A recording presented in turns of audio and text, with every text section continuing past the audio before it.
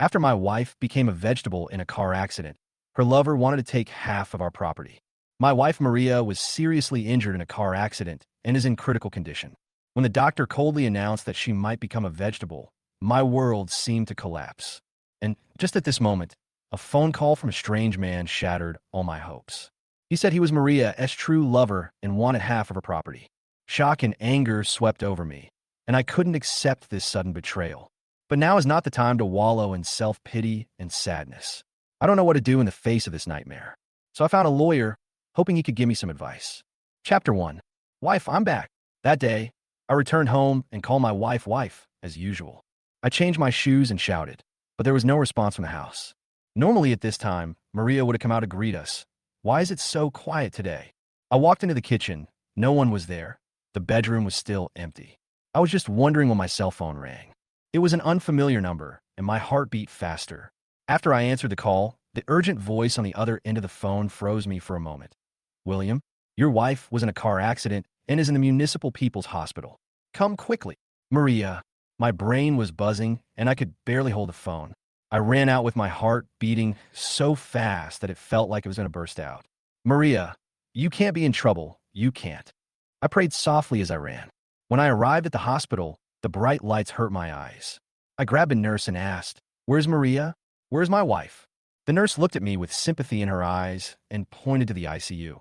You've just entered. Don't be in a hurry. I quickened my pace and almost rushed to the door. Through the glass, I saw Maria lying on the hospital bed, her face covered in blood, her body full of tubes, motionless. The pale face made me freeze, and I couldn't hold back my tears any longer. I fell to my knees, holding onto the door frame tightly, and choked up. Maria, wake up.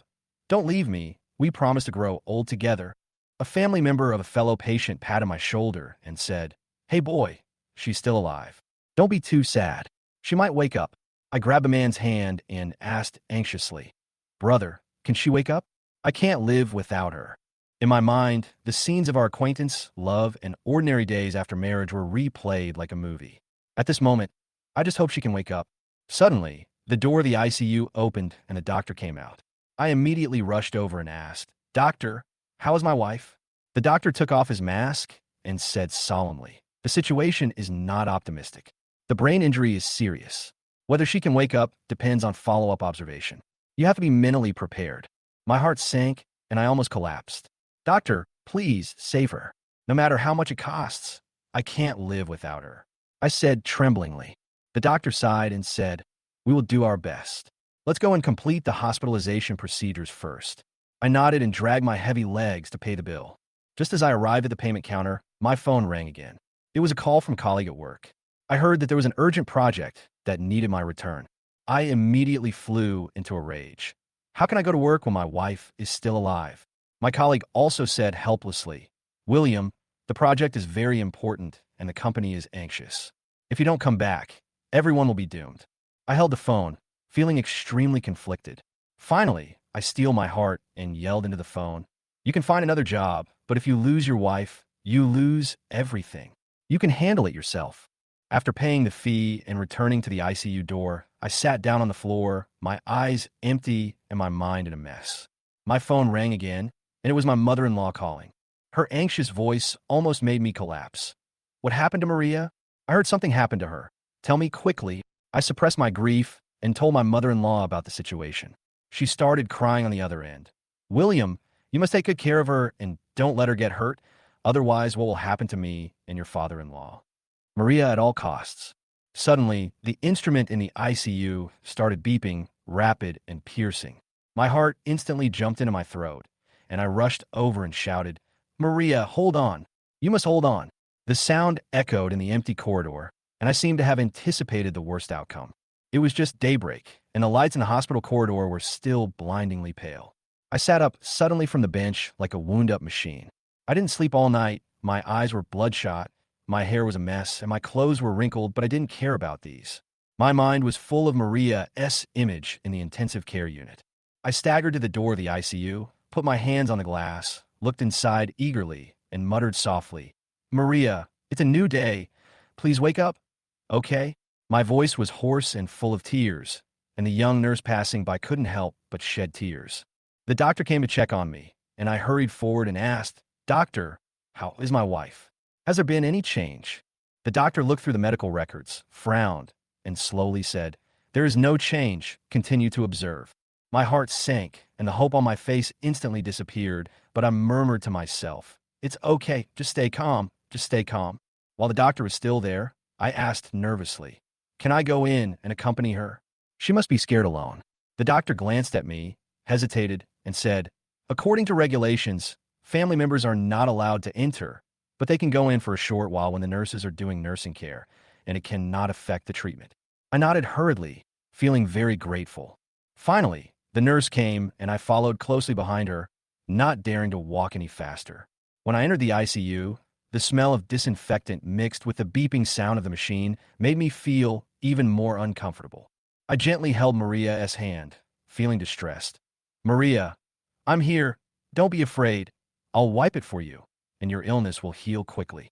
I picked up the towel, wiped her carefully, and said softly, "Remember when we first got married? You almost set the kitchen on fire while cooking, and you scare me a lot.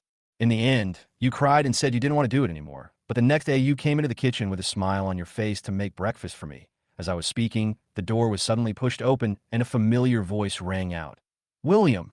I turned around and saw Roberto running in breathlessly. "Brother, I just heard about my sister-in-law's situation. I was so worried. How is your sister-in-law? Is she feeling better?" he said, hugging me. I choked up and answered, "She's still unconscious. The doctor said we need to keep observing her." Roberto put down the bag, handed me some toiletries and a change of clothes, and said, "Don't be too tired. How can you take care of her if you're broken?" I looked at him gratefully. My heart was filled with emotion. Roberto patted my shoulder and said, "Don't worry, brother. I'll stay with you. We are all looking forward to sister-in-law waking up." Just then, the family member of the patient in the next bed interrupted. "Young man, your friend is so good. Your sister-in-law is blessed with a long life and will definitely wake up." I held back my tears and forced a smile. Roberto whispered, "William, my sister-in-law's treatment must cost a lot of money, right? Do you have enough on hand? If not, let's work together to find a solution." I lower my head, feeling miserable. What I have saved over the years is not enough, but I can't just watch her do nothing. Roberto said firmly, "I'm here. Let's get through this difficult time first, and I'll help you with the money." As he was talking, the door of the ward opened again, and a man wearing glasses came in. "Mr. William, I'm from the insurance company. Regarding Ms. Maria's car insurance claim, there are some procedures that you need to go through." I stood up quickly and asked, "How much can I get? Is it enough for the treatment?" The insurance agent looked through the documents and said, "We can pay part of it, but the details will depend on the subsequent calculations. Please fill out these forms first."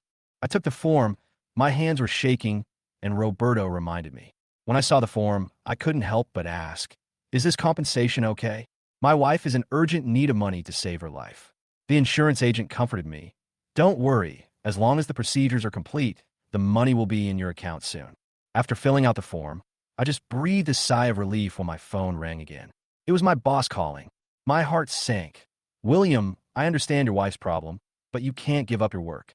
There was a problem with the project yesterday, and the client was very dissatisfied. If you don't come to work, your job will be at risk." I got angry and yelled into the phone, "What's more important, work or my wife's life?" The boss said in a bad tone, "You decide for yourself." After hanging up the phone, I was so angry that I threw the phone on the bed. Roberto quickly picked it up. "William, don't be angry. Taking care of your sister-in-law is the most important thing right now." I gritted my teeth and said, "This boss is too inhumane. I'll just quit." At this moment, Maria's fingers moved slightly. I rushed to the bed excitedly and shouted tremblingly, "Maria, Maria, can you hear me? Wake up." Roberto also came over, full of expectation. But Maria's fingers moved once, and then there was no movement. I grabbed her hand, anxiously crying, "Maria, wake up, don't scare me." At that moment, the air was filled with endless despair and helplessness. The air in the hospital corridor was still filled with the pungent smell of disinfectant, and people were coming and going with hurried footsteps. But my world seemed to be frozen in front of the closed door of the ICU. I stared at the door, as if I could see everything about Maria through it, and my heart was filled with worry and uneasiness. Roberto stood beside me, and although he didn't say anything, I knew he was worried about me too. He glanced at me from time to time, wanting to speak to comfort me, but he felt that at this moment, any words seemed pale and powerless. Just then, a burst of hurried footsteps broke the silence, and the sound of ding ding ding was getting closer and closer. Roberto and I subconsciously turned our heads and saw a man in a fancy designer suit striding towards us. His hair was shiny. He wore sunglasses and a big gold chain around his neck. He looked extremely arrogant. You could tell at a glance that he was definitely not a good person. The man walked up to me, looked down at me, raised a sarcastic smile at the corner of his mouth, and asked, "You are William, right?" His tone was full of provocation and hostility. I frowned and responded impatiently. "It's me. What's wrong? Who are you?" My heart was full of worry about Maria, and I had no mood to talk nonsense with this uninvited guest. When the man heard this, he suddenly burst into laughter. The laughter echoed in the empty corridor, so harsh that it made me feel cold. After the laughter stopped, he took off his sunglasses, and a hint of viciousness flashed in his eyes. "Who am I? I am Maria's man, and she loves me." My heart sank suddenly, and it was like a huge thunder exploded in my head. I couldn't believe my ears. His eyes widened, his face turned pale, his lips trembled, and he finally squeezed out a sentence. You are talking nonsense. Maria is my wife. We have been married for many years, and we have a good relationship." When I mentioned the word wife, my heart felt like it was being tugged at, and it hurt so much that I could hardly breathe. But the man, however, looked down on me, curled his lips, took out a cigarette from his pocket, lit it, and took a slow puff. "Good relationship? She and I have been together for a long time. If it weren't for the car accident, you would still be in the dark." Every word he said cut in my heart like a knife. I was so angry that I was shaking all over. I clenched my fists and my knuckles turned white. "You're talking nonsense. Maria is not that kind of person. Don't slander her here." My voice got louder and louder, but I couldn't help but feel a little shaken. What if what this person said was true? But I couldn't think in that direction. I couldn't doubt Maria. Roberto couldn't help himself when he saw that I was very emotional. He stood in front of me and glared at the man. "Where did you get this from? How dare you make trouble here? Do you believe I will beat you up?" Roberto has always been a big man, and this posture is indeed a bit intimidating. "William today, and I must have a share of Maria's property." As he spoke, a grim smile appeared at the corner of his mouth, and his eyes were full of greed. My head buzzed, and I was completely stunned. Property? This person actually came to me for money? My blood was boiling, my eyes were red, and I rushed over in anger, grabbed his collar, and roared, "You shameless thing! Maria is still lying in bed. Her life or death is uncertain. And you are thinking about her money. Are you still a human being?" I grabbed his collar, but the smile on his face remained the same. "Let go. You know what? Maria has spent a lot of money on me over the years. What belongs to her is mine. Now that she's like this, I can't let her suffer any loss." As he spoke, he tried to pry my hands open. The two of us started to fight, and the people around us stopped to look at us. Several nurses came over to persuade them to stop. "Stop it! Stop it! We can't cause trouble in the hospital." But I was so angry that I was shaking all over and didn't listen to any advice. Roberto rushed forward to help, and it took a lot of effort to pull us apart. I gasped, my chest heaving violently, my eyes fixed on the man, wishing to cut him into pieces. He straightened his torn collar and said proudly, "William, be sensible and give me half of your property. Otherwise, I will make it impossible for you to survive in this city." I was so angry that I almost passed out. I pointed at him with trembling fingers. "How dare you? I'm telling you, I won't let you succeed. Maria is my wife, and everything about her belongs to me. Don't even think about taking a single cent." The man sneered and said, "Okay, we'll see." Then he turned and left, leaving me standing there in a daze. As I watched his back disappear at the end of the corridor, my legs went limp, and I collapsed to the ground with my hands on my head, feeling extremely upset. Maria cheated on me? How could that be possible? But his words were like a sharp knife, piercing my heart again and again, and the pain was almost unbearable. Roberto quickly squatted down, held my shoulders, and anxiously advised, "William, don't listen to his nonsense. Your sister-in-law will definitely not betray you. He is either a liar or he is causing trouble for you for money." I raised my tearful face, looked at him with empty eyes, and whispered, "Roberto, what he said makes sense, but I'm unsure. What should I do?" At this moment, my world seemed to collapse completely. Maria's life or death was uncertain. And there was also this sudden lover and the property dispute. I felt that I was being overwhelmed by fate. The lights on the top of the hospital flickered, as if they were also bearing the heavy atmosphere. I slumped on the ground, my eyes empty. The noise around me seemed to come from far away, unable to touch me at all. Roberto was as anxious as an ant on a hot pot, rubbing his hands constantly, trying to pull me back from this low point. William, we can't just be crushed by that bastard. We have to find a way. He bent down and shook my shoulders desperately, his brows furrowed, and he seemed to be about to collapse. I slowly raised my head. My eyes were red and full of helplessness. Roberto, what can I do? My mind is in a mess. Maria is still over there, and it's uncertain whether she's dead or alive, and my lover has appeared again. Before I finished speaking, my voice became hoarse, and tears silently fell. Roberto looked at me, gritted his teeth, and pulled me up from the ground. Let's go. Find a place to calm down and sort out your thoughts. As soon as we took a step, we heard whispers coming from the other end of the corridor, full of gloating. You've heard about it, right? The woman in the intensive care unit. Her husband had a lover outside, and then something happened. The lover also wants a share of the property. A nurse whispered, with excitement flashing in his eyes. Another family member echoed. He looks quite honest, but I didn't expect it to be like this. What a drama. Their voices pierced my heart. My anger suddenly rose, and I rushed over, shouting angrily, "What nonsense are you talking about? My wife is innocent. If you say anything nonsense, I will never forgive you." The voice echoed in the corridor, scaring those people to step back, with a trace of panic on their faces, but still muttering, "There is no smoke without fire." Roberto held me tightly and whispered, "William, don't bother with them. We don't want to fight with people like them." He took me to the small garden downstairs and found a bench to sit down. Roberto took out a cigarette and took a few deep puffs, as if using the smoke to calm his messy thoughts. "William, we have to find a lawyer first. We can't let the lover succeed and take away Maria's property." I hugged my head and rubbed it painfully. "A lawyer? How can it be that easy to find one? The fee will definitely not be cheap. I simply don't have that much money on hand." I was confused. My family savings were almost exhausted from Maria's treatment. Now such trouble had arisen. I felt like I couldn't hold on any longer. At this moment, the phone rang, and a colleague's anxious voice came. "William, why haven't you come to work yet? The boss is angry and said that if you don't come, you'll be fired." Hearing this, I was furious and yelled directly into the phone, "Fire me. My wife is almost dead. Why should I care about my job?" My colleague on the other end of the phone fell silent.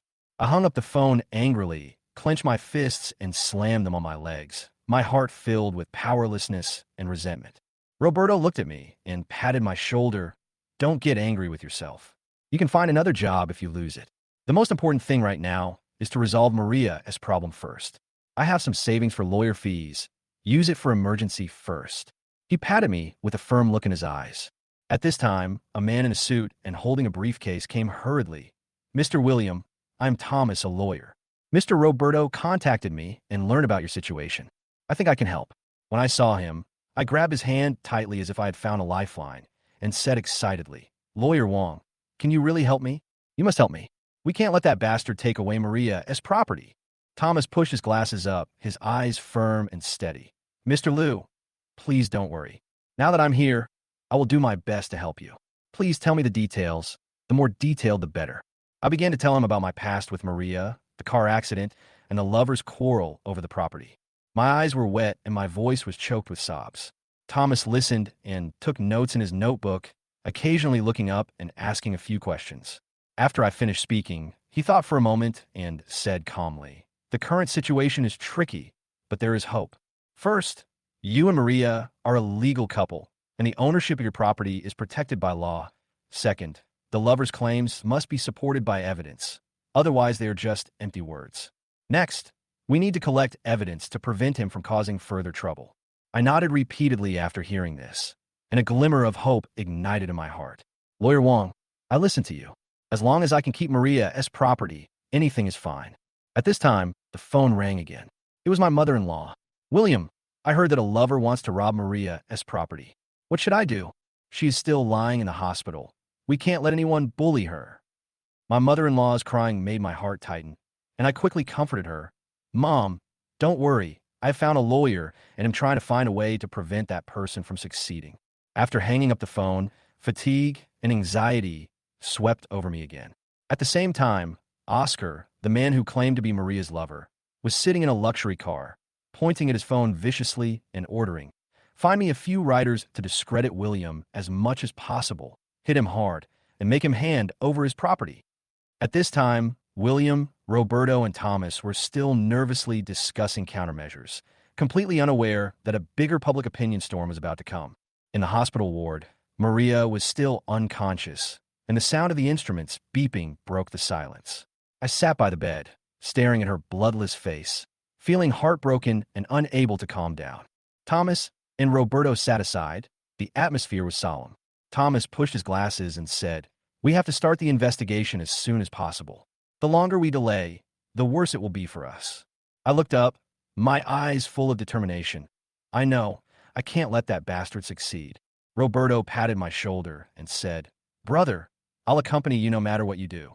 I nodded and took a deep breath. "I'll start with Maria's phone. She never leaves her phone without her.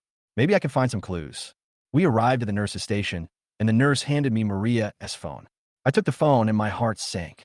The wallpaper on the screen was a photo of Maria and I, smiling so brightly, but now everything has changed. I endured the pain in my heart, unlocked my phone, and looked through my contacts, text messages, and photo albums. Suddenly, several text messages from unfamiliar numbers jumped into my eyes, with ambiguous and extremely explicit content. I was shaking with nervousness and nearly dropped my phone. "Honey, I had such a great time last night. I missed you so much." The text message almost took my breath away. Then, I opened a photo album and saw some intimate photos of Maria and Oscar. They were smiling so sweetly, as if they were showing off their love. My head buzzed, and anger and despair almost made me collapse. I threw the phone down, covered my head, and shouted in pain, "Maria, why did you do this to me?" The voice echoed in the ward, and the medical staff stopped and looked at us. Roberto picked up the phone and handed it to Thomas. After checking it, Thomas looked serious. "These evidences are important, but not enough. We have to find out their financial dealings and see if there are any transfer records." I gritted my teeth and raised my tear-stained face. "I'll go check her bank statements." Regardless of everything, I rushed out of the hospital and went straight to the bank. In the bank, I walked to the counter like a zombie and explained my purpose. The staff asked for my ID, and I handed it over in a panic. The waiting time was unusually long. Finally, the staff handed me the printed bank statement. I quickly opened it and saw several large transfers on it, and the recipient was Oscar. "This bitch." I slammed the counter in anger. Everyone's eyes were focused on me, but I had no time to care. His greed almost made me lose control. My cell phone rang. It was Oscar. I picked up the phone, and he sneered, "William, have you found out anything? Maria's money is mine. If you know what's good for you, give me half of her property. Otherwise..." His voice was full of provocation. I was furious and yelled, "You're dreaming. Oscar, I won't let you succeed." After hanging up the phone, I clenched my fists, my nails dug into the flesh, and blood flowed through my fingers, but I didn't notice anything. Roberto and Thomas arrived and were heartbroken to see me like this. Roberto quickly took out a tissue to bandage my wound. "William, don't hurt yourself. We already have a lot of evidence." Thomas nodded. "Yes, next we have to organize the evidence and leave him speechless." We returned to the hospital and just entered the ward. We heard my mother-in-law crying, "Maria, how could you do such a thing? How can I face people?" My mother-in-law had just learned about Maria's infidelity and was heartbroken. I walked forward and comforted her softly. "Mom, don't be too sad. Your health is important." My mother-in-law looked at me with tears in her eyes and said, "William, I'm sorry for not educating Maria well." I suppressed the pain in my heart and whispered, "Mom, it's not your fault. It's her." Before I finished speaking, my eyes were wet again. The atmosphere in the ward was heavy and depressing, and everyone was in disappointment and pain. At this time, outside the hospital, Oscar was sitting in the car, holding a close-up photo of himself and Maria in his hand, with a smug smile on his face. "William, just wait. You will be the one who admits defeat in the end." However, Roberto, Thomas, and I were planning a counterattack behind the scenes, and a fierce contest was about to begin. The lights in the hospital corridor were pale and dazzling, and the medical staff passing by were hurrying by, as hurried as the wind.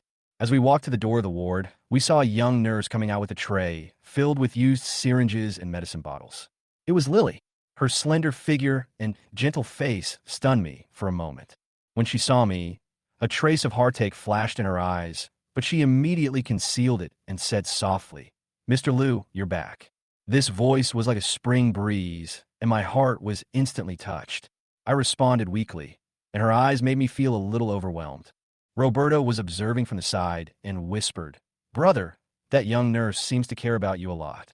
I was in no mood to care, so I frowned and walked straight into the ward. In the ward, my mother-in-law was still crying softly, and Maria was lying quietly on the bed, motionless. I walked over, sat down, held her cold hand, and my eyes became wet unconsciously. Lily followed in and changed the floor for Maria skillfully. Her movements were light and professional. She occasionally looked up at me, as if she had something to say, but she never opened her mouth. After she finished her work, she said softly, "Mr. Liu, don't be too sad. Ms. Su is a lucky person. She may wake up one day. You have to take care of yourself. You haven't eaten much these days. I'll go get you something to eat." Her hand unconsciously rested on my shoulder, then quickly withdrew, her cheeks flushed. At that moment, a warmth arose in my heart, and I looked up and said gratefully, "Thank you, Nurse Shun. Thank you for your trouble." She smiled, and that smile was like the winter sunshine, which made me feel a little warm. "It's not a trouble. This is what I should do." After that, she walked out of the ward. Not long after, Lily came back with a bowl of steaming porridge and a few buns in her hands. "Mr. Liu, eat while it's hot. Only when you are full will you have the strength to take care of Ms. Su."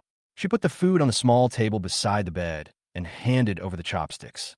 Seeing this, my nose was sore and I almost couldn't hold back my tears. These days, I had almost no time to take care of myself. My mind was full of Maria's affairs, and she was tormented by her lover. Her careful care made me feel a little warm, and I whispered, "Nurse Shun, thanks to you." Just as I was about to eat, the door of the ward was pushed open, and Oscar rushed in, followed by two strong men. As soon as he entered the door, he shouted loudly, "William, what have you thought about? I advise you to be sensible and give me half of your property. Otherwise, you will be in trouble." Anger instantly surged in my heart. I stood up suddenly, my eyes wide open, and threw the chopsticks on the table.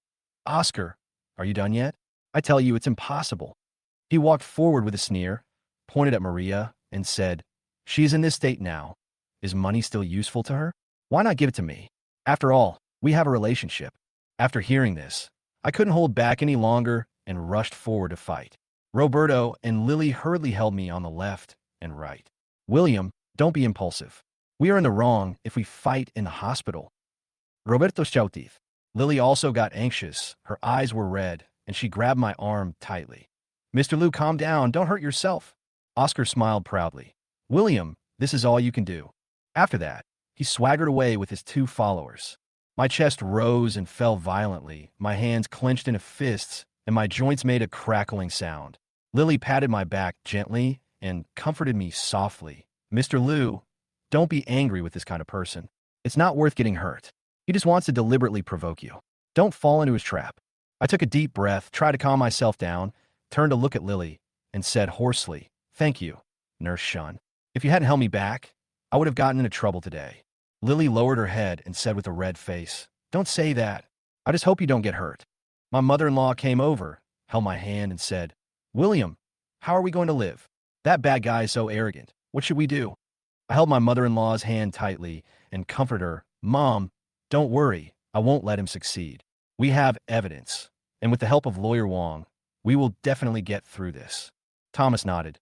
"Mr. Liu, act according to the plan. He will not succeed." As he said that, he flipped through the documents in his hand, frowned, and fell into deep thought. The sky outside the window was getting darker, and dark clouds were gathering, as if a storm was about to come. Inside the ward, the atmosphere was heavy, and everyone was worried about the unknown that would happen next. Lily walked to the window, closed it gently, and turned to look at me, her eyes full of worry. She quietly walked to my side and whispered, "Mr. Liu, if there is anything, please press the call bell at the bedside, and I will be at the nurse station, ready to serve you at any time." After that, she blushed and walked out of the ward quickly. I looked at her back, and a warm feeling surged in my heart. Although I was in despair, there was still a glimmer of warmth that made me feel vaguely hopeful. Then, my eyes fell on Maria on the bed, and a new determination surged in my heart. This tough battle was far from over. The sky was gloomy and depressing, making it almost impossible to breathe. Inside the hospital, the smell of disinfectant became stronger and stronger, as if the air was being pressed so hard that it was suffocating. Sitting beside the bed, I stared at Maria. Oscar's arrogant words kept echoing in my mind, and my hands trembled involuntarily with anger. I was gritting my teeth and thinking about how to fight back, when suddenly I heard a noisy sound outside the ward, like someone was arguing, and the sound was getting closer. "You can't go in. This is a ward and the family members are still here," a nurse shouted anxiously. Stop talking nonsense. I must take Maria away today. If you dare to stop me, you will bear the consequences." Oscar's arrogant voice was like a sharp blade, instantly breaking the brief tranquility in the ward. Then, the door of the ward was violently slammed open, and Oscar rushed in aggressively with 2 followers, followed by a few people in white coats with panicked expressions, who were obviously the medical staff that he had forcibly dragged in. "Oscar, what are you doing here again? Don't you think you haven't been tormented enough?" I stood up suddenly, my eyes wide open, veins bulging on my forehead like an enraged lion. Oscar ignored me and waved his hand. The henchmen surrounded the bed and tried to lift Maria up. I immediately rushed forward, opened my arms to block the bed, and stared at her with my eyes wide open. "I'll see who dares to touch my wife." Roberto also quickly jumped up from his chair, stood side by side with me, and shouted at Oscar, "Oscar, you are blatantly robbing people. Do you have any law in your eyes?" As he spoke, he rolled up his sleeves and showed a desperate posture. His strong body was like a wall, blocking us resolutely. Oscar sneered, and the flesh on his face trembled. "Law? Humph! In this hospital, I have the final say. Maria can only get better treatment if she follows me. You have no money and no ability, so don't delay her." He also spat on the ground, his face full of disdain. I was so angry that I was shaking all over. I pointed at Oscar with my fingertips trembling slightly. "You're talking nonsense. You just want to take Maria away and seize her property. You have evil ambitions. Don't think I don't know." Every word was squeezed out from between my teeth. My anger was burning to the extreme. Oscar's face flushed red. He was so angry that he took a step forward and stretched out his hand to push me. "You ungrateful thing. I gave you the face, right?" I did not show any weakness and quickly blocked his hand, and we immediately started to wrestle. The ward was in chaos. The table was knocked over, and the medical equipment was scattered all over the floor, making a sharp ding-dong sound. Seeing this, the henchmen also joined the fight and started to wrestle with Roberto. Lily was so frightened that her face turned pale. She hurriedly shouted, stop fighting, this is a hospital." At the same time, she hurriedly pressed the call bell at the bedside. Soon, the hospital security rushed over and took great effort to separate us. There was blood on the corner of my mouth. My hair was a mess, my clothes were torn and wrinkled, and I looked miserable, but my eyes were still fixed on Oscar, full of hatred and unwillingness. Oscar was not in much better condition. His face was bruised, his suit was torn, and his tie was hanging crookedly around his neck. He was gasping for breath and said viciously, "William, you wait, this is not over yet." After that, he left cursing with his followers and several fake medical staff. The ward was in a mess. Maria's condition monitor was making rapid beeping sounds. Her heart rate and blood pressure values, which had been stable, were jumping wildly like a wild horse out of control. I saw the changes in the instrument and was extremely anxious. I didn't care about my own injuries. I rushed to the bedside, held Maria's hand tightly, and said in a trembling voice, "Maria, don't be afraid. I'm here. I won't let them take you away." Lily came over to check the equipment quickly. Her hands were shaking slightly, and her forehead was covered with sweat. After checking for a while, she frowned and said anxiously, "Mr. Liu, Ms. Su's condition is not stable due to the confusion just now. We need to notify the doctor immediately." My head buzzed and I turned around in panic, shouting at the door, "Doctor, doctor, come quickly." My voice echoed in the corridor with despair and helplessness. Soon, doctors and nurses rushed over and pushed Maria into the emergency room. I was like a lost soul, slumped on the ground at the door of the emergency room, holding my head with both hands, looking forward with empty eyes. Roberto walked to my side, squatted down, patted my shoulder, trying to comfort me, but couldn't say anything. At this time, Thomas also hurried over. Seeing my appearance, he was nervous and asked quickly, "What happened? Why did it suddenly become like this?" Roberto briefly told him what happened. Thomas listened with a serious expression. "Oscar is too arrogant. We can't just sit there and wait for death. We have to act faster and not let him succeed. I raised my tearful face, looked at Thomas, and said in a hoarse voice, Lawyer Wong, I can't lose Maria. You must help me. What should I do? My eyes were full of confusion and pleading, as if Thomas was my last hope. Thomas nodded firmly and said in a deep voice, Don't worry, Mr. Liu. I will do my best. Let's stabilize the situation first and collect more evidence. He has violated the law, and we must make him pay the price. The hospital corridor was filled with tension and despair. Everyone was worried about Maria's condition and the upcoming match with Oscar. The door of the emergency room was closed, as if it separated two worlds. Inside was Maria, whose life or death was uncertain, and outside was us, who were extremely anxious. In the whirlpool of fate, we were all struggling and waiting for the unknown judgment. Chapter 8: Legal Confrontation. The hospital was like a maze, filled with anxiety and depression. Today, the atmosphere was particularly heavy, like the sea before a storm, terribly calm. The red light in the emergency room was flashing, stinging my eyes. I sat slumped at the door, my eyes empty, as if I had lost all my strength, my hair messy, and my clothes covered with dust from the argument. Roberto walked around me anxiously, looking at the door of the emergency room from time to time, and the anxiety on his face was clear. He wanted to pull me up, but as soon as he touched my shoulder, he retracted his hand as if he had been electrocuted. Any words of comfort seemed so powerless at this time. Thomas stood at one end of the corridor, frowning, as if a heavy stone weighed on his heart. He tightly grasped the document, as if he would explode at any time. He knew that if this matter continued to drag on, Oscar would definitely cause a bigger mess. Suddenly, I heard hurried footsteps in the distance. I looked up and saw Oscar and his lawyer approaching. As soon as Oscar saw me, he immediately showed a smug expression on his face, with a sarcastic arc at the corner of his mouth. He deliberately raised his voice. William, what's going on? Is your wife dying? I think you should hand over your property quickly to avoid losing both ends. At that moment, my anger surged out like a volcano. I immediately jumped up from the ground, my eyes almost spitting fire, and my voice trembled. You bastard! How dare you act wild here? If anything happens to my wife, I will fight you to the death. My anger had swallowed up my reason, and I completely ignored my embarrassing appearance. Oscar showed no fear, sneered, and dodged to the side. The lawyer stepped forward and pretended to be gentle. Everyone calm down. We are here to solve the problem. He raised the briefcase in his hand, as if there was a magic weapon hidden in it that could make the final decision. Thomas stepped forward, his eyes as sharp as knives, and said coldly, Solve the problem? I think you are here to disrupt the situation. His words went straight to the other party's heart, and Oscar's lawyer was stunned. At this time, the door of the emergency room finally opened, and the doctor came out. Everyone's eyes were instantly focused on him. I quickly rushed forward with a trembling voice. Doctor, how is my wife? Is she okay? The doctor took off his mask and sighed. She is out of danger for the time being, but she still needs to be observed. Be careful in the next few days. When I heard the news, I felt a sense of relief. I leaned against the wall, tears streaming down my face. I kept mumbling, Thank God Maria is fine. My tears became the most silent cry in this hospital. However, Oscar snorted coldly and muttered contemptuously, Humph, she's lucky this time. His voice was not loud, but I heard it clearly.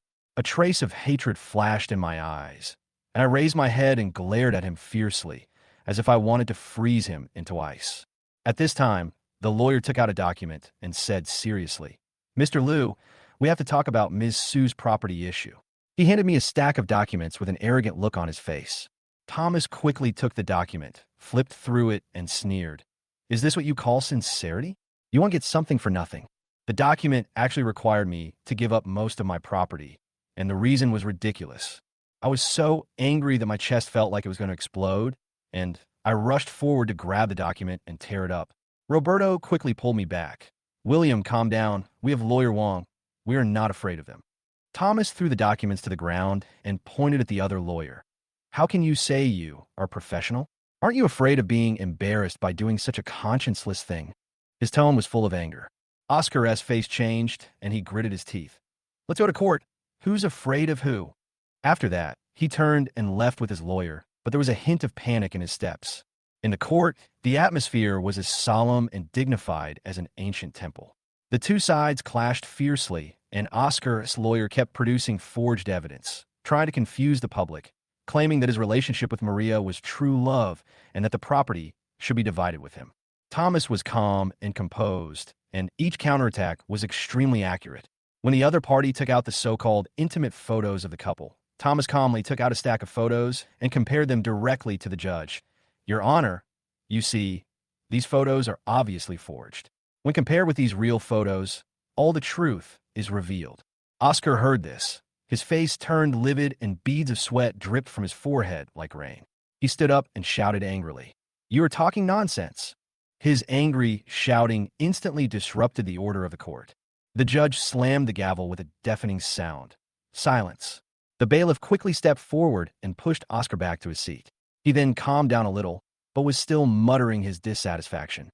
After a heated debate, Thomas exposed all of Oscar's tricks with solid evidence and clear logic. The judge finally announced that the status quo would be maintained temporarily and Maria's custody would still belong to me.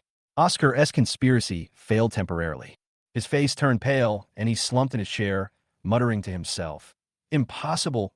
This is impossible." He didn't expect that everything he had carefully planned would be exposed so easily.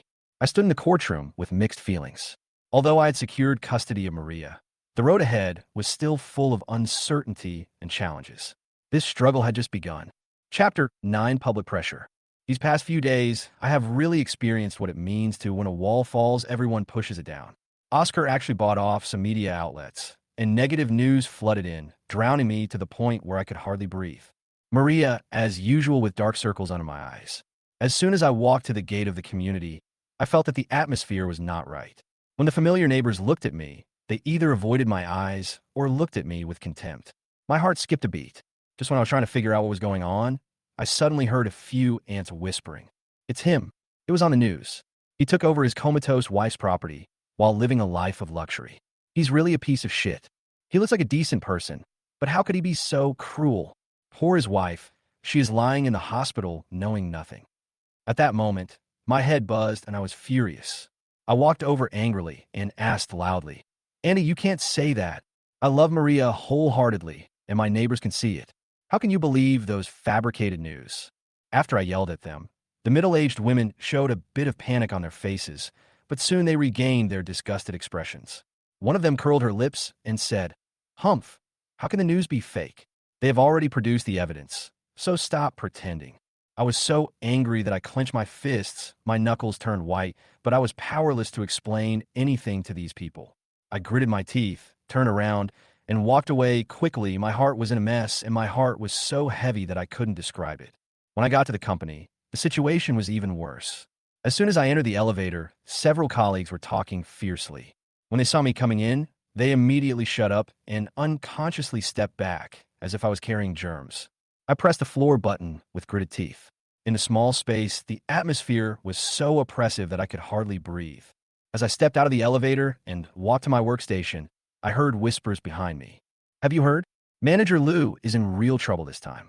His wife's affair has caused a lot of controversy, and even the company's image has been damaged. Yeah, I think he's in trouble this time. He might have to pack up and leave." My desk was in a mess, with documents scattered all over the floor. There was an anonymous note on the computer screen that read, "You greedy people, get out as soon as possible." I picked up the paper tremblingly. Anger and grievance surged into my heart, and my eyes couldn't help but turn red. At this time, the department manager came over with a gloomy face, patted me on the shoulder, and said, "William, you've made a big fuss about this. The company's top management is very dissatisfied. You know, our industry values reputation the most. Now customers don't dare to cooperate with you. You decide what to do." I took a deep breath, tried my best to suppress my emotions, and said, "Director, I swear, the news is all fake. Someone is deliberately framing me. Maria is still in the hospital. I can't abandon her. Please give me some time. I will definitely be able to prove my innocence." The supervisor frowned and said impatiently, "I don't care whether you are wronged or not.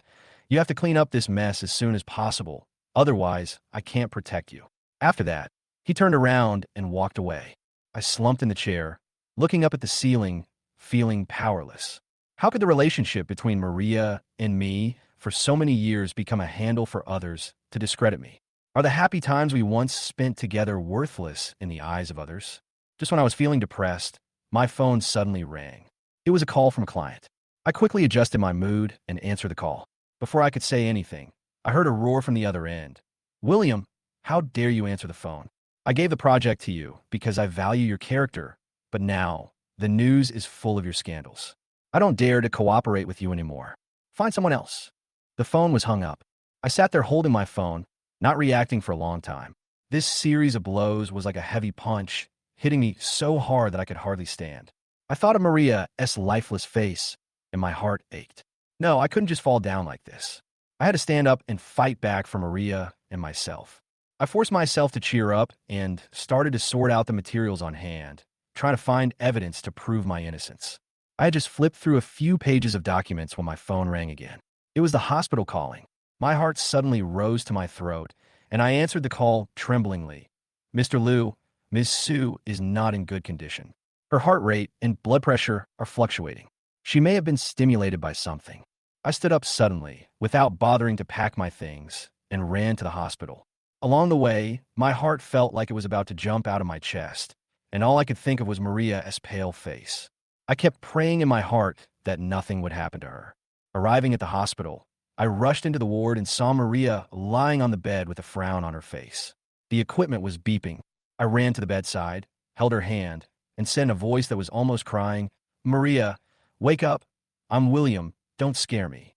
The doctor and nurse were busy adjusting the equipment and injecting Maria with medicine. After a while, Maria's condition gradually stabilized. The doctor wiped the sweat from his forehead and said to me, "Mr. Liu, although the patient is temporarily stable, her body is very weak and cannot be stimulated by anything. You, as a family member, need to pay more attention." I nodded repeatedly, tears streaming down my face. Looking at Maria's closed eyes, I gently stroked her forehead and murmured to myself, "Maria, don't worry. No matter what people say, I will not abandon you. I will definitely stay with you until you wake up." The atmosphere in the ward was heavy, and the sunlight coming in from the window could not dispel the haze in my heart. I knew that the days ahead would only be more difficult, but I had no way out and had to grit my teeth and persevere.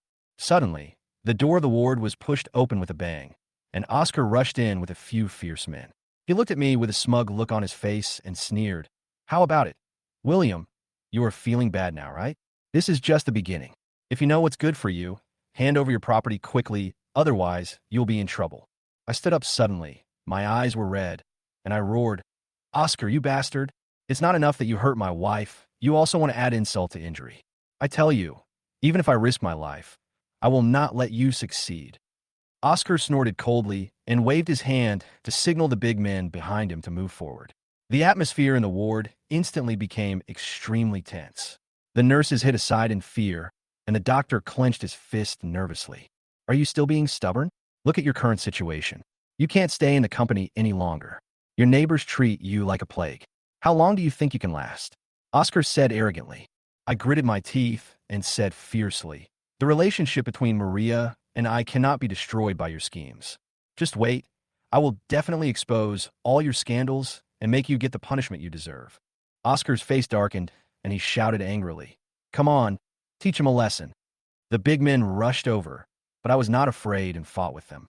The ward was in chaos. Tables and chairs were knocked over, and instruments made a clang-clang sound. Although I was thin, I burst out with amazing strength to protect Maria and for my own dignity.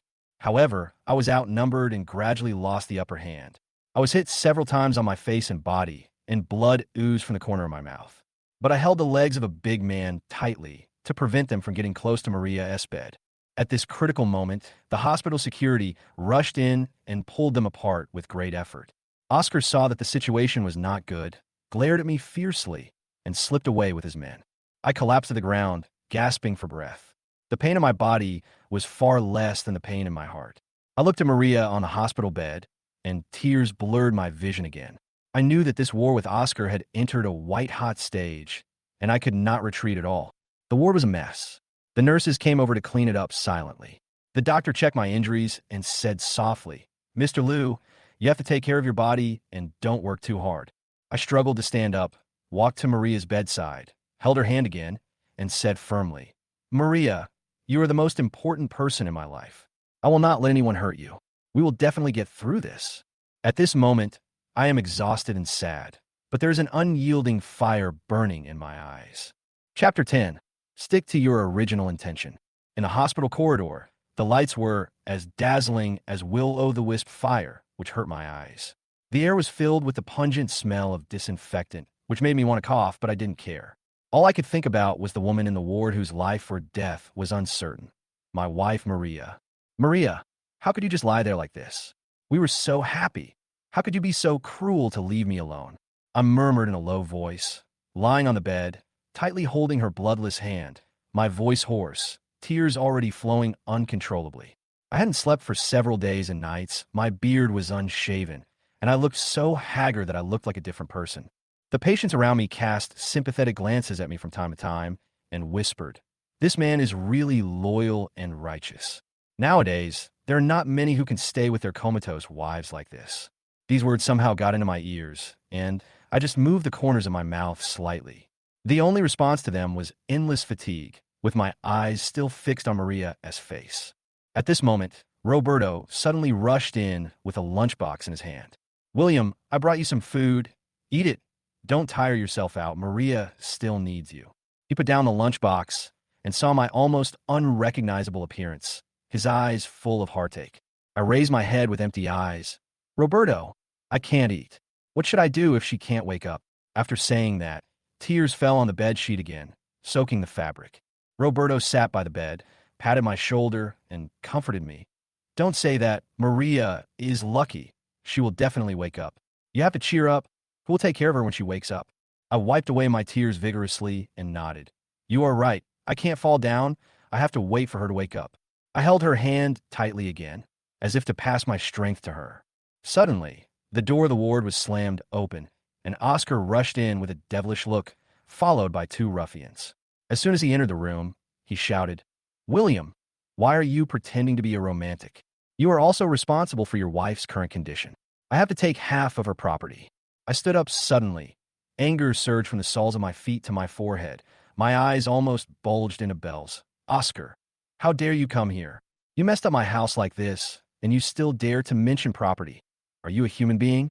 I was so angry that I clenched my fists, my knuckles turned white, and my body trembled with anger.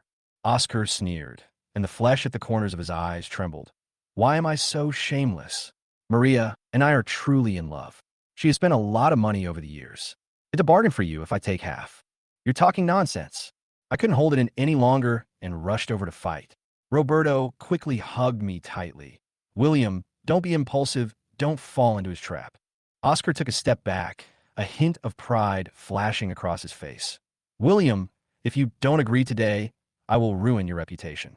I will just reveal some of your affairs in the company, and you'll be in big trouble."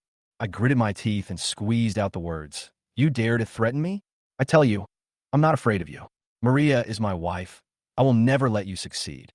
The atmosphere in the ward was as tense as a fully drawn bowstring. Everyone knew that it could explode in the next second. The patients around did not dare to make a sound, and some even rang the call bell at the bedside. Soon, the nurse came and saw the tense situation. She immediately shouted, "What are you doing? This is a hospital. If you want to quarrel, go outside." Oscar rolled his eyes at the nurse and muttered, "Mind your own business." However, he still walked out with his two followers, and before leaving, he turned back and said something harsh. "William, think it over. I don't have the patience to wait too long." I slumped back into my chair, holding my head in my hands, pulling my hair in pain. "Roberto, what should I do? This bastard is obviously trying to push me into a dead end." Roberto sat next to me and said calmly, "Don't be afraid. He is just bluffing. Let's find a lawyer and sue him. He won't dare to keep threatening like this." I looked up at Roberto, my eyes full of helplessness. It costs money to sue. Maria's treatment has left me with almost no savings. How can I afford a lawyer? Roberto patted his chest and said, "Don't worry about the money. I have some savings. I'll use them first. We can't let this grandson succeed." I looked at Roberto, my eyes moistened again. "Roberto, thank you. It is my blessing to have a brother like you in this life." At this moment, Maria's fingers moved slightly. My eyes lit up, and I immediately rushed to the bed. "Maria, Maria, did you hear me? Wake up. My voice was full of surprise, but also cautious, for fear that this glimmer of hope would be shattered in an instant. Roberto also came over quickly, stared at her nervously, and whispered, "Maria, wake up! Everyone is waiting for you." However, Maria's hand only trembled slightly, and then there was no movement. The atmosphere in the ward fell into silence again. I felt like all my strength had been drained away. I sat on the ground, staring at the ceiling with empty eyes. Why? Why can't she wake up? What did I do wrong to deserve this punishment? Roberto helped me to the chair and comforted me. "William, don't be discouraged. This may be a good sign.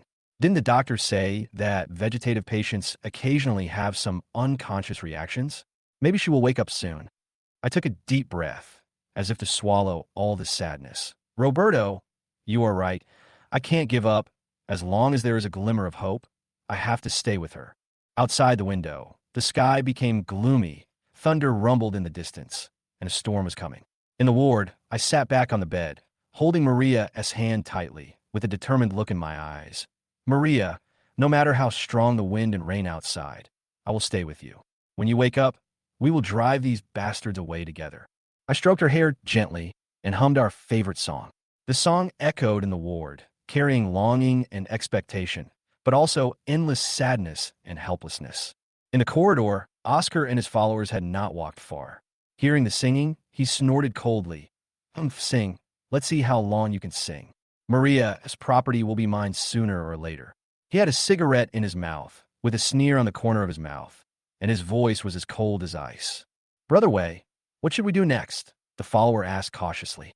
Oscar blew out a smoke ring and said viciously, "Keep staring at him and see what other tricks he can come up with." In the ward, I still stayed by Maria's bed. My singing was intermittent and interrupted by sobs from time to time, but I insisted on singing, as if as long as she could hear me, I could bring her back to consciousness. Roberto stood aside, silently looking at me, with mixed feelings in his heart. He was moved by my deep affection, but also worried about the difficulties we faced. Suddenly, a strong wind blew, the windows were banging, and raindrops hit the glass like tears, as if the sadness and anger of the whole world were venting. But I pretended not to hear it, and continued to guard Maria's bed with a firm look in my eyes, although this firmness hid endless fatigue and pain. The patients in the ward were moved by this scene, and some of them quietly wiped away their tears. This storm seemed to be not only outside, but even in the air, filled with silent shouts and endless expectations. Roberto stood in front of the window, staring at the storm outside, and whispered to himself, "I hope there will be a rainbow after this storm. William is suffering so much. Maria, you should wake up soon." Chapter 11. Nurse Help. The storm finally passed, but the hospital corridor was still wet. The ground reflected the dim light, and the messy footprints silently told of yesterday's chaos. I stayed awake all night. My eyes were bloodshot, and I stared at Maria's face as if I wanted to wake her up from her deep sleep with my eyes. My back was slightly hunched, and my body was almost broken by the exhaustion and stress of the past few days. My beard was unshaven, my hair was messy, and I looked like a completely different person. The early morning sun struggled to penetrate the heavy clouds, casting a few rays of light through the window cracks, shining on Maria's face. At this time, the nurse on duty, Lily, gently pushed open the door of the ward, holding a towel and a basin in her hands. She saw my haggard appearance at a glance and felt sorry for me. "Mr. Liu, please go and have a rest. I will take care of Sister Maria's affairs." Her voice was as gentle as the spring breeze, trying to persuade me to leave. I seemed to wake up from a trance, raised my head, and looked at her with gratitude in her eyes. "Nurse Shun, thank you for your help. I'm really worried." My voice was hoarse, and every word I said seemed particularly laborious. Lily shook her head slightly and smiled gently. "Don't say that. This is what I should do. Look at you, you are so tired. What if you collapse and Sister Maria wakes up?" She wrung out the towel skillfully and began to wipe Maria's arms. Her movements were gentle and meticulous, as if she was taking care of a rare treasure. I looked at Lily, and my eyes became wet unconsciously. These days, I was tormented by the cold eyes of outsiders and Oscar's difficulties, but her care was like the sunshine in winter, warming my cold heart. "Nurse Shun, you're so kind. I don't know what I would do without you." My voice trembled as I tried hard to hold back my tears, not wanting to lose control in front of others. Lily looked up, her eyes met mine, her cheeks slightly flushed. "Mr. Liu, please don't be so polite. I have seen many separations and deaths in the hospital, but there are not many people as loyal as you. Sister Maria is so lucky to have a husband like you." At this moment, the door of the ward was suddenly pushed open, and Oscar rushed in like a play god, followed by a short, obscene-looking man holding a folder in his hand, obviously a lawyer. "William, I'll give you one last chance. Either you give me half of your property, or I'll see you in court." Oscar started yelling as soon as he entered the room, with a look of arrogance and pride on his face, as if the whole world should bow down to him. That look made me want to slap him hard.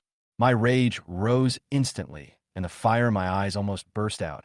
"Oscar, don't force me. I won't give you a penny. I haven't settled the score with you for what happened between you and Maria." As I said that, I clenched my fists in anger. My knuckles turned white, my body trembled violently with anger, and the veins on my neck bulged like an enraged beast. Oscar sneered and took a step closer to me. "Huh, you want to settle accounts with me? Do you have evidence? Maria loves me, and you have to pay me back for the money she spent on me over the years." "You're talking nonsense." I was completely enraged and rushed over to fight. Seeing this, Lily quickly put down the towel in her hand and stood between us. "Don't quarrel here. This is a hospital. There are patients." Her tone was anxious, but firm as a rock. Although her body was thin, she was like a wall, protecting the tranquility of the ward. Oscar looked at Lily, with a hint of displeasure in his eyes. "You little nurse, mind your own business and get out of my way." Lily did not back down and straightened her back. "I am a nurse. It is my responsibility to maintain the peace of the ward. If you continue to make trouble here, I will call security." Oscar was intimidated by her aura. He was stunned for a moment, then shook his head angrily. "Okay, you wait." After he said that, he left angrily with his lawyer. I fell back into the chair, holding my head with both hands, pulling my hair in pain. "Nurse Shun, what should I do? This bastard obviously wants to force me into a dead end." My voice was full of helplessness and despair, as if the last ray of hope in my heart was almost suffocated. Lily sat next to me and patted my shoulder gently. "Mr. Liu, don't be discouraged. Good will prevail over evil. The court will not support what he did. If you need help, although I don't understand the law, I can continue to take care of Sister Maria and help you have more energy to deal with these things." I looked up at her, my eyes full of emotion. "Nurse Shun, you have helped me so much. How can I bear to trouble you again?" Lily smiled and said, "It's not a big deal. I really want to help you. Look at you. You haven't eaten well these days, right? I'll go buy you some breakfast. Only if you eat something can you have the strength to take care of Sister Maria." After that, she turned around and walked out of the ward without waiting for my answer. I looked at her leaving back, feeling mixed emotions. In this cold hospital, when I was most helpless, Lily S.'s appearance was like a beam of light that illuminated my world. I turned to look at Maria and gently held her hand. "Maria, wake up and see what the world has become. I am alone and can't stand it anymore." As I spoke, tears slid down involuntarily, dripping onto the bed sheets, leaving patches of dark stains. Lily walked briskly in the corridor, thinking of William, and she couldn't express her pity for him. She came to the hospital cafeteria and picked some light breakfast. She thought William must have no appetite these days, so she specially selected soybean milk, fried dough sticks, and steam buns for him. When she returned to the ward with breakfast, she saw William sitting by the bed, mumbling to Maria in a low voice, with a sad look on his face. Lily's heart was instantly clenched, and she whispered, "Mr. Liu, eat something. You will have more strength if you are full." William turned his head and saw the breakfast in his hand. His eyes moistened again. "Nurse Shun, thank you, He choked and didn't know what to say for a moment. Lily put breakfast on the table, pulled over a chair and sat down. "Eat quickly before it gets cold." As she said that, she picked up a bun and handed it to William. I took the bun, my hands trembling slightly, and took a bite. The heat of the bun quickly spread in my mouth, but I felt bitterness in my mouth. "Nurse Shun, do you know? Maria and I used to have breakfast together. At that time, we thought our lives would always be so happy." My voice was so soft that it was almost inaudible, and memories came flooding back like a tide. Lily listened quietly, her eyes full of sympathy. "Mr. Liu, the good things in the past will not disappear. Sister Maria will definitely wake up, and you will have more happy breakfasts." Her voice was soft and firm, as if it injected strength into me. While we were talking, there was another knock on the ward door. I thought it was Oscar coming with a new round of threats, and I became nervous instantly. The door opened, and Roberto ran in breathlessly. "William, I just heard that Oscar is here again. Are you okay?" He looked at me, glanced at Lily with concern, and a hint of doubt flashed in his eyes. I stood up and went to meet him. "Roberto, I'm fine, thanks to Nurse Shun. Otherwise, I really don't know what to do." Roberto walked up to Lily and said gratefully, "Nurse Shun, thank you for taking care of my brother. You are such a good person." Lily's cheeks flushed. She stood up and replied with a smile, "You're welcome. This is what I should do." Roberto turned to look at me, frowning. "William, Oscar is getting more and more arrogant. We can't just sit there and wait for death. I found a reliable lawyer friend. He said we have to collect evidence quickly and can't let Oscar succeed." I clenched my fists, my eyes full of determination. "Okay, Roberto, I'll listen to you. I'll make sure this bastard gets the punishment he deserves." Lily said softly, "Mr. Liu, Brother Zhang, if you need my help to keep an eye out for anything, I will do my best." Roberto glanced at her with a hint of appreciation in his eyes. "Nurse Shun, thank you so much. With your kindness, my brother will definitely be able to get through this difficult time." Chapter 12, Lover's Conspiracy. The hospital corridor was as quiet as a deserted alley. The pale lights flickered, as if gasping for air. The air was filled with the pungent smell of disinfectant, mixed with the anxiety and sorrow in people's hearts, which lingered for a long time. In the ward, I stayed by Maria's bed. My eyes were sunken, dark circles were like ink, and I was exhausted, but I was still holding on. Lily had just changed Maria's medicine and told me to rest. Before she could finish her words, the door of the ward was slammed open. Oscar and 3 burly men rushed in, and the scene became oppressive and tense in an instant. "William, you coward, what have you thought about? Sign the property division agreement quickly and don't force me to do it." Oscar started yelling as he entered the door. The veins on his neck bulged, his face was distorted by anger, and his eyes were full of disdain. I stood up suddenly, anger burning in my chest like a volcano. My eyes reddened. "Oscar, dream on. Maria is my wife. What qualifications do you have to rob the property?" My hoarse voice was full of power. My hands clenched, my knuckles crackled, and my body trembled slightly with anger. Oscar sneered, his smug look even stronger. "Qualification? Do you understand the relationship between Maria and me? The money she spent on me behind your back is more than what you earn. That's my qualification." As he spoke, he paced back and forth in the ward, and every step seemed to step on my heart. "You are talking nonsense." I was furious and rushed over to grab Oscar's collar. At this moment, a strong man reached out to stop me and pushed me hard, and I almost fell. "Hey, you still want to fight? Don't you see where this is? If I don't teach you a lesson today, you don't know who can hurt you." Oscar hugged his chest, looked at my embarrassed appearance, and smiled particularly ferociously.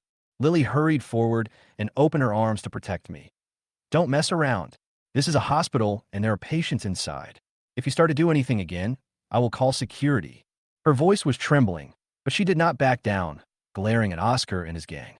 Oscar glanced at her. Impatience flashed in his eyes. "Little nurse, stop minding your own business and get out of my way, or I'll take care of you all." His tone was full of threats. Lily did not back down and straightened her back. "I am a nurse, and protecting patients is my duty. If you dare to do anything wrong, I will never stand idly by." Her eyes were so firm that the air around her seemed to freeze. Other patients in the ward rang the call bell one after another. The loud ringing of the bell echoed in the silent corridor, revealing panic and urgency. Oscar's face changed. Knowing that the situation was serious, he glared at me fiercely and said, "Just wait. This is not over yet." After that, he hurried away with a few strong men and knocked over a chair before leaving. There was a loud clang, and it made my heart ache. I sat back on the ground, holding my head with both hands, pulling my hair in pain. "Nurse Shun, what should I do? This bastard is determined to make things difficult for me. I can't just watch him take away Maria's property." My voice was full of despair and helplessness, and tears slipped uncontrollably from between my fingers and dripped onto the cold ground. Lily squatted down, patted my back, and comforted me. "Mr. Liu, don't be afraid. What he is doing is illegal. We will definitely find a way to deal with him. Calm down first. Sister Maria still needs your care."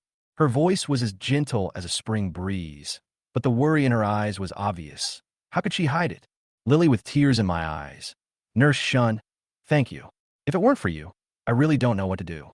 Gratitude welled up in my heart. Lily extended a helping hand to me when I was most helpless and brought me the warmth I had longed for. As we were talking, Roberto came in a hurry. When he saw my miserable state, his eyes were full of concern. "William, I'm late. Is Oscar causing trouble again?" He hurried to my side and helped me up, his eyes full of concern and self-blame. I choked up as I told him what had just happened. Roberto was so angry that he punched the wall. "This is too much. We can't just let it go. The lawyer friend I hired is already collecting evidence. This bastard must pay the price." The determination in his eyes was like a declaration of war. I clenched my fists. "Roberto, it's all up to you. My mind is in a mess now. I really don't know where to start." Roberto patted my shoulder and said, "Don't worry, I'm here. Just take care of Maria these days and leave the rest to me. By the way, Nurse Shun, thank you so much for your help this time. If you find anything, please feel free to contact us." He turned to Lily to express his sincere gratitude. Lily nodded slightly. "Brother Zhang, you're welcome. I will definitely pay attention to it. I have been in the hospital for a long time. Maybe I can find some useful clues." Her words were full of determination, which instantly put my mind at ease. Just as we were discussing countermeasures, the door of the ward was pushed open, and a doctor wearing glasses walked in with a serious expression, holding Maria's latest examination report in his hand. He frowned, glanced at each of us, and slowly said, "The patient's condition is not optimistic. The blood congestion in the brain has not dissipated. If it continues like this, the chance of waking up will become smaller and smaller." His voice was low, like a heavy hammer hitting my heart.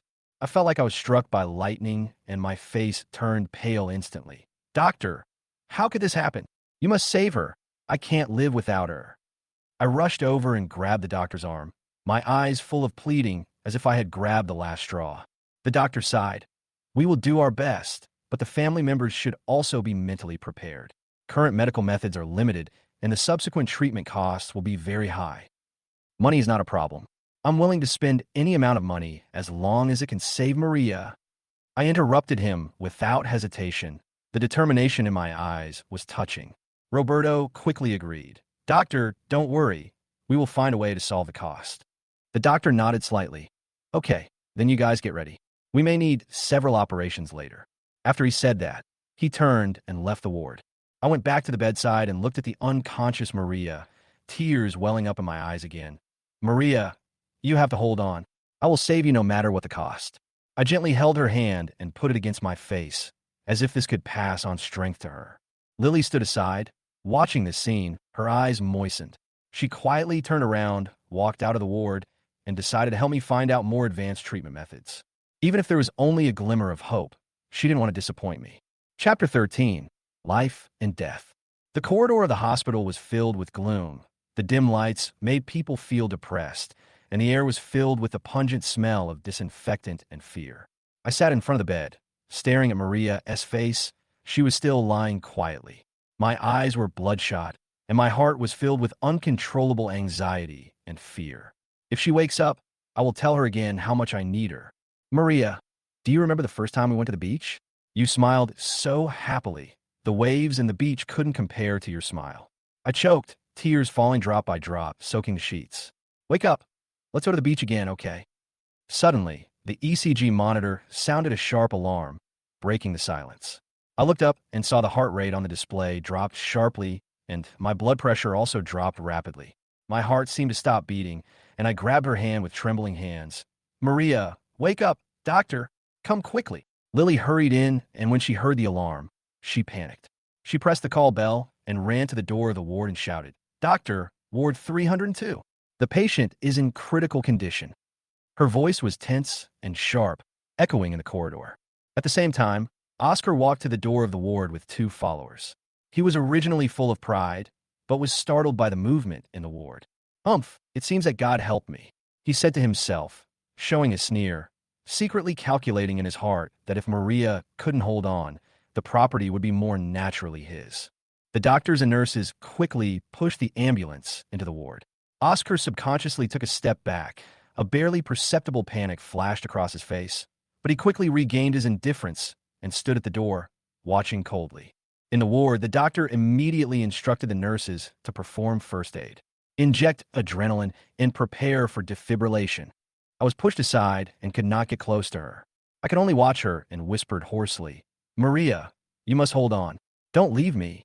Tears blurred my vision, and I tried desperately to rush over, but the nurses held me back. Family members, please get out and don't interfere with the rescue. I won't go out. I want to stay with her. I struggled like crazy, with determination in my eyes, but was dragged out of the ward by force. I fell to the ground, holding my head with both hands and sobbing in pain. Why? If Maria is gone, what's the point of me living? Lily hurriedly squatted down and supported me. Mr. Liu, the doctors are doing their best. Sister Maria will be fine.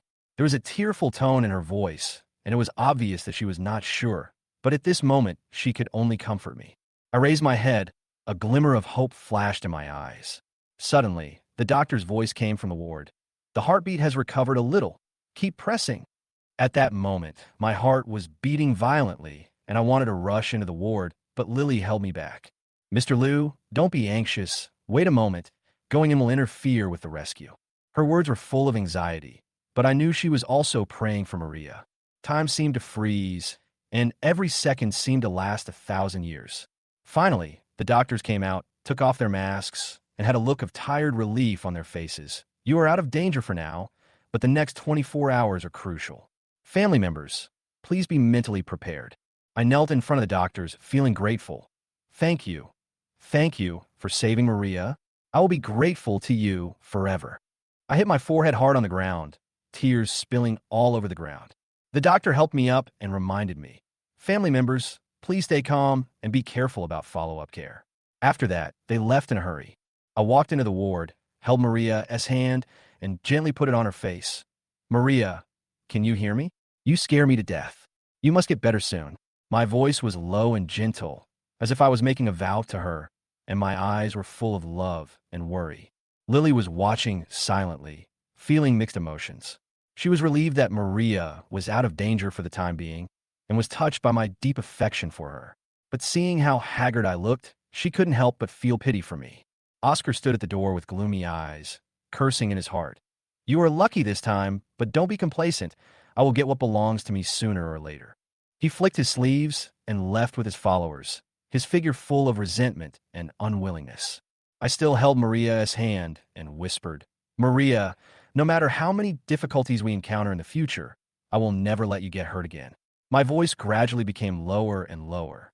The exhaustion of the past few days made me fall asleep unknowingly, but my hand was still tightly holding hers, for fear that if I let go she would be in danger again. Chapter 14, Evidence Collection. The first rays of sunlight in the morning penetrated the window of the ward, and the weak light sprinkled on the floor, but still couldn't dispel the depression in the air. I woke up from my light sleep with a sharp pain in my head. The scene in front of me made me realize that I was still in the hospital.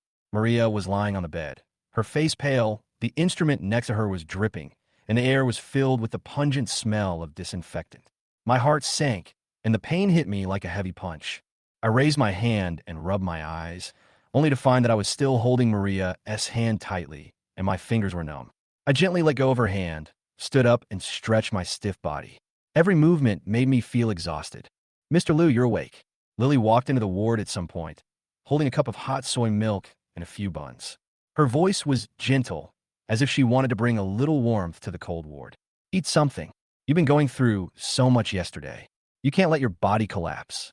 I looked at her, my eyes slightly red, and my gratitude was overflowing with words. Nurse Shun, thank you. It's really troublesome for you. I took the soy milk, and my hands couldn't help shaking.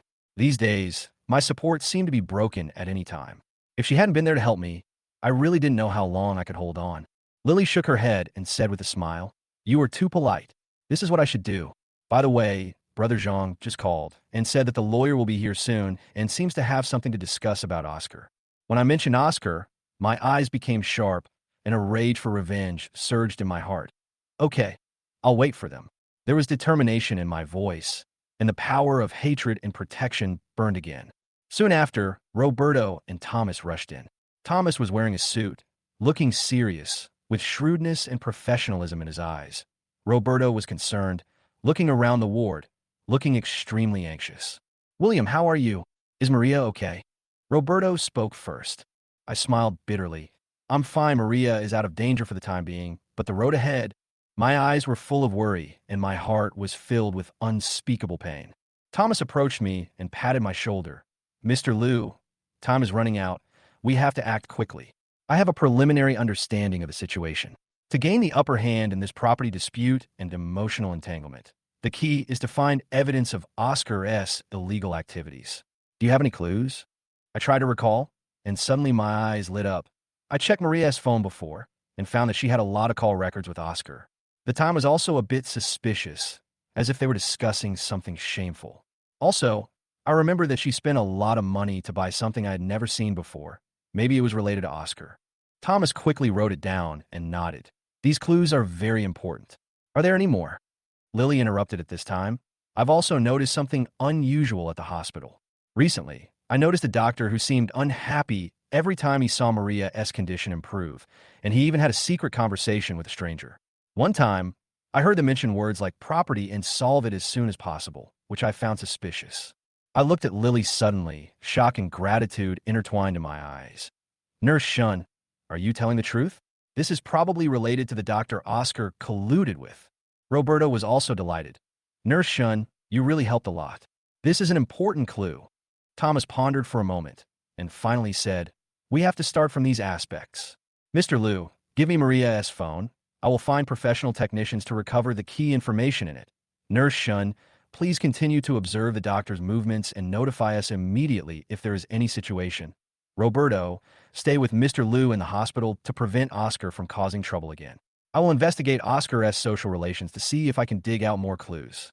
Just as we were about to split up, the door of the ward was suddenly opened, and Oscar rushed in arrogantly, followed by two strong men. His voice was harsh and provocative. William, I heard that your wife almost died. This is fate. You will die sooner or later. You'd better hand over your property obediently to avoid suffering. My anger suddenly exploded. My eyes turned bloodshot. I rushed over, pointed at Oscar, and cursed. You bastard. If anything happens to Maria, I will never forgive you. You will be punished for your evil deeds sooner or later. Oscar sneered. Retribution? I want to see what retribution is. If you have the guts, produce evidence. If you don't have evidence, don't shout here. He walked forward and looked at me provocatively. Thomas stood in front of me and said in a steady tone, Oscar, don't be arrogant.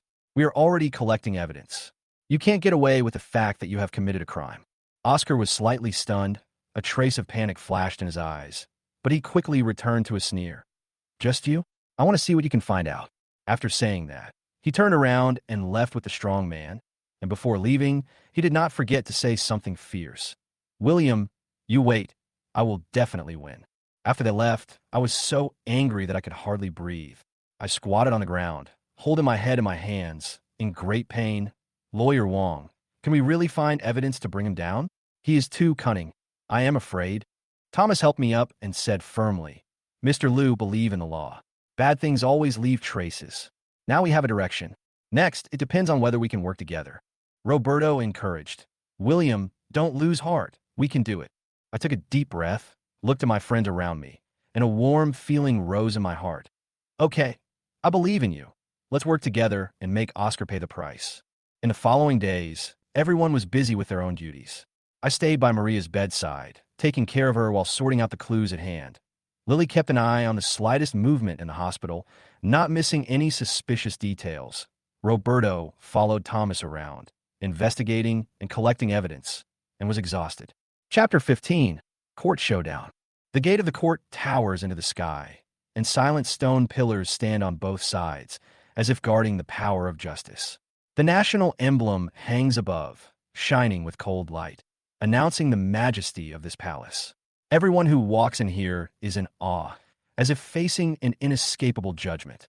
I was wearing a suit that looked a little faded, my hair was messy, and I stared at the front with determination. Every step I took was a final struggle against fate, and I had only one thought in my mind. I must win. I took a deep breath and felt the heaviness in my chest, but I had to persevere. William, don't be afraid. The evidence in our hands is irrefutable. We will expose that bastard today. Roberto's whisper reached my ears, his words full of determination and encouragement. I nodded slightly and looked at him gratefully. I know that I must win in Maria's case. When I mentioned her, my heart ached. My lifeless wife on the hospital bed seemed to still be standing in front of me. A strong sense of grief and indignation burned in my heart. The atmosphere in the courtroom was so tense that it was almost suffocating. The audience seats were full of people, whispering to each other, and everyone's eyes turned to the plaintiff and the defendant's seats from time to time, looking forward to the upcoming showdown. Oscar was wearing a brand new suit. His steps were steady, but his arrogance was not concealed. His shiny hair and confident smile could not hide his arrogance. Following his steps, two assistants followed closely behind him, whispering something. Oscar was still muttering, "Today is the day you die, William. You want to fight me? You are overestimating yourself." Seeing his arrogant look, my anger instantly rose, and my knuckles clenched together tightly, making a crackling sound. I endured and suppressed the anger in my heart, knowing that I couldn't act impulsively in court, but the anger in my heart had already surged. The judge's loud hammer sound echoed in the courtroom, and the crisp sound instantly silenced everyone. "The court is now in session. Please state your lawsuit request, plaintiff." The judge's voice was low and majestic, like a huge bell, shaking the entire courtroom. Thomas stood up calmly, straightened his tie, and spoke without panic. "Your Honor, we are suing Mr. Oscar on behalf of Mr. William." While Ms. Maria was in a vegetative state, Oscar tried to illegally seize her property and colluded with a black-hearted doctor to deliberately murder Maria in order to take her property for himself. Oscar's behavior has violated many laws, and I implore the court to punish him severely according to the law. Thomas' voice was clear and powerful, and every word was full of determination, as if every word was deeply hurting Oscar. The atmosphere in the entire courtroom became more solemn, and everyone's eyes were fixed on Oscar's reaction. Oscar stood up suddenly, his face flushed, and shouted angrily, "You are talking nonsense. Maria and I are truly in love, and I also have a share of her property. You are slandering me." His voice was sharp and piercing, and the blue veins on his neck almost burst out. He was like a dog whose tail was stepped on, yelling wildly. The judge frowned and banged the gavel. "Please remain calm and obey the order of the court." Next, Thomas calmly began to present evidence. He took out a stack of call records from his file bag and raised his hand. "Your Honor, these are call records recovered from Ms. Maria's phone, showing the frequent contact between Mr. Oscar and Ms. Maria, especially at some critical moments, involving huge amounts of money transfers and private meeting arrangements, which are enough to prove that their relationship is improper and involves property transactions." Oscar's face turned pale instantly, and a trace of panic flashed in his eyes, but he still pretended to be calm and hurriedly explained, This is just a call between friends. It's no big deal. Don't interpret it randomly." Thomas sneered, took out a bank transfer statement from the document package, and slowly raised it. "Then may I ask, Mr. Oscar, how do you explain these large sums of money that flowed from your account to unknown accounts and then into your personal pocket? Combined with the previous call records, it is obvious that you are using Ms. Maria for personal gain." There was an immediate uproar in the audience, and everyone looked at him with contempt, pointing and talking. Oscar's forehead. He subconsciously raised his hand to wipe it off, his voice trembling a little. Someone must have framed me. I am innocent." Chapter 16, The Lover, is reluctant. A few days passed. Oscar met some equally malicious cellmates in prison. They were all caught because they had done bad things outside and committed crimes. One afternoon, Oscar gathered them in a corner of the playground and whispered, "Brothers, I was framed and came here. I have an enemy outside, named William, who made me miserable.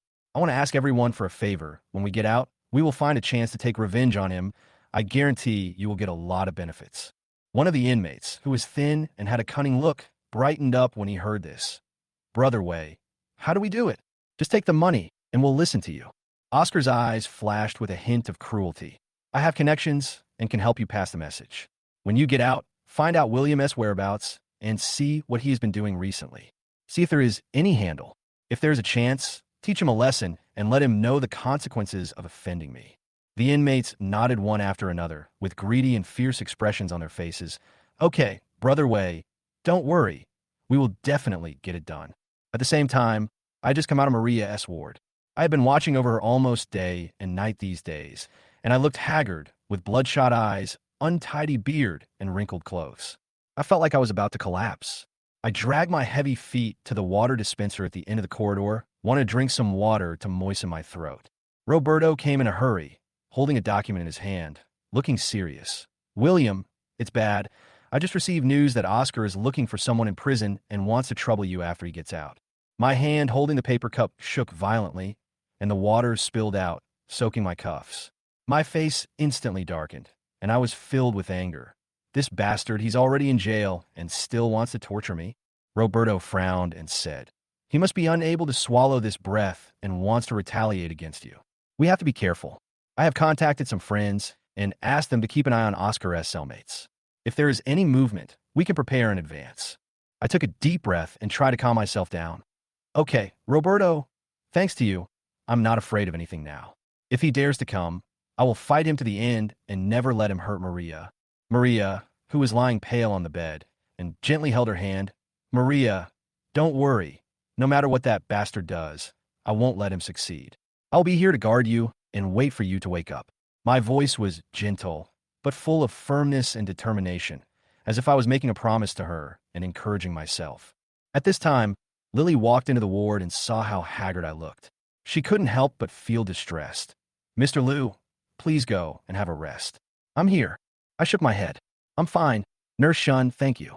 You've worked so hard during this period. If you hadn't taken care of Maria, I really don't know what I would have done. Lily smiled slightly. Don't say that. This is what I should do. By the way, I heard from the doctor today that Sister Maria's condition has improved a little. Maybe she will wake up soon. A hint of surprise flashed in my eyes. Really? Nurse Shun, please don't lie to me. Lily nodded seriously. Really, that's what the doctor said. You have to have confidence. Maria on the bed, my eyes full of expectation. Maria, did you hear me? You must wake up soon, and we can solve all these troubles together. Just then, there was a sudden noise outside the ward. My heart tightened, and I stood up alertly. What's going on? I quickly walked to the door and looked out through the peephole. I saw several unfamiliar faces wandering in the corridor with furtive eyes, glancing towards the ward from time to time. I felt nervous, and my face changed immediately. I whispered to Lily, Nurse Shun, this might be Oscar's man. Please take good care of Maria. I'll go out and take a look. Lily nodded nervously. Be careful. I opened the door, and as soon as I came out, I shouted, What are you doing? The strangers didn't expect me to appear suddenly and were stunned for a moment. One of them reacted quickly and immediately pretended to be innocent. Oh, we are here to see a friend. We went to the wrong ward. After that, they hurried away. I looked at their backs and knew in my heart that this was just the beginning. Oscar's revenge had already begun quietly, and I had to be more vigilant and protect everything in front of me. The hospital corridor was still filled with the smell of disinfectant. Although Maria's condition had improved a little, she was still in critical condition. I stood at the door of the ward, watching those suspicious figures disappear at the end of the corridor, feeling worried and angry. This battle is far from over. Chapter 17, Nurse Confession. At night in the hospital, the lights were dim, like the eyes of a patient who had not yet recovered, revealing weakness and fatigue. The corridor was unusually quiet, with the occasional nurse hurriedly passing by and the sound of footsteps echoing in the empty corridor, adding a bit of loneliness. I sat alone on a bench outside the ward, holding my head with my hands, my fingertips deeply buried in my hair, as if trying to pull out all the pain, anxiety, and exhaustion of the past few days. My back was bent, as if I was suffocating under the pressure of life, and my whole body exuded an endless loneliness. Although Maria's condition had improved slightly, the sword of Damocles hanging over my head could fall at any time and completely shatter all my hopes. Lily gently pushed open the door of the duty room. Seeing me like this, she couldn't help but feel a pang in her heart. She walked softly to my side and whispered, Mr. Liu, it's so late. Don't you want to take a rest? I woke up from my trance and looked up, my eyes full of confusion and fatigue. After a few seconds, I came back to my senses. Nurse Shun, I can't sleep. When I close my eyes, all I can think of is Maria lying on the hospital bed. My voice was hoarse and dry, with deep helplessness. Lily sat next to me and looked at me tenderly. Mr. Liu, I know you are in pain, but you have to take care of yourself. If you collapse, Sister Maria will be so distressed when she wakes up. I smiled bitterly. Heartbroken? If she really loved me, why would she? I swallowed the second half of the sentence. A complex emotion of pain and anger flashed in my eyes. Lily lowered her head and clenched her hands. After hesitating for a moment, she mustered up the courage to say, Mr. Liu, actually, after spending some time with you, I found that I have fallen in love with you. I am very moved by your deep affection for Sister Maria and your perseverance in difficult situations. I know it is inappropriate to say this now, but I don't want to hide it anymore." Her cheeks flushed slightly, and her voice was firm and clear, like a stone thrown into the silent corridor, causing ripples. I stared at her with my eyes wide open, as if I had heard something incredible. "Nurse Shun, don't be kidding. I am in this state now, and I only have Maria in my heart. How could I?" She interrupted me hastily. "I'm not joking, Mr. Liu. I'm serious. I know you love Sister Maria deeply, but in her current situation, you also need someone to be with you, to support you and give you strength. I'm willing to be that person. No matter what happens in the future, I want to face it with you." Her eyes were full of sincerity and expectation, and her hands were tightly clenched on the corners of her clothes, as if waiting for me to give an answer. I stood up in panic and waved my hands repeatedly. "No, Nurse Shun, this is absolutely not possible. I can't let Maria down. She's my wife. Even if she is unconscious now, I have to stay with her and wait for her to wake up." My voice trembled with excitement, and there was fear in my eyes, as if I was afraid of falling into an emotional whirlpool that violated my principles. Lily stood up, her eyes slightly red. "Mr. Liu, I don't want you to let go of Sister Maria now. I just want you to know my feelings. I don't want to see you so miserable and helpless alone." I turned my back and put my head in my hands, struggling. On the one hand, I was moved by Lilia's confession. If it weren't for her company and help, I really don't know if I could have survived until today. But on the other hand, my love and responsibility for Maria was like a mountain, weighing me down and making it difficult for me to take this step. "Nurse Shun, I'm really grateful to you, really." My voice was hoarse with a hint of pleading. "But I'm very confused now. Can you give me some time to think about it, okay?" I didn't dare look her in the eyes, for fear that my determination would collapse at that moment. Lily nodded gently. "Okay, Mr. Liu, I'll wait for you. Don't be too hard on yourself. No matter what decision you make, I hope you can be happy." She turned and left in a hurry, fearing that if she stayed for another second, she would not be able to hold back her tears. I watched Lily leave, then slowly sat back on the bench, covering my face with my hands. At this moment, my heart seemed to be torn into countless pieces. The sweet memories between Maria and me emerged one by one, but Lilia's confession was also deeply imprinted in my heart. I was in great pain and whispered to myself, "Maria, why don't you wake up? If you wake up, all this will not be so complicated. What should I do?" Maria lay quietly in the ward, her face pale, completely unaware of all the emotional fluctuations outside. The instrument made a regular beeping sound, as if playing a sad melody for me.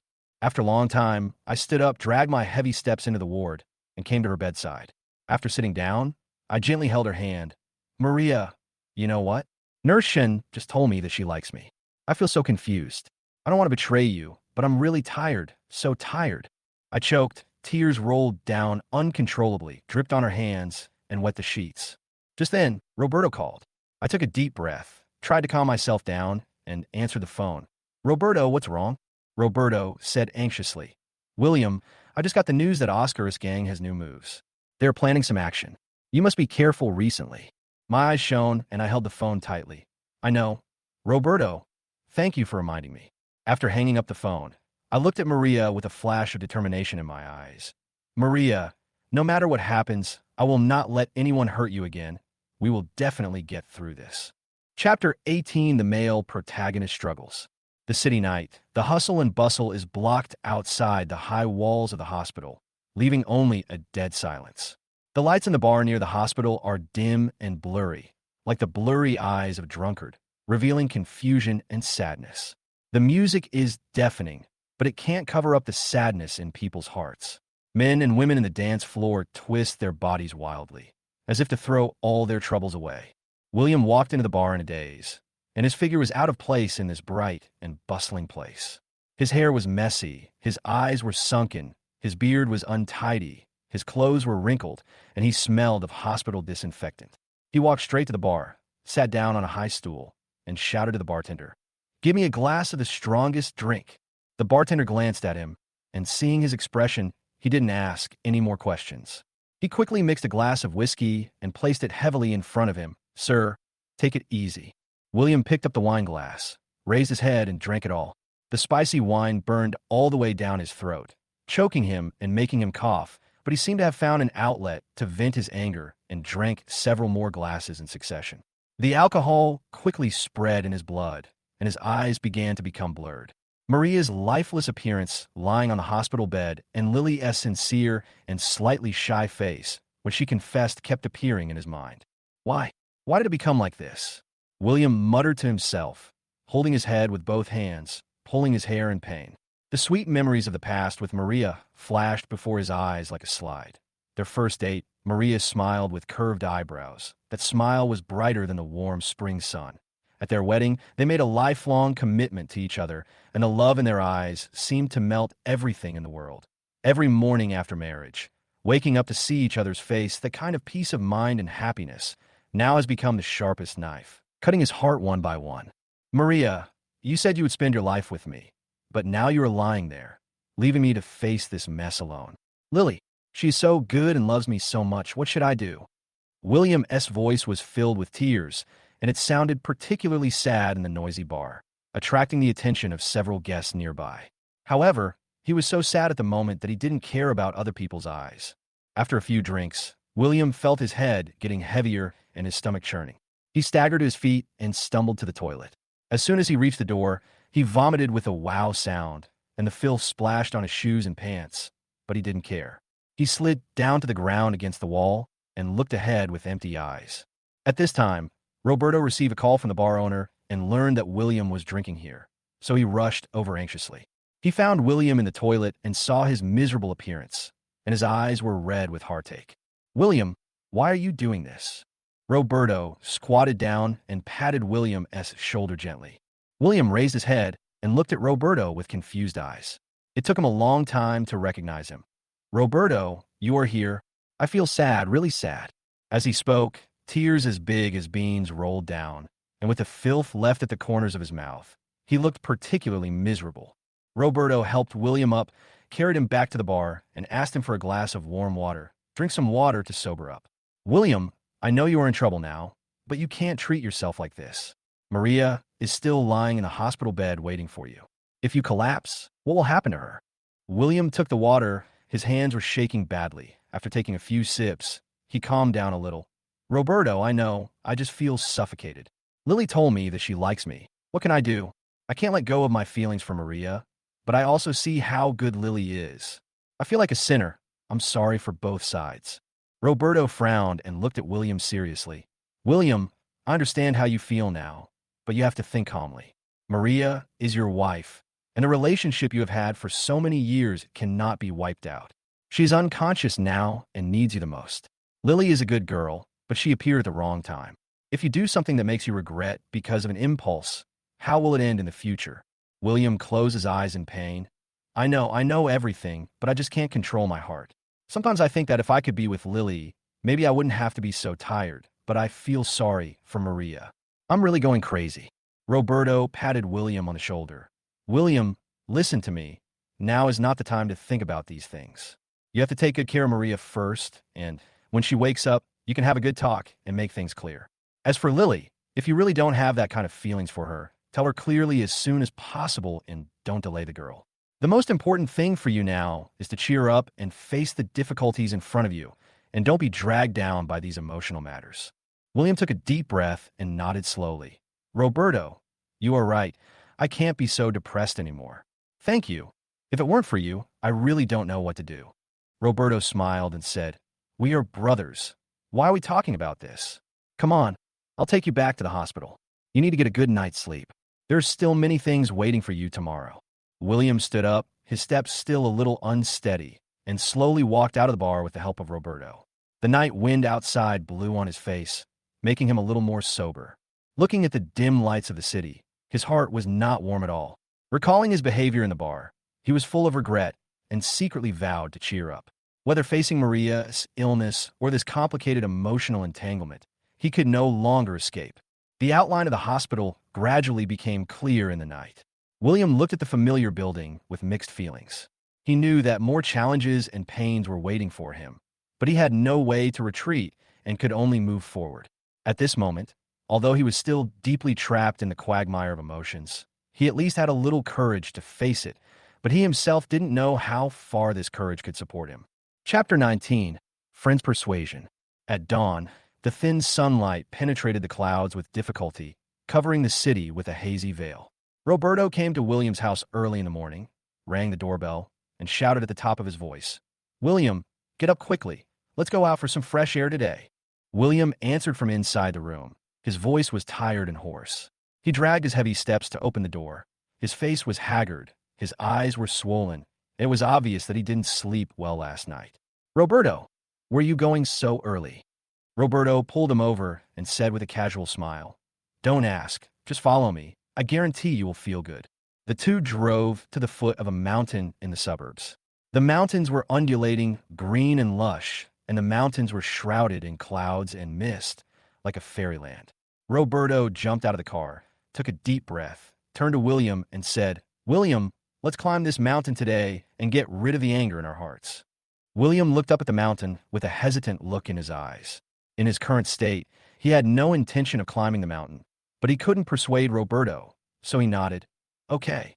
The mountain road was winding and full of stones of different sizes and tangled tree roots. The two walked up the mountain road. At first, William's steps were slow, and each step seemed to weigh 1,000 pounds. He was still thinking about Maria and Lily's confession in the hospital. He was completely immersed in his own thoughts and ignored the beautiful scenery around him. Roberto saw that he was absent-minded, so he deliberately walked a few steps faster, blocked in front of him, patted his shoulder and said, "William, look around here. How beautiful it is." The power of nature is so magical that it can make all troubles become insignificant. William looked up and saw the breeze blowing through the mountains, the leaves rustling, the wildflowers and grass swaying in the wind. The dew on the grass leaves crystal clear. It was really beautiful. But he just said, lightly, and there was still no expression on his face. As they walked, the sun gradually rose, the temperature also rose, and both of them were sweating. William was a little exhausted. His steps became slower and slower, and he was breathing heavily. Roberto stopped and waited for him to catch up and handed him a bottle of water. "Drink some water and take a rest." William took the water, took a few gulps, wiped his mouth, and said, "Roberto, I really can't climb anymore. Let's go back." Roberto snatched the water bottle and put it back in his hand. His expression became serious. "No, we must climb to the top of the mountain today." "William, do you know why I brought you here? Life is like climbing a mountain. There are peaks and valleys. You are at the valley now. You can't give up because of a setback. Maria is already like that. You have to think about yourself." William heard Maria's name. His eyes dimmed instantly. He lowered his head and said in a low voice, "How can I not miss her? She is my wife, and I promise to take care of her for the rest of my life. But now, Lily, I feel like I've fallen into a bottomless pit and can't climb out." Roberto sat on a stone nearby and pulled William to sit down as well. "William, I understand your struggle, but you can't keep being so depressed. Think about it. If Maria wakes up and sees you like this, how distressed will she be? You have to cheer up and take good care of her first, and we can talk about other things later. As for Lily, she's a good girl, but if you only have Maria in your heart, don't give her the wrong impression and make it clear to her as soon as possible." William held his head in his hands and pulled his hair in pain. "I know, Roberto, I also want to cheer up, but it's too difficult. Every time I see Maria lying on the hospital bed, my heart aches. When I think of Lilius' words, I feel full of guilt. I really don't know how to face them both." Roberto patted him on the back and said earnestly, "William, running away will not solve the problem. I know you are a man who values love and friendship, but sometimes you have to be cruel. You must fulfill your husband's responsibilities to Maria, to Lily. If you don't mean to, don't delay her. The most important thing for you now is to sort out your life and not be dragged down by these emotional entanglements." William raised his head and looked at Roberto. His eyes reddened. "Roberto, thank you. I know you're doing this for my own good. I have also figured it out. I can't live in this muddle-headed way anymore. I have to take care of Maria first, and for the rest, I'll just take it one step at a time." Roberto smiled, stood up, and stretched out his hand. "That's right, come on. Let's keep climbing up. When you reach the top of the mountain, you will see a different scenery and your mood will be brighter." William held Roberto's hand, used the force to stand up, took a deep breath, and started walking again. This time, although his steps were still heavy, there was a hint of determination in his eyes, as if he had made up his mind. The two climbed to the top of the mountain without saying a word. Their clothes were soaked with sweat, the sun was getting more and more dazzling, and the mountain road was getting steeper. But William gritted his teeth, took one step at a time, and refused to stop. Finally, they reached the top of the mountain. Standing on the top and looking down, they could see the whole city, with tall buildings lined up one after another, busy streets, and a river in the distance sparkling and winding into the distance. A breeze blew, drying the sweat on their bodies and bringing a slight coolness. Roberto opened his arms and shouted, "William, look, this is the scenery we have worked so hard for." The same is true for the difficulties in life. As long as you persist, there will always be a turning point. William looked at the beautiful scenery in front of him, feeling a lot of emotions in his heart. He thought of the future he and Maria had planned together. Although those beautiful visions were now shattered by reality, he knew that he could not give up. He turned to Roberto and said, "Roberto, thank you for bringing me here today. I feel much better. I will cheer up. No matter how many difficulties there are ahead, I will not escape again." Roberto smiled with relief. "That's right, brother. If there is anything in the future, we will handle it together. Let's go down the mountain. Maria is waiting for you in the hospital." The two of them walked down the mountain slowly. William's mood was no longer as heavy as when he came. Although the road ahead was still full of thorns at this moment, he at least had the courage to face it. He knew that he had to find a balance between Maria's illness, his emotional entanglement with Lily, and Oscar's possible revenge. However, this road was destined to be bumpy. Chapter 20, Lovers Framed. In the hospital corridor, the lights were pale, like a layer of cold frost on the ground. William had just come out of the ward. His eyes were full of bloodshot. He was almost exhausted from taking care of Maria these days. His white shirt was wrinkled, the collar was open, and his hair was messy like a chicken coop. "William!" Suddenly, a roar exploded from the end of the corridor. William looked up and saw Oscar's gang members rushing towards him aggressively. The leader was called Ah Chiang, with a face full of flesh and a big gold chain around his neck, which made people dizzy when he walked. "What do you want to do?" William frowned, clenched his fists subconsciously, leaned forward slightly, and took a defensive posture. Ah Chiang took a few steps forward and threw a stack of documents at William's face, causing the papers to scatter all over the floor. "Look at what you've done. You embezzled public funds. The evidence is irrefutable. You could just wait to go to jail." William's head buzzed. He squatted down, picked up a few pieces of paper, glanced at them quickly, and his face turned pale in an instant. This is fake. Don't try to frame me." Ah Chong sneered, and the flesh on his face trembled. "Humph. Go to court and tell the judge. You have occupied Maria's property, and now you have done something illegal. Everyone is waiting to see you make a fool of yourself." People in the hospital looked at him sideways, and several family members of the patient stood in the distance and pointed. William felt a surge of blood rushing to his head. He stood up with his eyes wide open, staring at Ah Chiang, and said with gritted teeth, "Oscar sent you here, right? I tell you, I won't let you succeed." Ah Chiang, however, had an arrogant look on his face, crossed his arms, and tilted his head. "You can't even protect yourself right now, yet you're still being stubborn. Maria will be our boss sooner or later, so just admit defeat." William was so angry that he was shaking all over. He really wanted to rush up and beat up the bastard, but he knew that he couldn't act rashly now. He took a deep breath, suppressed his anger, turned around, and walked away quickly. Ah Chiang shouted at the back, "You can't run away." William returned home, slammed the door shut, leaned against it, and breathed heavily. The room was dark without any sound, just like his cold and lonely mood at the moment. He turned on the light, which was dim and weakly sprinkled in the messy room. The sofa was piled with clothes, the coffee table was filled with leftover instant noodle boxes, and a wedding photo of him and Maria was hung on the wall. In the photo, the two of them were smiling brightly, but now it has become the biggest irony.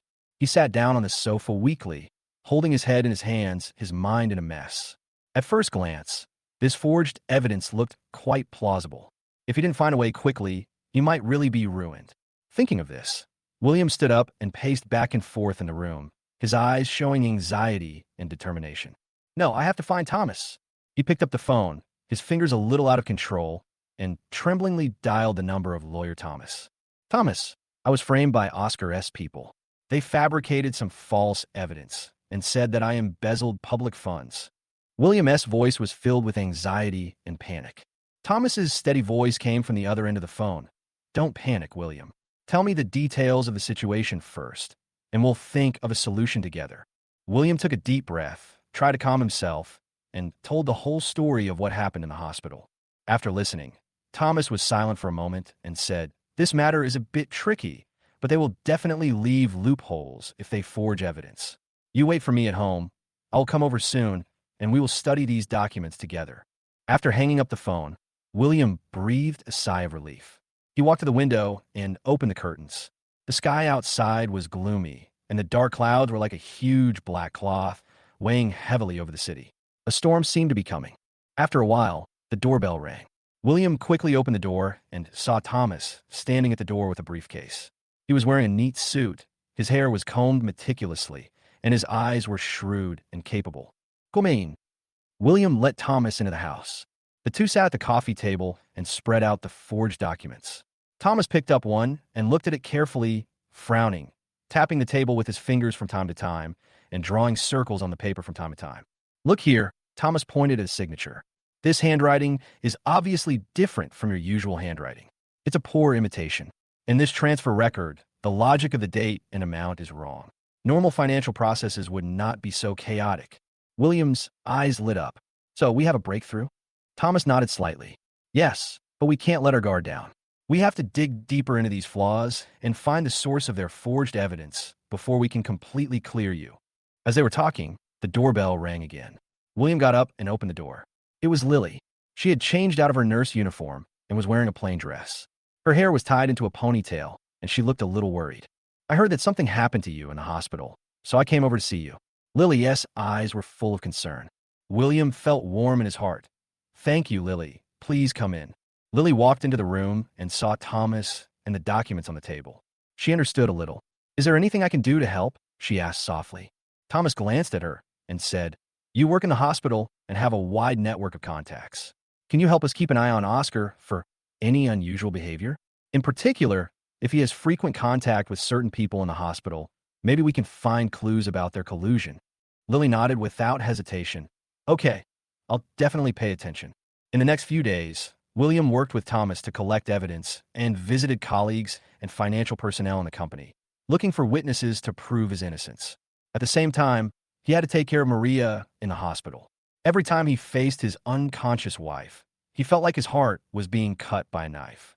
One day, William went to an old colleague in the company to find out what happened. The atmosphere in the office was depressing, and colleagues looked at him with strange eyes. The old colleague pulled him to a corner and whispered, "William, I know you were wronged, but now it is spread all over the company, and no one dares to get too close to you for fear of getting into trouble. You have to solve this matter quickly." William felt bitter in his heart. "I know. Thank you for trusting me and helping me." When he came out of the company, his cell phone rang. It was Lily calling. "William, I found some clues. That black-hearted doctor has been meeting with Ah frequently in the corner of the hospital recently. They are sneaky and seem to be planning something." William's eyes lit up. "Okay, I get it, Lily. Be careful and don't let them find you." After hanging up the phone, William immediately rushed to the hospital and met with Thomas. The three of them hid in the dark and stared at the black-hearted doctor and Ah-Chiang. Ah-Chiang handed the black-hearted doctor an envelope, and the two of them showed smug smiles on their faces. There must be some kind of deal going on. Maybe it's a follow-up to forging evidence, Thomas said in a low voice. William clenched his fists. "We can't let them succeed again." At this moment, Ah-Chiang seemed to have noticed something and turned his head suddenly, looking in the direction where they were hiding. William's heart skipped a beat, and he pulled Thomas and Lily, crouched down, and quickly moved away. "We've been discovered. We have to speed up and not give them time to destroy the evidence," Thomas said as he ran. Back in Thomas' office, the three of them held an urgent meeting. "Now that the evidence chain is basically complete, we should sue them as soon as possible and catch them off guard." Thomas's eyes were full of confidence. William nodded heavily. "Okay, let's do it. Oscar and his accomplices must pay the price this time." The atmosphere in the courtroom was as tense as a fully drawn bowstring. William sat in the plaintiff's seat, his back straight, his eyes firmly looking forward. Thomas was on the side, sorting out documents in an orderly manner. Across from him, Ah-Chiang and others looked arrogant, whispering and laughing from time to time. The presiding judge banged the gavel. Silence. The trial will now begin. Thomas stood up and began to present the evidence. His words were sharp and his logic was rigorous. He pointed out the flaws in the forged evidence one by one and gradually exposed the conspiracy of Ah Chang and others to everyone. Ah Chang couldn't sit still any longer. He stood up suddenly and shouted, "You are talking nonsense. This is all true." Thomas smiled coldly. "Really? Then please explain the unreasonableness of this transfer record and why the testimony of this so-called witness is contradictory." Ah Chang was suddenly speechless. His face turned red, and he couldn't utter a complete sentence for a long time. There was an uproar in the courtroom. The audience members began to whisper to each other and cast contemptuous glances at Ah Chang and others. William looked at Ah Chang's embarrassed appearance and felt mixed emotions. The grievances and anger of the past few days turned into a force at this moment. He believed that justice would stand on his side in the end. As the trial progressed, the situation became clearer and clearer, and the conspiracy of Ah Chang and others was completely crushed. The chief judge pronounced the verdict in court. The defendant maliciously fabricated evidence and framed others. The charges are established, and he shall be severely punished. William let out a long sigh. His tense nerves finally relaxed. He looked at Lily in the audience. Their eyes met, full of relief and emotion. Chapter 21. Stay calm. After leaving the court, the sky outside was unexpectedly clear, and the bright sunlight pierced William's eyes. His steps were weak, as if he was stepping on cotton. Once the tension he had been holding for these days was loosened, he felt as if all his strength was drained out. Thomas, who was beside him, reached out to help him and said with concern, "William, hold on. We have made it through this." William pulled the corners of his mouth and forced a smile. "Thomas, thanks to you. If you hadn't been so powerful in court, I really don't know what I would do." His voice was hoarse and revealed deep fatigue. Thomas patted his shoulder and said, "We are all on the same side. Why are we talking about this?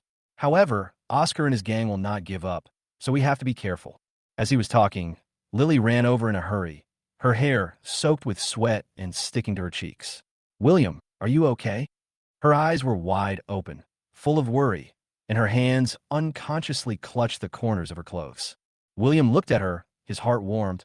"I'm fine, Lily. Thanks to your help this time." Lily shook her head slightly. "Don't say that, as long as you're okay." As the three were talking, suddenly, a black car screeched to a halt in front of them, raising a cloud of dust. The car door suddenly opened, and Oscar got out of the car, his face livid, his eyes looking as if they were about to spit fire. "William, don't be too proud." He roared, took a few steps in front of William, and almost poked his finger on the tip of William's nose. William subconsciously took a step back, his eyes instantly sharp as an eagle. "Oscar, what else do you want? Your conspiracy has been exposed. The court has made a judgment. Just admit defeat." He straightened his back and looked at Oscar without showing any weakness. Although he was physically exhausted, his momentum at this moment was no less than before. Oscar was so angry that he was shaking all over. "Humph, do you think this is the end? Let me tell you, I've been in this city for so long. I have a wide network of contacts, and I have plenty of ways to deal with you." William sneered. "I want to see what other tricks you have. I, William, am upright and honest, and I am not afraid of your crooked ways." His voice was sonorous and powerful, echoing in the empty street, attracting the attention of several passers-by. Oscar gritted his teeth, glared at William fiercely, turned around, got into the car, and drove away in a cloud of dust. William looked at the car going away, frowning and tense. He knew Oscar was desperate, and there might be troubles waiting for him. "Don't worry about him. Let's go back first." Thomas broke the silence and walked towards the parking lot first. After returning home, William sat down on the sofa, tilted his head back, and closed his eyes. The room was quiet, with only his heavy breathing. After a while, he opened his eyes and looked around. Looking at the messy house, he felt annoyed. During this period of time, because of the lawsuit, the house has become a mess, clothes are thrown everywhere, and the coffee table is piled with documents and takeaway boxes. He stood up and started to clean the house, throwing all the dirty clothes into the washing machine and sorting the documents. Lily came to help, and the two of them worked in tacit understanding, without saying a word. "William, what are you going to do next?" Lily broke the silence and asked softly. William paused and said, "I have to sort out my work matters again. I can't let Oscar take advantage of me again. People in the company are in a panic because of this. I have to stabilize the situation." His eyes were firm. Although he was tired, his determination remained undiminished. Lily nodded slightly. "Well, don't tire yourself out. If you need any help, just let me know." William looked at her, and a warm feeling surged in his heart. Thank you, Lily. If it weren't for you during this period, I really don't know how I would have survived. The next day, William came to the company early. The atmosphere in the company was extremely depressing. When his colleagues saw him, some hurriedly avoided his gaze, while others whispered behind his back. William knew that after Oscar's incident, everyone was suspicious of him. He walked straight into the office, and just as he sat down, his assistant came in hurriedly. Mr. Liu, something bad has happened. Several big clients heard about your situation and called to cancel the cooperation. They said they need to reconsider it. The assistant's voice was hurried, and his face was full of anxiety. William's heart sank suddenly. I know, you go out first. He leaned back in his chair, rubbed his temples, and felt a splitting headache. This Oscar is really haunting him. He just lost the case in court, and now he's trying to make things difficult for him in business. No, we can't just sit there and wait for death.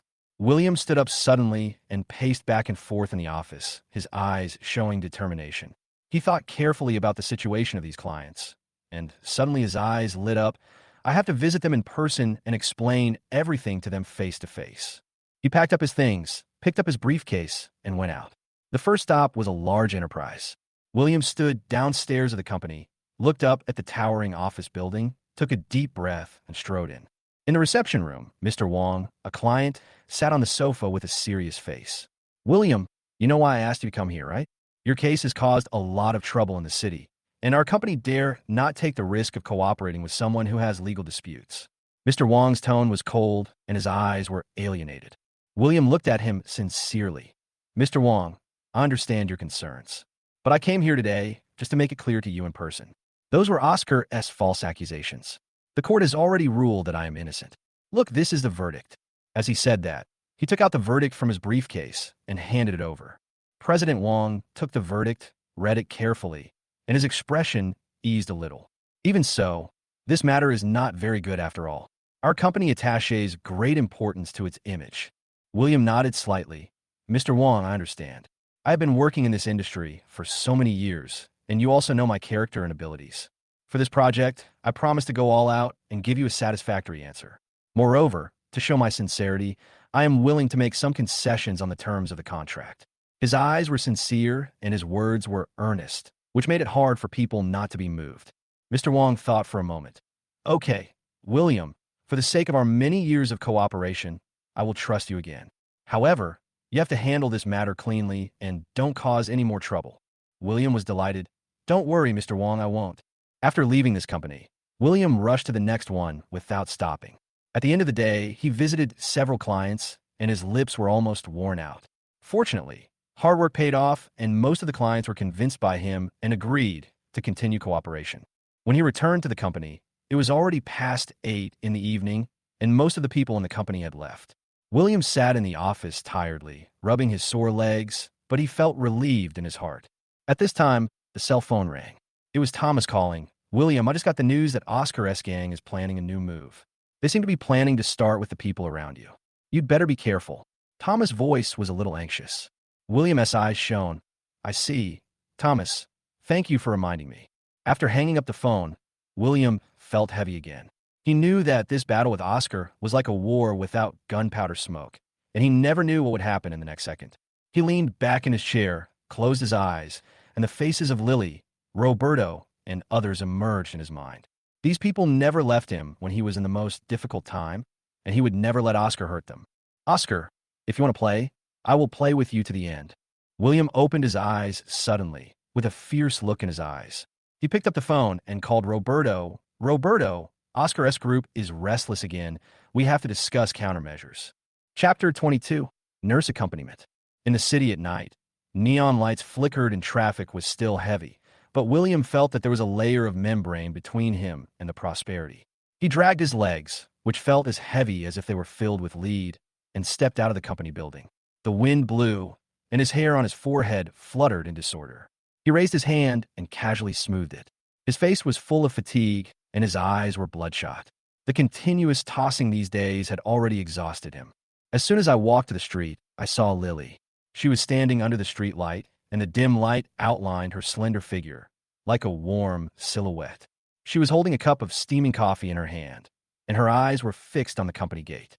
When she saw William coming out, Her eyes lit up instantly, and she walked quickly to greet him. "William, are you tired? Here, drink something hot." Lily handed the coffee to William. Her voice was as gentle as the breeze in the night, with a hint of concern. William took the coffee. His hands were wrapped in warmth, and his heart also warmed up. "Lily, why are you here? It's so cold." As he spoke, he exhaled a puff of white air that dissipated under the light. Lily raised her head slightly and looked at him, her eyes full of heartache. "I know you must be exhausted from visiting clients today. I was worried, so I came to check on you." The two walked side by side on the street. The roadside barbecue stalls wafted with the aroma of fireworks. The stall owner shouted loudly to attract customers, and several young people sat together, chatting and laughing. It was very lively. William looked at this scene, but he felt a little empty in his heart, and his steps slowed down unconsciously. "William, don't worry too much. We have already won back a lot of customers today. Take your time, and things will be fine." Lily seemed to see through his thoughts and comforted him softly. William smiled bitterly. "I know, but I won't feel at ease until that bastard Oscar stops. He even wants to start with the people around me. I'm really afraid of him." Having said that, he suddenly stopped and turned to look at Lily, his eyes full of worry. Lily reached out and held William's arm, shaking it gently. "I'm not afraid. You're here. Besides, I can take care of myself. Don't think of me as so fragile."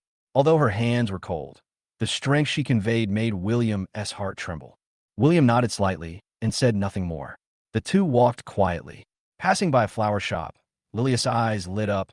She let go of William's arm, ran in and picked a bunch of sunflowers, and when she came out, her face was filled with a bright smile. "Here, I hope this flower can make you feel better, like a sunflower, facing the sun every day." Lily stuffed the flower into William's arms, with a gleam in her eyes. William looked down at the golden sunflowers in his arms, and the corners of his mouth rose unconsciously. "Lily, thank you. I haven't received flowers for a long time. It feels quite fresh." There was a hint of smile in his voice, like a glimmer of light in the dark night. William got home and just opened the door. His cell phone rang. He looked and saw it was a call from the hospital.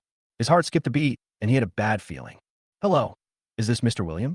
Ms. Maria's condition is a bit fluctuating. Would it be convenient for you to come over?" The anxious voice of the nurse came from the other end of the phone. William's face changed. "I'll be there right away." He hung up the phone and turned to look at Lily. "It's from the hospital. Maria's condition has changed. I have to go over." Lily said without hesitation, "I'll go with you." The two rushed to the hospital. In the ward, various instruments made a beeping sound. Maria was lying on the bed, her brows furrowed, her face as pale as paper. Doctors and nurses surrounded the bed, busy checking various indicators. William rushed to the bedside, held Maria's hand, and said in a trembling voice, "Maria, wake up. I am William."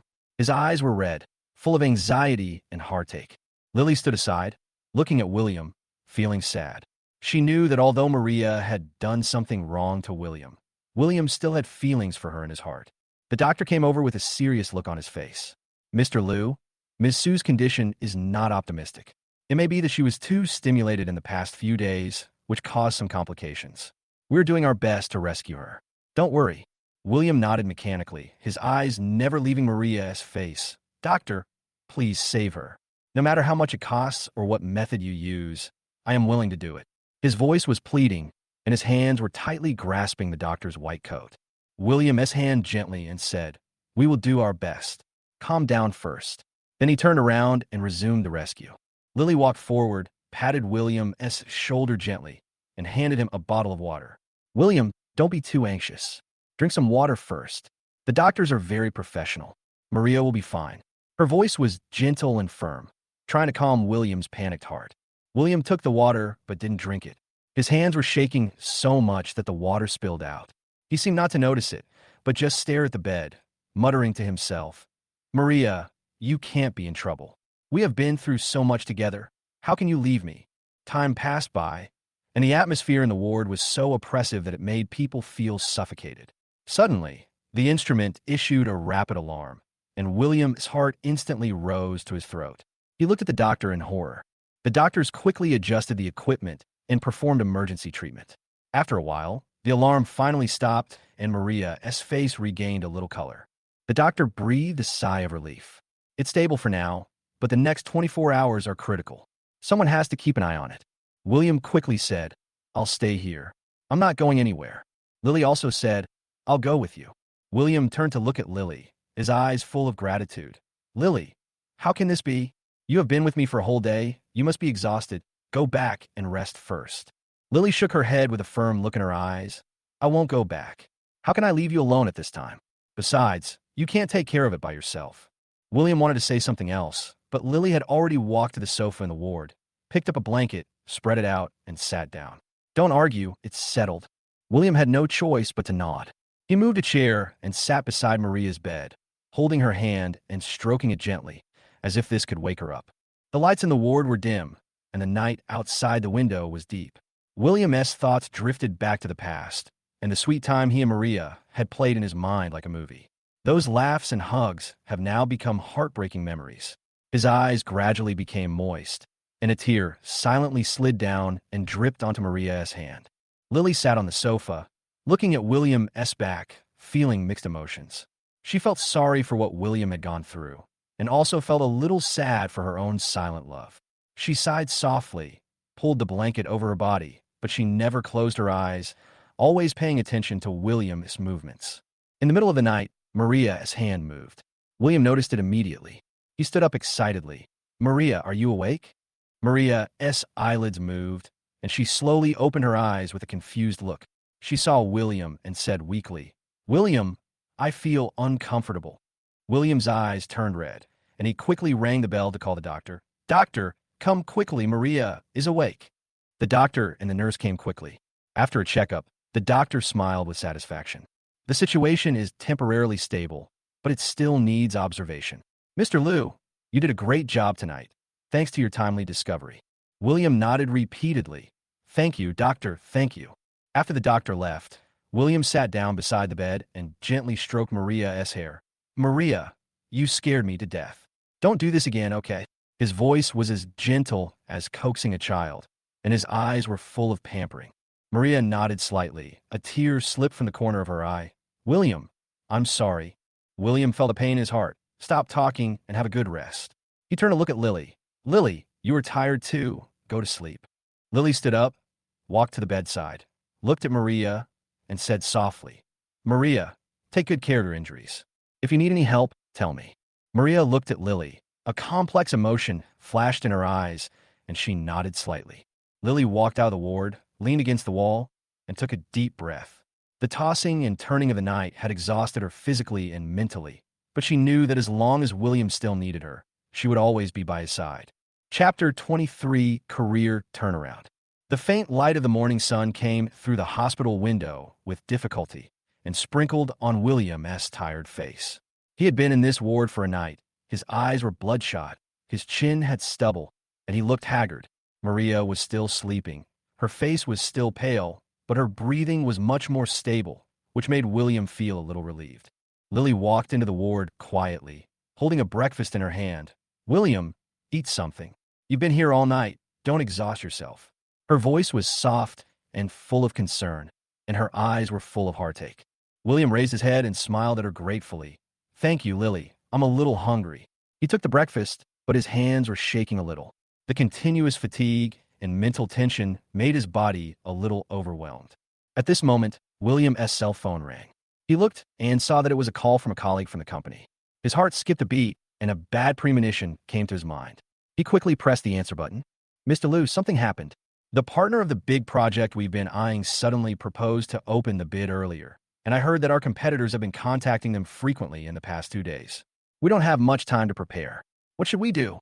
The colleague's voice was hurried and panicked, like a sledgehammer hitting William's heart. William's face turned livid in an instant. He gritted his teeth. I understand. You stabilize the company first. I'll be back soon. After hanging up the phone, he looked at Lily, his eyes full of helplessness and anxiety. There's an emergency at the company. I have to rush back. I'll ask you to take care of Maria. Lily nodded without hesitation.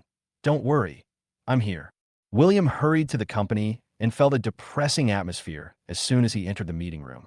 His colleagues were sitting around the conference table with serious faces. When they saw him come in, they all looked at him expectantly and anxiously. Mr. Liu, you are finally here.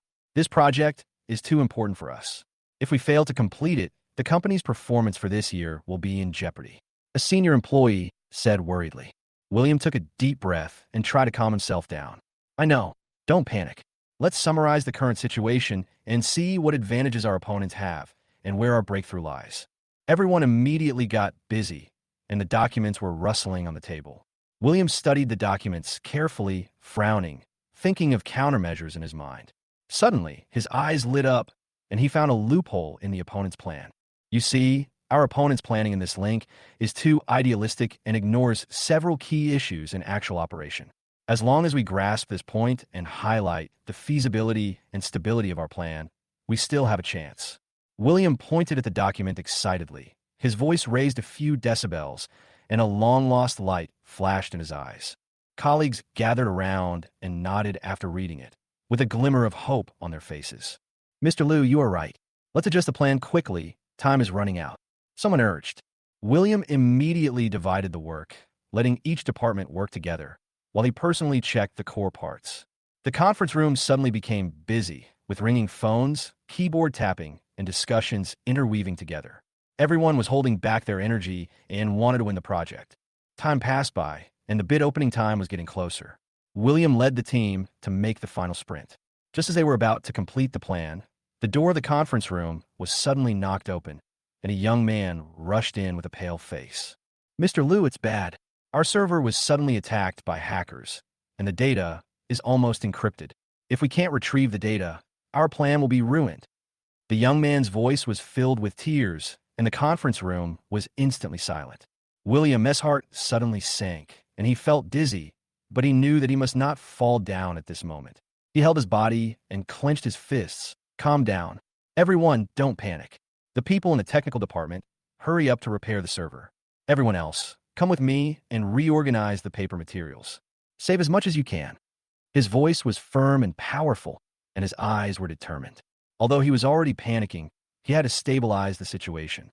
Colleagues from the technical department quickly rushed to the computer room, while others frantically searched for paper documents. William also joined in, flipping through the documents quickly, sweat dripping from his forehead, soaking the paper. Just when everyone was extremely anxious, a message came from the technical department. Mr. Liu, the server has been repaired and most of the data has been restored. There was a cheer in the conference room, and William breathed a sigh of relief, his tense nerves slightly relaxed. Okay, everyone, take advantage of the last bit of time to check the plan and make sure it's correct. He wiped the sweat from his forehead, his voice still trembling. The time for bidding finally came, and William walked into the bidding room with his team members with confidence. Competitors were already in place, each with a look of determination on their faces. William ignored them and silently encouraged himself in his heart, determined to win the project. During the bidding process, William personally went on stage to explain the proposal. He stood on the stage with an upright posture. Although his face was haggard, his eyes were focused and bright. He used concise and clear language to explain the advantages and highlights of the proposal in an easy-to-understand way. From time to time, he made eye contact with the judges in the audience, conveying confidence and professionalism.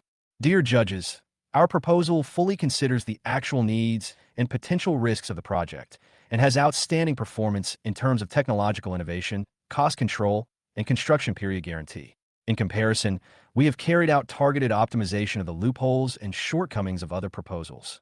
William's voice was steady and powerful, echoing in the bid opening room, and the judges nodded frequently. After finishing his speech, William walked off the stage. His heart was beating fast, and his hands were shaking slightly.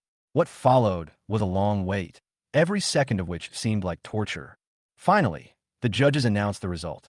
After comprehensive evaluation, the winning bidder is William team. The conference room was instantly boiling with excitement. Colleagues cheered and hugged each other to celebrate. William stood there, not believing his ears for a moment, until his colleagues came around and congratulated him. And then he came to his senses. We won, he shouted excitedly, his eyes moistened. All the hardships, grievances, and pressures along the way turned into tears of joy at this moment. William was surrounded by his colleagues and walked out of the bidding room. His cell phone rang. It was Lily calling. William, Maria is awake and in good condition. You don't have to worry. Lily's voice was full of smiles. William's heart warmed. That's great, Lily. Thank you for taking care of her. I also won the bid for the project here. It's really a double happiness. Chapter 24, Lover's Jealousy. The joy after winning the bid was like a spring breeze, which temporarily blew away the haze in William's heart and made him feel a little lighter. He hurried back to the hospital, wanted to share the good news with Maria as soon as possible, and also wanted to see how she was doing after she woke up. As soon as he stepped into the hospital corridor, the pungent smell of disinfectant hit him in the face, mixed with the hurried footsteps of people, the occasional cough, and the beeping of instruments in the distance, outlining the unique, noisy atmosphere of the hospital. William had no time to care about these. He ran towards the ward anxiously. When she opened the door, Maria was half lying on the bed, and Lily was carefully peeling an apple for her. When she saw William coming in, Maria's eyes lit up, her lips trembled slightly, and she seemed to have a lot to say, but was choked for a moment. "William," she called softly, her voice still a little weak. William quickly walked to the bedside and held her hand. "Maria, I'm glad you're awake. How do you feel? Let me tell you, we won the bid for that big project of the company." His face was filled with smiles, and the joy in his eyes was beyond words. He tried to infect Maria with this joy so that she could get better soon. Maria nodded slightly, with a faint smile on her lips. "Great. William, I knew you could do it." Lily also interrupted with a smile. "Yes, William has been worrying a lot about the project during this period. Now he can finally breathe a sigh of relief." She handed the peeled apple to Maria, and her eyes stayed on William for a moment, full of relief and tenderness. As the three were talking, the door of the ward was suddenly slammed open with great force. There was a loud bang that startled everyone. William turned around and saw Oscar standing at the door with his eyes wide open, veins popping out on his forehead and his neck red, like a mad bull. Behind him were two men with fierce faces, standing in a row and blocking the door tightly. "William, what are you so proud of?" Oscar roared. His voice was like thunder, echoing in the small ward and making people's eardrums hurt. William stood up instantly, protecting Maria and Lily behind him, staring at Oscar with vigilant eyes, like a cheetah guarding its territory, ready to pounce at any time. "Oscar, what do you want to do? This is a hospital, not a place for you to run wild." His voice was low and firm, with unquestionable majesty, trying to intimidate this crazy man. Oscar didn't bite at all.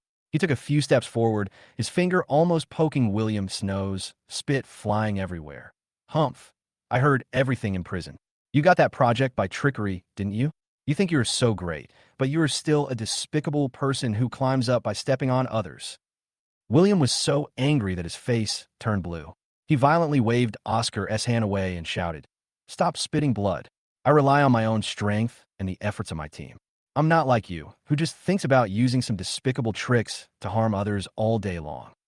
The two were on edge. The atmosphere was as tense as a fully drawn bowstring, ready to explode at any moment. Maria lay on the bed, watching this scene in horror, her body trembling uncontrollably, tears welling up in her eyes. Lily held Maria's hand tightly, giving her silent comfort, while looking at William with a worried look, fearing that he would suffer a loss in a moment of impulse.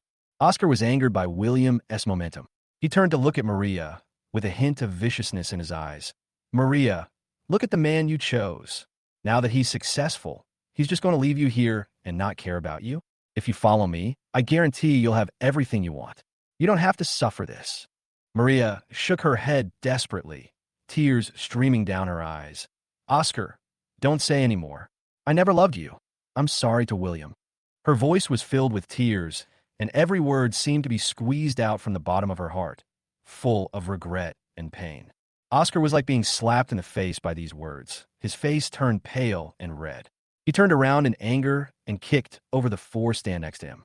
With a crash, the bottle broke, the medicine spilled all over the floor, and glass shards flew everywhere. "You don't want to accept my toast, so you should drink the punishment. William, just wait for me. I won't let you off easily." Oscar made these harsh words and left with his followers. The ward was in a mess, and William's tense body slowly relaxed. He turned around and looked at Maria, who was in tears, with mixed feelings in his heart. He was angry at Oscar, felt distressed for Maria, and was helpless about this complicated situation. "Maria, don't be afraid. I'm here." He comforted her softly, sat down beside the bed, and gently wiped away her tears. Lily quietly stood up and began to clean up the mess on the ground. She picked up the broken glass. Her movements were cautious, but her eyes were a little dim. She knew that as long as Oscar was still pestering them, they would never be able to live a peaceful life. After a while, Maria calmed down. She looked at William with a guilty look in her eyes. William, I'm sorry. It's all my fault. If it weren't for me, you wouldn't have been targeted by Oscar and caused so much trouble. William shook his head slightly and held her hand tighter. Maria, don't say that. It's not your fault. It's Oscar himself who has bad intentions. We could just face it together. After cleaning up, Lily said softly, William, don't worry too much. Oscar is just bluffing now. He just got out of prison, and it's not easy for him to cause a big stir. Although she said this, she was not sure in her heart and just wanted to comfort William. William smiled bitterly. I hope so. However, we still have to be careful and not let him take advantage of us again. He looked out the window. The sky was gloomy and covered with dark clouds, as if a storm was about to come, just like their current situation, seemingly calm, but actually fraught with crisis. After returning to the company, William found that his colleagues were talking about it. When he got closer, he found out that the news of Oscar's release from prison had spread, and everyone was worried about whether it would affect the company's business. After all, they had been troubled by him before. Mr. Liu, Oscar won't come to trouble us again, right? We are all in a panic. We just won the bid for this project, so we must not let anything go wrong. A colleague said worriedly. William frowned and soothed. Don't panic. I'm already thinking of a way. If Oscar dares to come, we will deal with it together. He can't make any big waves. He said this, but he knew in his heart that once Oscar's jealousy was ignited, he would do anything crazy.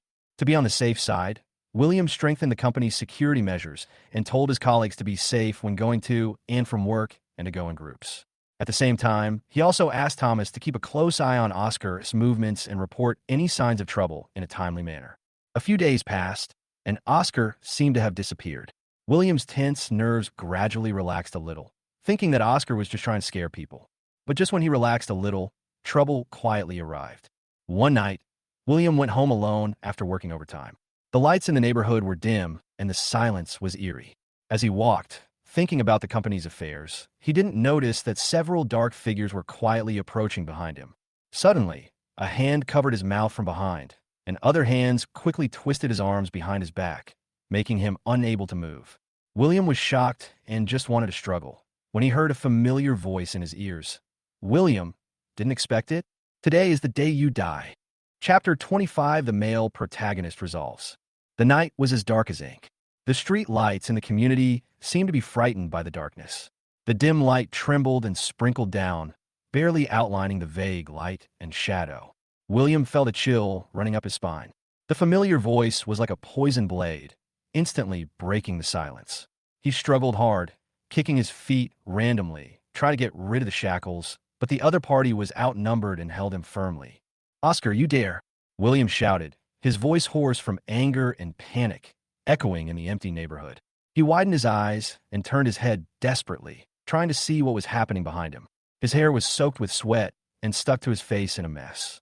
Oscar emerged from the shadows, with a twisted grin on his face and a mad, murderous intent in his eyes, looking like a devil crawling out of hell. What am I afraid of? You took away everything from me and made me suffer humiliation in prison.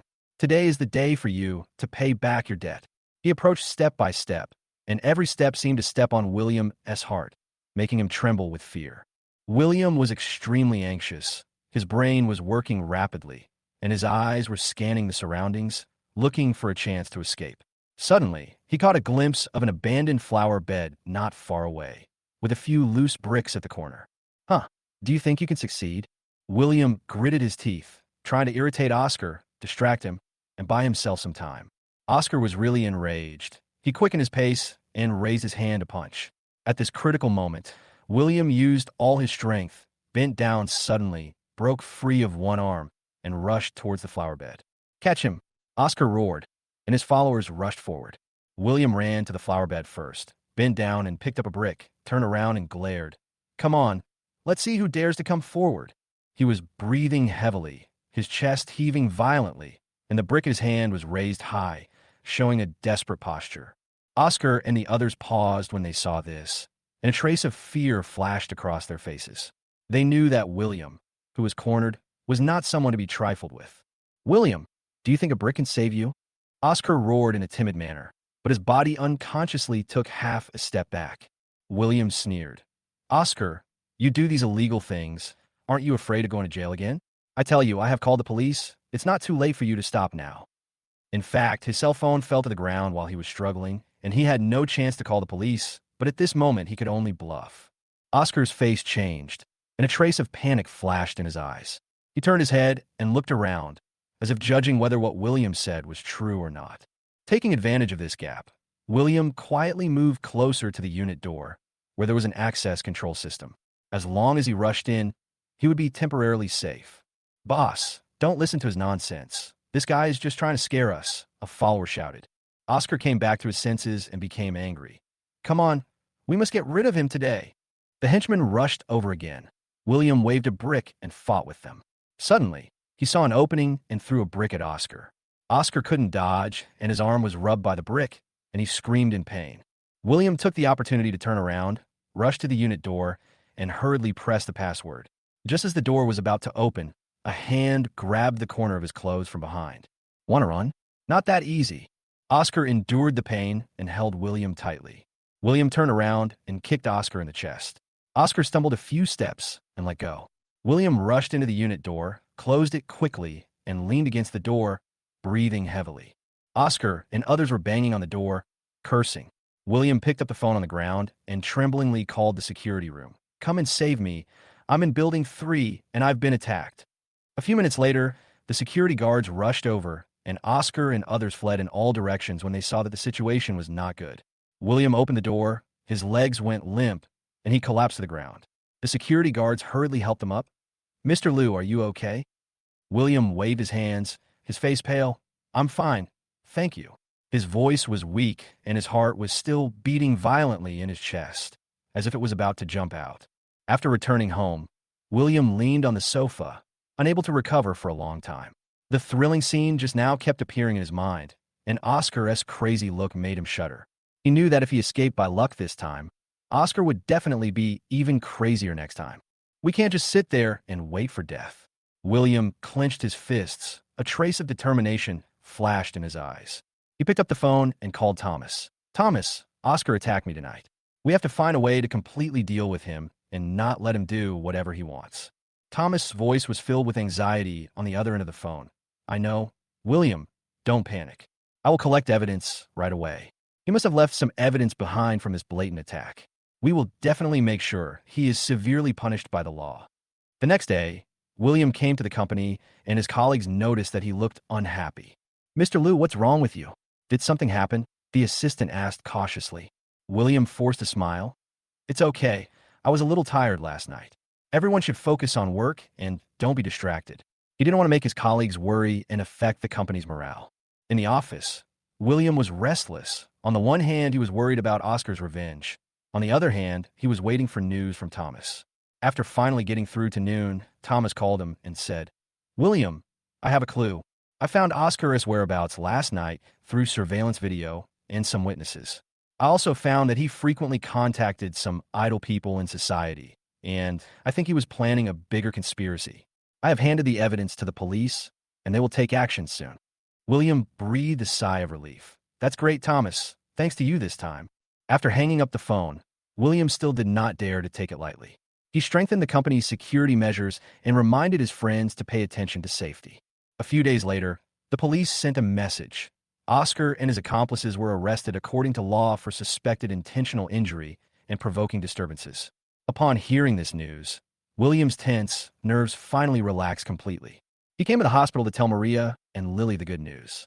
When he opened the door, the sunlight in the ward shone through the window onto the floor, making it warm. Maria looked much better and was chatting and laughing with Lily. William, you're here. Maria's eyes were full of joy when she saw William. William walked over with a smile and said, I'm here to tell you good news. Oscar has been caught. We don't have to worry anymore. Lily also said happily, That's great. Now I can finally have peace.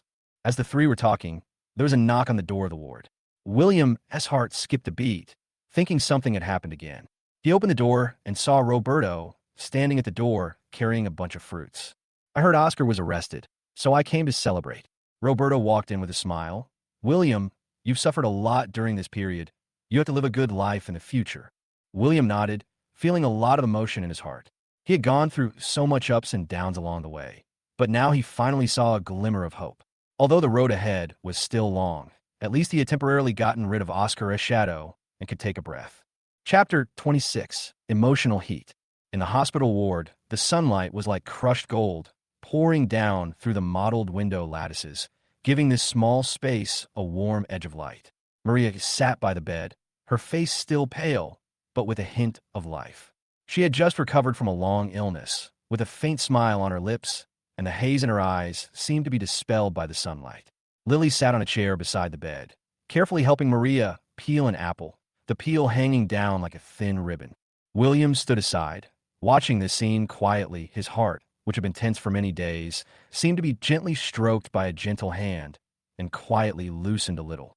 These days, he was dizzy by the stormy waves of life, and now seeing the two women who were very important to him getting along so peacefully, a long-lost peace surged in his heart. Maria, have an apple. Lily handed the peeled apple to Maria's mouth. Her voice was as gentle as the breeze blowing outside the window, with a hint of concern. Maria nodded slightly and took a bite. So sweet. Thank you, Lily. She turned her gaze to William.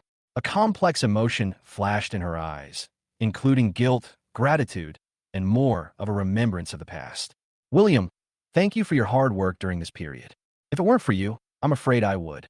William took a step forward, sat down beside the bed, and held her hand. Maria, don't say that. Your recovery is more important than anything else. His voice was low and warm, like the warm sun in spring that melts the ice and snow. The warmth from his hands seemed to smooth out the past pains. Lily looked at the two of them, her lips curled up unconsciously, but there was a hint of loneliness in her eyes. She stood up quietly and said, I'll get some hot water. Then she turned around and walked out of the ward, her back looking a little thin. William raised his eyes, wanting to say something but stopping himself, and followed Lily's back with his eyes until the door slowly closed behind her. He knew in his heart that this kind girl had never left him in his most difficult time, like a lamp in the dark night, lighting his way forward. Now, his special feelings for her were also growing quietly like new buds breaking through the soil in spring. After a while, Lily came back with hot water and a smile on her face again. Come, wipe your hands. She handed the towel to Maria, but she didn't dare to look William in the eye, as if she was hiding some girlish shyness. William stood up and took the towel. Let me do it. His fingers accidentally touched Lily's hand. At that moment, it was like a tiny electric current passed through. Their eyes met briefly in the air, and then they looked away in panic. Maria saw all this and sighed in her heart. She knew that the mistake she had made had caused William to suffer so much, and now that he could find comfort from Lily, it was fate. William, please accompany Lily for a walk. I'm fine here. I just need to lie down for a while, Maria said softly, with a look of satisfaction in her eyes. William was slightly stunned and looked at Lily. Seeing her blushing cheeks, she nodded slightly and said, Well, okay, Maria, you have a good rest, and call the nurse if you have any problems. The two walked out of the ward. The hospital corridor was filled with the smell of disinfectant. Medical staff were hurrying back and forth. Patients were sitting or lying down with different expressions on their faces. William and Lily walked side by side. For a moment, they were a little restrained. The familiarity of the past seemed to be covered by a veil. Lily, thanks to you these days, William broke the silence first, his voice a little hoarse. He turned his head to look at her, his eyes full of sincere gratitude. Lily raised her head and met his gaze, a faint smile on her lips. Don't say that. I'm willing to help you, you know.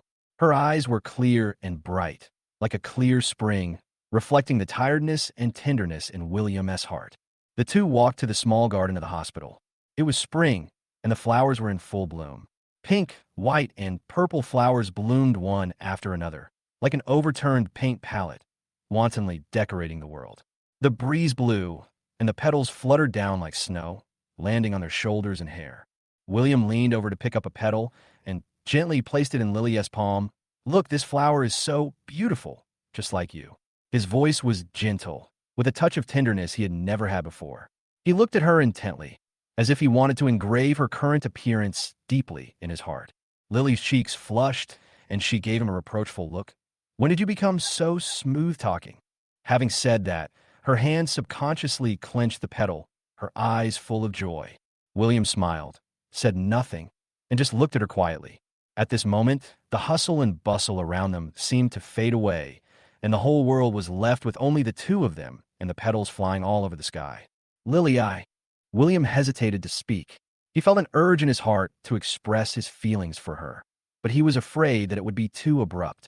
After all, his life was still a mess and Maria's matter had not been completely resolved. Lily seemed to see through his thoughts and gently held his hand. I understand, William, you don't have to say anything. I am willing to stay with you, no matter what happens in the future. Her voice was firm and gentle, like a reassurance to William, calming his panicked heart instantly. William held her hand and nodded vigorously. Okay, Lily, I am satisfied with your words.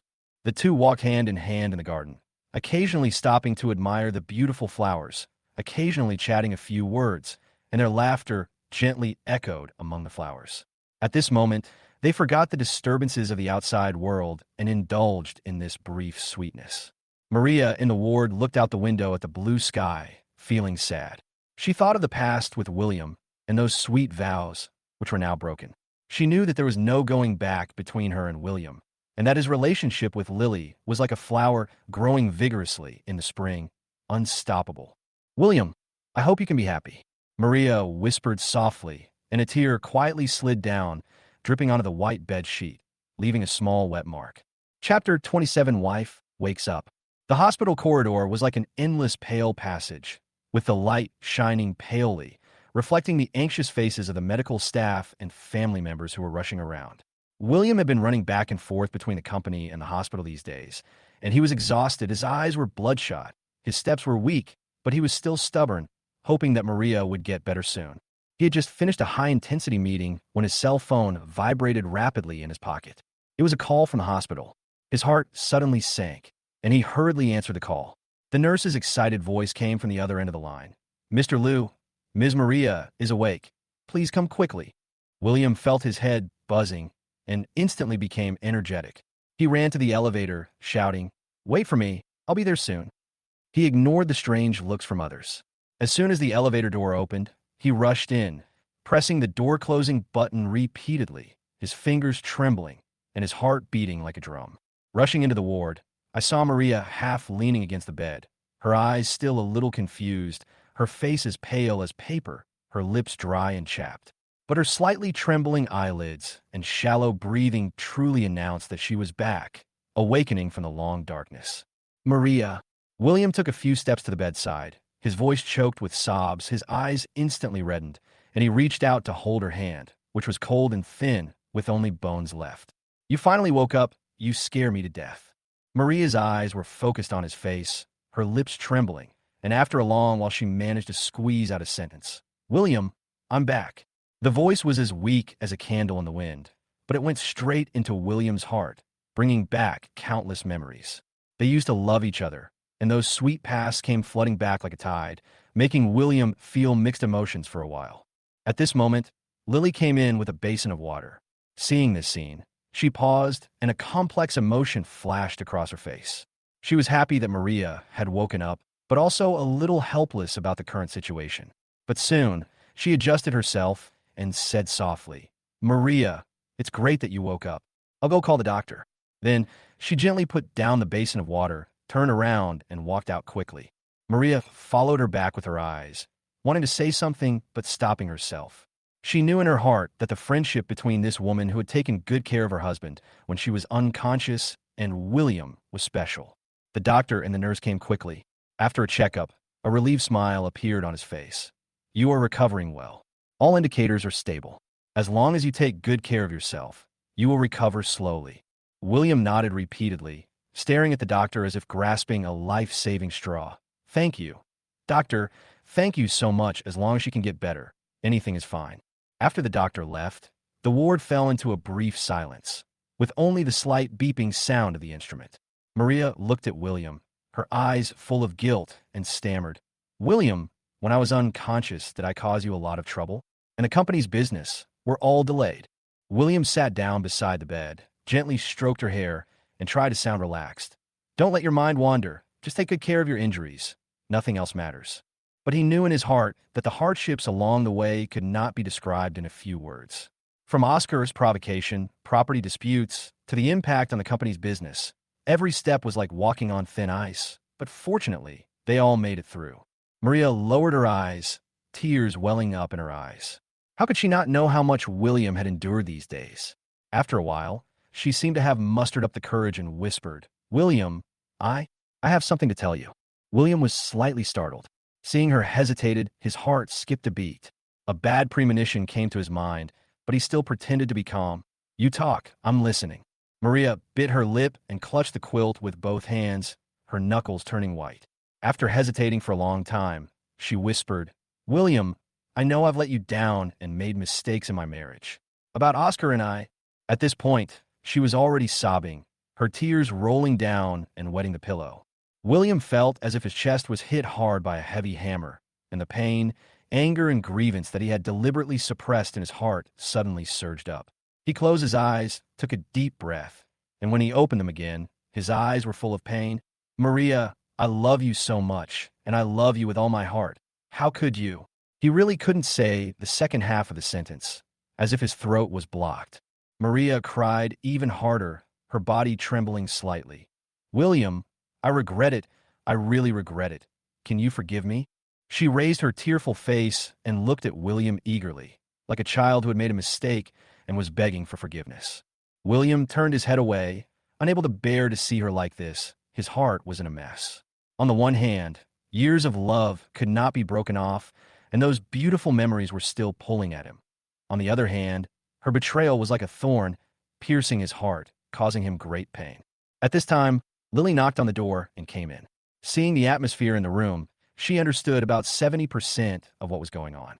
She walked to the bedside silently, handed Maria a glass of warm water, and comforted her softly. "Maria, you just woke up. Don't be too excited. Drink some water first." She turned to look at William and cast a concerned and worried look. William stood up, walked to the window, and looked out. The sky was gloomy, with thick dark clouds piled up, as if they would collapse at any time, just as depressing as his mood at the moment. He needed time to digest this sudden confession and sort out his complicated feelings towards Maria and Lily. The atmosphere in the ward was so gloomy that it was suffocating. Maria's crying gradually stopped, and she just kept sobbing. Every sob was like a knife cutting William's heart. Lily stood aside, watching the two of them. She felt sorry for William's pain and helpless about her own emotional situation. She knew that from the moment Maria woke up, everything became more complicated and subtle. After a long time, William turned around and said in a hoarse and tired voice, "Maria, you should take a rest first. Let's talk about this later."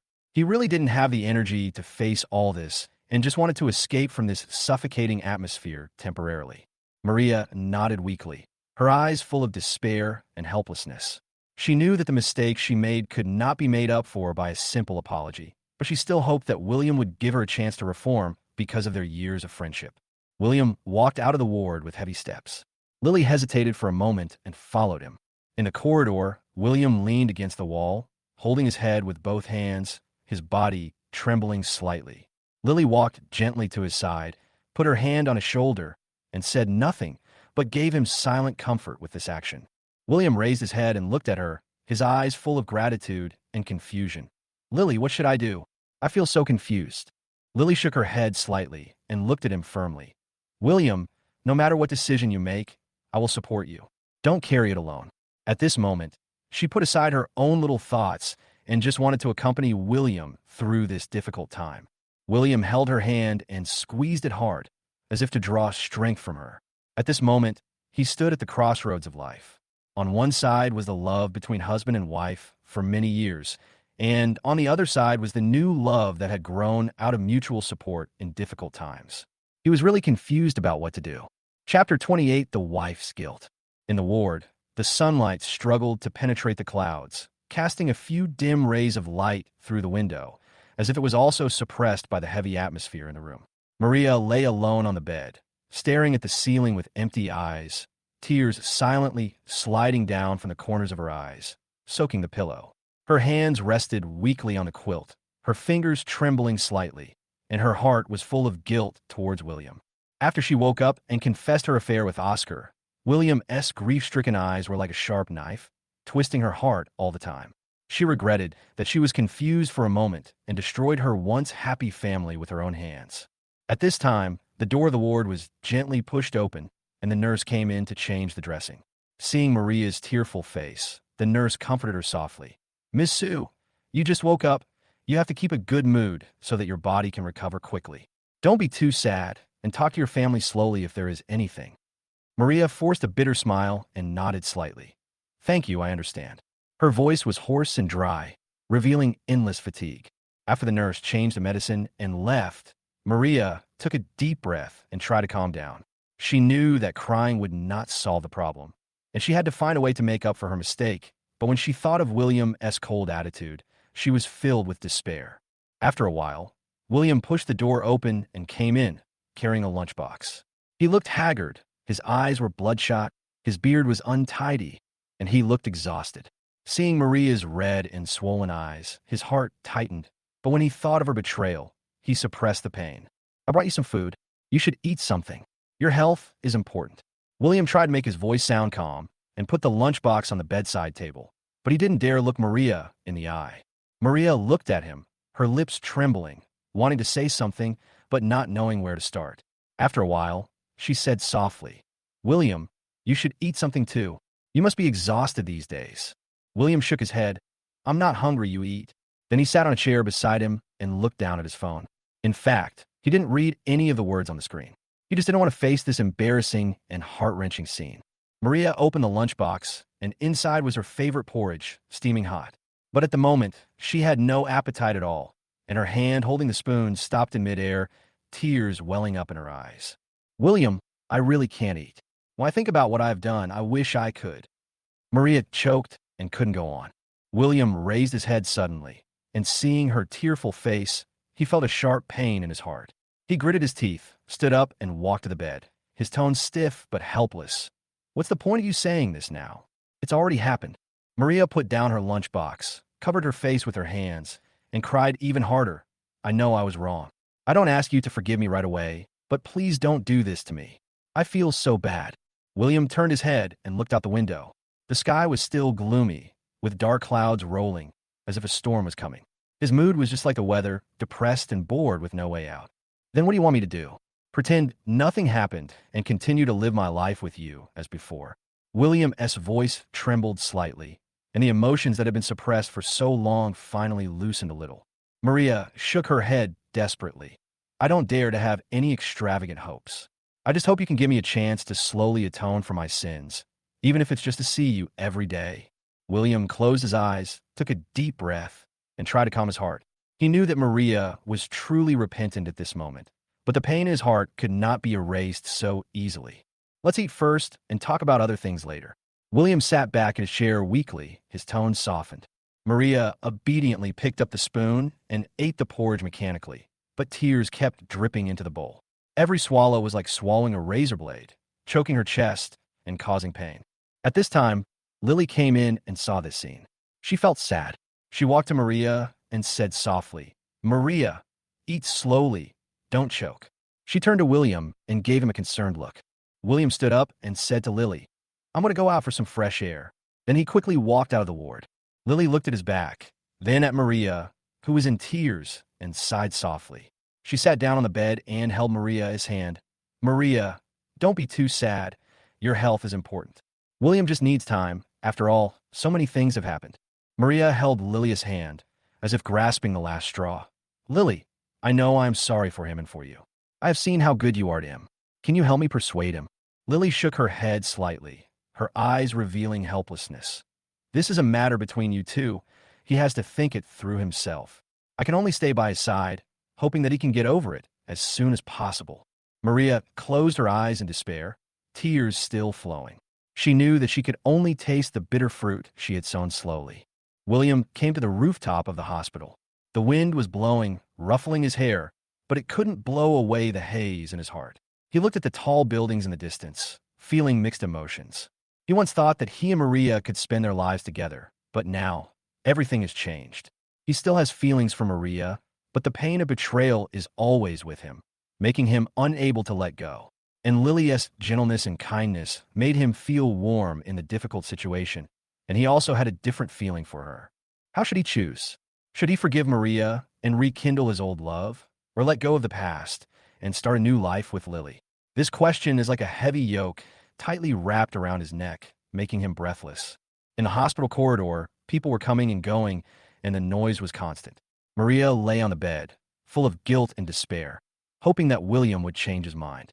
Chapter 29: Lovers Forced.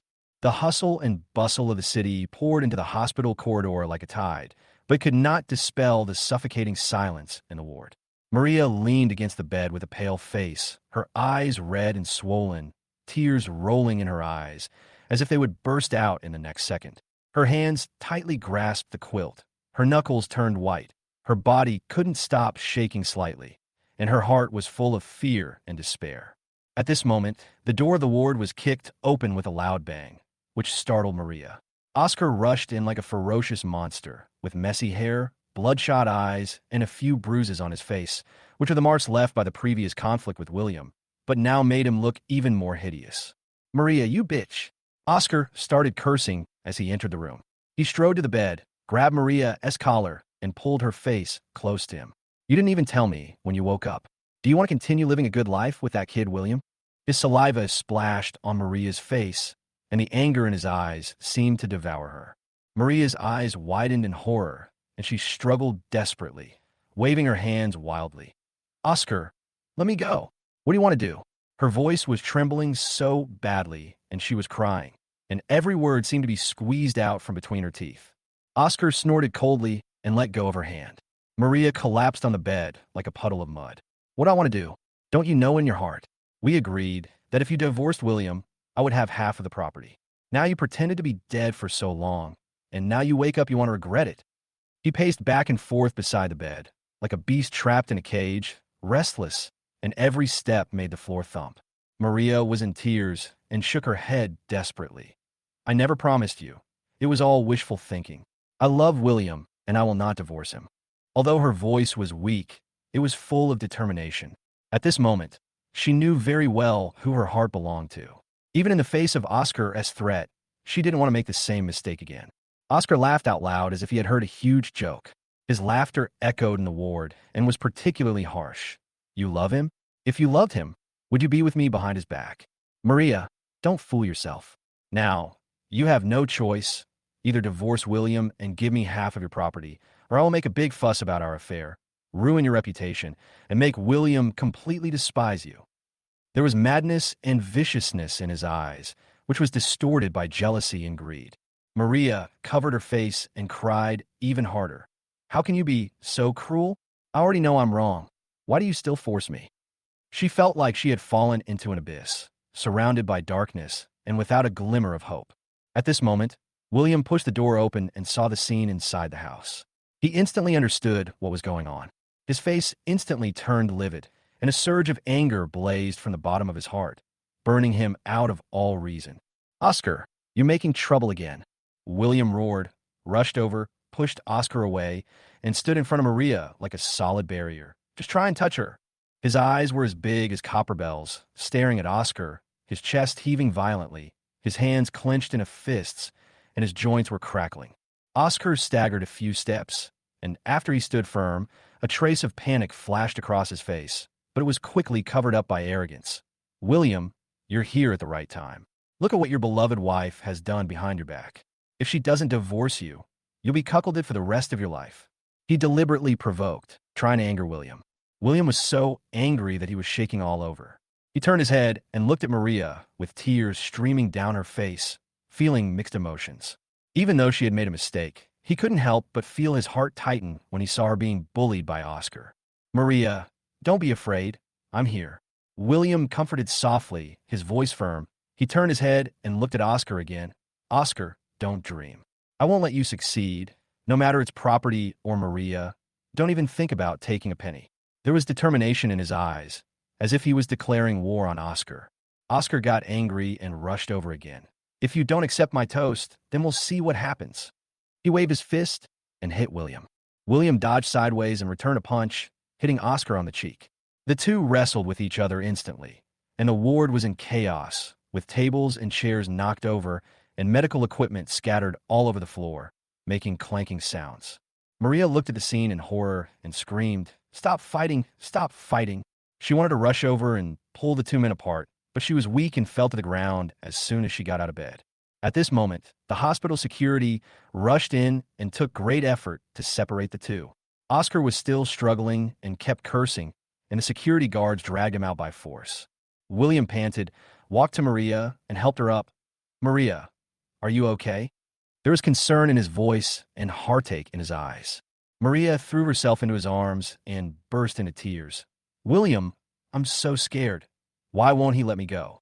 Her body trembled like a sieve, and her tears soaked William's clothes.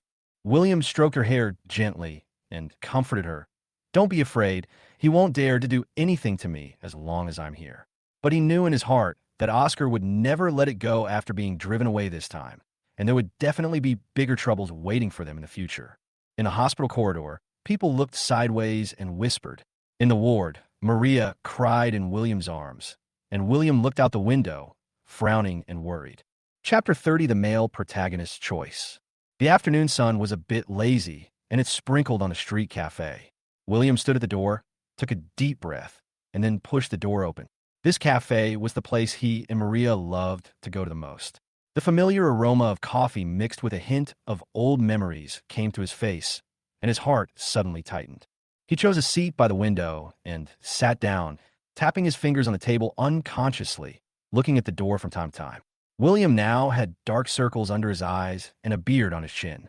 His once neat and tidy appearance was now haggard. The tossing and turning of these days made him look like a different person, but the determination in his eyes was still shining tenaciously. Maria arrived not long after. Her steps were weak, her face was as pale as a sheet of paper, and her eyes were red and swollen. It was obvious that she had been crying. When she saw William, her lips trembled slightly, and she wanted to say something, but it was stuck in her throat. "Please sit down." William's voice was a little hoarse. He raised his hand to motion her to sit down, trying to make his tone sound calmer. Maria sat down slowly, clutching the corners of her clothes tightly with both hands, her head lowered almost in her chest, not daring to look directly into William's eyes. For a moment, both of them fell into silence, with only the occasional whispers of the surrounding customers and the soft sound of coffee cups clinking. After a long while, William took the lead in breaking the deadlock. He stared straight at Maria and asked, "Maria, we have come to this point today, and there are some things I need to clarify. What is going on between you and Oscar?" Maria's body trembled violently, as if she was struck by an electric current. She bit her lip, tears fell on the table, and after a long time, she choked and squeezed out a sentence. "William, I'm sorry for you. I'm sorry." Are these 3 words enough? William's voice unconsciously rose, attracting the attention of guests from the surrounding tables. His chest rose and fell violently, and the anger and grievances that had been suppressed for a long time surged up. "We have been together for so many years. How could you?" "I know I was wrong, William. I really know I was wrong." Maria raised her tearful face and fumbled on the table with her hands, as if she wanted to grab William's hand, but stopped in midair. At that time, I was bewildered and deceived by his sweet words, but I always had you in my heart, really. With me. William sneered, folded his hands in front of his chest, and leaned back, as if this could distance him from the pain. "If you had me in your heart, would you have gone to a hotel with him? Would you have bought those couple stuff behind my back?" Maria heard this. She stopped crying, and the blood drained away from her face. She opened her mouth, but couldn't say a word. She just closed her eyes in despair. Outside the window, a car whizzed past, and the shrill horn seemed to add fuel to the depressing atmosphere. "Do you know how I've been living these days?" William's eyes were red, and his voice was trembling slightly. "You were lying on a hospital bed, and I stayed by your side day and night, hoping that you would wake up. But what happened? A lover showed up to steal my property, and I found out that you had betrayed me a long time ago." Maria covered her face with her hands, tears seeping out from between her fingers. She cried so hard that her shoulders shrugged, and her heart was full of regret. "William, I regret it. Every night I dream about you and our past life. I want to slap myself a few times. How could I be so stupid?" William turned his head and looked out the window. Pedestrians on the street came and went. Each of them hurried forward with their own stories. But his world seemed to collapse at this moment. He clenched his fists under the table, his knuckles turned white, and tried to calm down. Now that Oscar is forcing you to divorce, what do you think? William turned his head and looked at Maria with cold eyes. Maria's body froze, and her crying gradually subsided and turned into sobbing. She raised her head, her eyes full of fear and helplessness. I don't want to leave. William, I don't want to lose you. But he said that if I don't agree, he will expose all those ugly things. I, I really don't know what to do. Huh, he told it to others? He thought he could scare me. William gritted his teeth, his facial muscles tense. I haven't spent these days in vain. I've been collecting evidence for all the illegal things he did. He won't be able to stay here for long. Maria's eyes flashed with surprise, but then it was replaced by despair. William, it's me who made our life like this. If you want a divorce, I don't have the face to ask you to stay. William's heart ached suddenly, looking at this familiar yet strange woman in front of him. The past loving scenes flashed through his mind like a revolving lantern. The streets and alleys they walked together, the festive nights they spent together, now became the sharpest knives, cutting his heart again and again. At this moment, the door of the cafe was suddenly pushed open, and a gust of wind rushed in, blowing the paper towels on the table. Oscar rushed in with two burly henchmen, with an arrogant look on his face and a cigarette in his mouth. Wow, are you having a lively chat? Oscar came over with a swagger, followed by his henchman, who deliberately knocked over some tables and chairs, causing a burst of exclamations. William stood up with a bang, his eyes wide open, staring at Oscar. What are you doing here? This is a matter between Maria and me. Stay out of it. I won't interfere. Oscar spat the cigarette on the ground and crushed it with his foot, with a sarcastic smile on his face. She is mine now. I will take her away. Maria, come with me. Don't dawdle here. As he said that, he reached out to grab Maria's arm. Let her go. William rushed over, stood in front of Maria, and shook off Oscar's hand. Oscar was so angry that he raised his fist and hit William. How dare you block my way, you ungrateful person? William dodged sideways and punched Oscar in the face with his backhand. I want to see how arrogant you are today. Suddenly, the cafe was in chaos. Tables and chairs were knocked over. Coffee cups were broken all over the floor, and the aroma of coffee was replaced by the smell of gunpowder. Customers screamed and fled in all directions, and the clerk was so scared that he hid behind the counter and trembled, and hurriedly called the police. Maria huddled in a corner in fear, watching the two people fighting, tears streaming down her face, shouting, "Stop, please stop." William was exhausted during this period. His anger made him burst out with ruthlessness. He was agile, dodging the attacks of Oscar and his followers, and counterattacking from time to time, with each punch filled with anger and frustration. Oscar didn't expect William to be such a good fighter. He gradually lost the upper hand, with bruises all over his face, and he kept cursing. Suddenly, the sound of sirens came closer and closer. Oscar panicked. He glared at William fiercely and said, "Just wait, this is not over yet." Then he fled in a panic with his followers. William was panting heavily, his clothes were torn, and there were bruises on the corners of his mouth. He slowly walked to Maria's side, squatted down, and looked at her tear-stained face, feeling mixed emotions. Maria reached out her hand, tremblingly, and gently touched the wound at the corner of William's mouth. "William, does it hurt?" William tilted his head slightly, avoiding her hand, and stood up. His voice was tired and resolute. "Maria, you saw what happened today. You must make a choice between me and Oscar. I'll give you some time to think about it. When you have thought it through, come to me." After saying that, he stepped over the mess on the ground and strode out of the cafe. The sun shone on him, but it could not dispel the haze in his heart. Maria looked at his leaving back, and tears burst out again. She knew that some things, once broken, can never be restored. Chapter 31. Confess the Truth. A few days later, the city was shrouded in a layer of haze, and the gloomy sky seemed to collapse at any time, making people breathless. William wandered alone on the street, like a rootless duckweed. These days, his heart was in a mess. The conflict with Maria in the cafe was like a nightmare, replaying in his mind over and over again.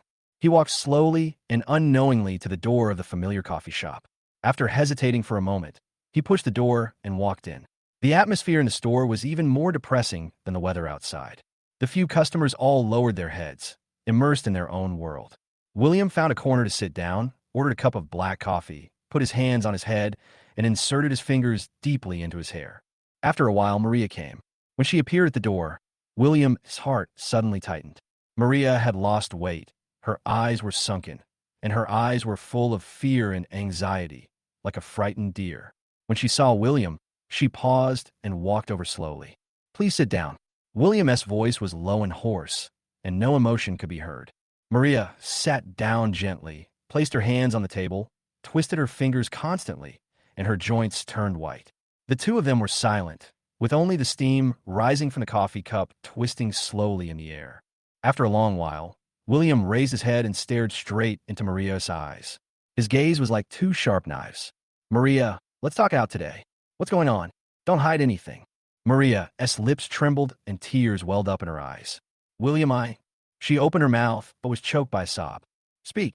William slammed the table, causing the coffee cups on the table to shake, attracting strange looks from the guests around him. His temples were throbbing, and the anger and pain in his heart were intertwined, almost swallowing him up. Maria shuddered with fear, tears welling up in her eyes. "William, I'm sorry. Oscar and I met at a work-related social event. He was very caring towards me at first, but I was bewildered and blinded by his desires, so I slowly fell into his trap." William clenched his hands under the table, his nails almost digging into his flesh, and veins popped out on the back of his hands. He gritted his teeth and squeezed out a few words. "Then what? What did you start? It's been more than half a year." Maria lowered her head, not daring to look at William. Her voice as soft as a mosquito's hum. "We dated secretly and went to a hotel. Every time I went home to face you, I felt very guilty, but Enough!" William yelled, and he felt a buzzing in his head, as if a bomb had exploded inside. His face flushed red, and the veins on his neck were clearly visible. "For half a year, I didn't even notice it for such a long time. I worked so hard outside every day, thinking of giving you a good life, but you did this behind my back." Maria burst into tears, her shoulders shaking violently. "William, I know I was wrong. I really know I was wrong. Every time I was with him, I thought of you. I wanted to break up, but..." "Want to break up? If you really wanted to break up, why would you wait until now?" William laughed in anger, but his laughter was filled with endless sadness. "Were you with him on the day of the car accident?" Maria's body froze. Her crying stopped abruptly, and the color on her face drained away. She opened her mouth, but could not utter a word, and she acquiesced. William felt dizzy, and Maria in front of him became blurry. He grasped the edge of the table tightly, his knuckles white, as if it was his last support. "Okay, Maria, I stayed with you in the hospital, hoping you would wake up, thinking about our future, but you..." His voice choked, his eyes were red, and tears were rolling in them. Outside the window, a strong wind suddenly blew, causing the branches to shake wildly and the leaves to rustle, as if mourning for this broken love. "William, hit me, scold me. I am sorry for you." Maria raised her tearful face and looked at William in despair. "I have nothing now, only you. If you don't want me, I really don't know what to do." "I hit you? If I hit you, can I get all this back?" William's eyes were full of disappointment and pain. His once beloved wife had now become the most familiar stranger. This gap made him feel miserable. "Do you know how I have survived these days? On one hand, your life and death are uncertain, and on the other hand, Oscar is pressing me step by step, and you gave me this betrayal." Maria covered her face with her hands, tears seeping out from between her fingers. "William, I regret it. Every night I dream about our past. You were so good to me, but Before? Can we go back to the past?" William turned his head and looked out the window.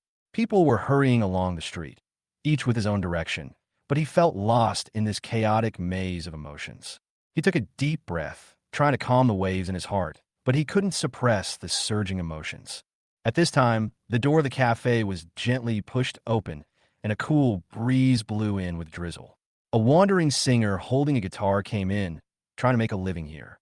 He chose a corner, tuned the guitar, and began to play softly.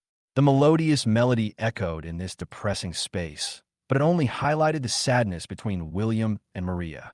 "So what are you going to do now? Oscar is still forcing you to divorce." William turned his head and looked at Maria with cold eyes. Maria's body froze, and her crying gradually subsided and turned into sobbing. She raised her head, her eyes full of fear and helplessness. "I don't want to leave. William, I don't want to lose you. But he said that if I don't agree, he will expose all those ugly things. I really don't know what to do." "Huh, he told it to others? He thought he could scare me." William gritted his teeth, his facial muscles tense. I haven't spent these days in vain. I've been collecting evidence for all the illegal things he did. He won't be able to stay here for long. Maria's eyes flashed with surprise, but then it was replaced by despair. William, it's me who made our life like this. If you want a divorce, I don't have the face to ask you to stay. William's heart ached suddenly, looking at this familiar yet strange woman in front of him. The past loving scenes flashed through his mind like a revolving lantern. The streets and alleys they walked together, the festive nights they spent together, now became the sharpest knives, cutting his heart again and again. Chapter 32 Lover Makes Trouble. For the past few days, William has been like a wandering soul, lost and distraught. Maria's confession was like a poisonous thorn that pierced his heart and could not be pulled out. Every night, as soon as he closed his eyes, his mind was filled with images of past sweetness and present betrayal, and he could not sleep all night. On this day, the sky was gloomy, and the dark clouds were like overturned ink bottles, weighing heavily over the city as if a storm was about to come. William walked alone on the street, feeling depressed and walking with heavy steps. Unconsciously, he wandered to the cafe where he and Maria often went. As soon as he reached the corner of the street, he saw a group of people gathered in front of the cafe, making a lot of noise. William's heart skipped a beat, and he had a bad feeling. He quickened his pace and squeezed in. As soon as I entered, I saw Oscar standing in the middle of the cafe, his arms folded across his chest, with an extremely arrogant sneer on his face. Behind him followed a few hooligans, each wearing a crooked hat, smoking a cigarette, with fierce eyes, scaring the customers around them. The shop assistants hid behind the counter, not daring to breathe. Maria huddled in the corner, her face as pale as paper, her eyes full of fear. When she saw William coming in, her lips trembled. She wanted to shout, but dared not, and looked at him helplessly, as if grasping at the last straw in the dark. "Hey, William, you're here at last." Oscar shouted at the top of his voice full of provocation. "I thought you didn't dare to show up." William's eyes turned cold instantly.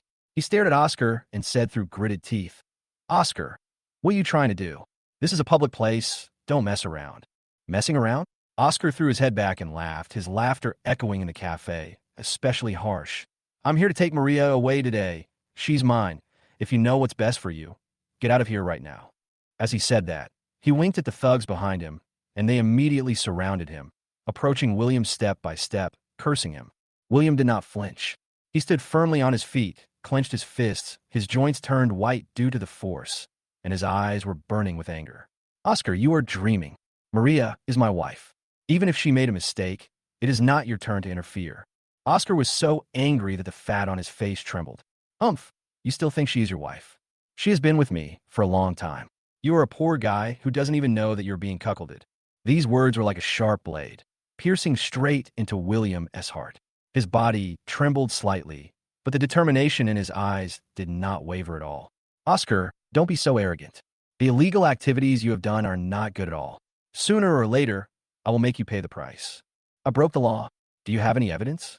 Oscar looked nonchalant and moved forward, almost face to face with William. "Today I'm going to take Maria away. Let's see what you can do to me." After saying that, he reached out to grab Maria. Maria screamed in fear. "No, don't touch me." William saw this and rushed over, blocking Maria, and threw a punch, hitting Oscar on the chin.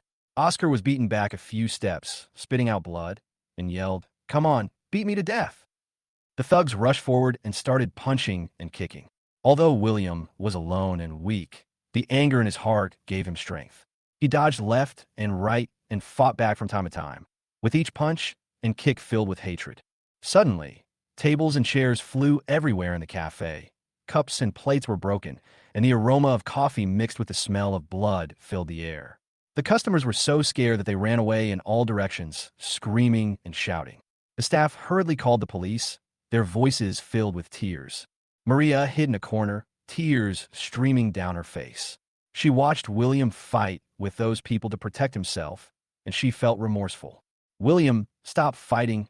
Run away. They will beat you to death," she cried. William didn't listen at all. His eyes were red, like an angry lion, and he had only one thought in his mind. He must not let Oscar take Maria away. During the melee, William was accidentally kicked in the stomach by a gangster. He groaned and bent down, but instantly straightened up and continued fighting. Oscar became even more furious when he saw William was so stubborn. He picked up a coffee cup and smashed it towards William's head. William dodged sideways, and the coffee cup flew past his ear and hit the wall, breaking into countless pieces with a crash. Just as the situation was becoming more and more chaotic, the sound of police sirens came closer and closer. Oscar's face changed when he heard the sirens. He knew that the truth was about to be revealed. He glared at William and shouted, "Just wait, this is not over yet." Then he fled in embarrassment with a few gangsters. William was panting heavily. His clothes were torn to shreds. His face was bruised and purple, and there was blood at the corners of his mouth. He slowly walked to Maria, squatted down, and looked at her tear-stained face, feeling mixed emotions. Maria reached out her hand, tremblingly, and gently touched the wound on William's face. "William, does it hurt?" William tilted his head slightly to avoid her hand, his voice tired and cold. "Maria, look at everything today. It's all because of you. How far are you going to push me?" Maria cried even harder, and she choked up and said, "William, I know I was wrong. It's all my fault. Please don't leave me." William stood up and looked at the chaotic cafe, his heart filled with sadness. The once warm place has now become a battlefield, just like his relationship with Maria, which is shattered and can never go back to the past. He took a deep breath and tried to calm himself down, but the pain in his heart could not be shaken off. Chapter 33, Wife's Choice. The rain outside the window kept falling, and the gloomy sky made the whole city seem immersed in sorrow. William dragged his exhausted body and moved home step by step. The bruises and wounds on his body were soaked by the rain, and they hurt like a bone, but the pain was nothing compared to the tear in his heart. As soon as he entered the house, before he had time to turn on the light, he heard a suppressed sobbing. With the weak light coming in from the window, William saw Maria curled up in the corner of the sofa, like a little animal hiding after being injured and licking its wounds alone. Hearing the door open, Maria raised her head suddenly. Her eyes were red and swollen like ripe peaches. Her face was full of tears, and her hair was messy. When she saw William, she knelt down with a thump, and her knees hit the ground heavily, making a dull sound. "William, I was wrong. I was really wrong." Maria cried heartbreakingly, hugging William's legs tightly with both hands, as if she was afraid that he would disappear in the next second. "Please forgive me this time. I will live a good life with you in the future and never make a fool of myself again." William looked down at Maria, kneeling on the ground, and his heart felt like being stabbed by thousands of needles. This woman who had laughed with him in the sun and cuddled with him in the wind and rain now begged for his forgiveness in such a desperate way. For a moment, past memories flooded into his mind like a tide. When they were newly married, they were extremely poor and lived in a small rental house. But every night they squeezed on that narrow bed, they always had endless whispers and endless dreams. Maria would quietly leave a bowl of steaming hot noodles in the pot with his favorite poached eggs on top after he came back from overtime.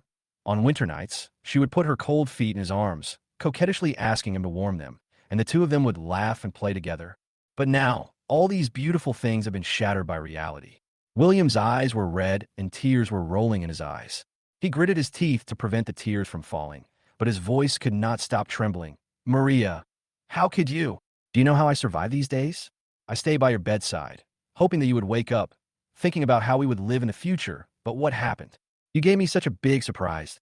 Maria cried even harder, her shoulders shaking violently. "William, I regret it so much. Every time I was with him, my heart was empty and my mind was full of you. I was just confused for a moment, blinded by greed, and fell into that pit and couldn't climb out."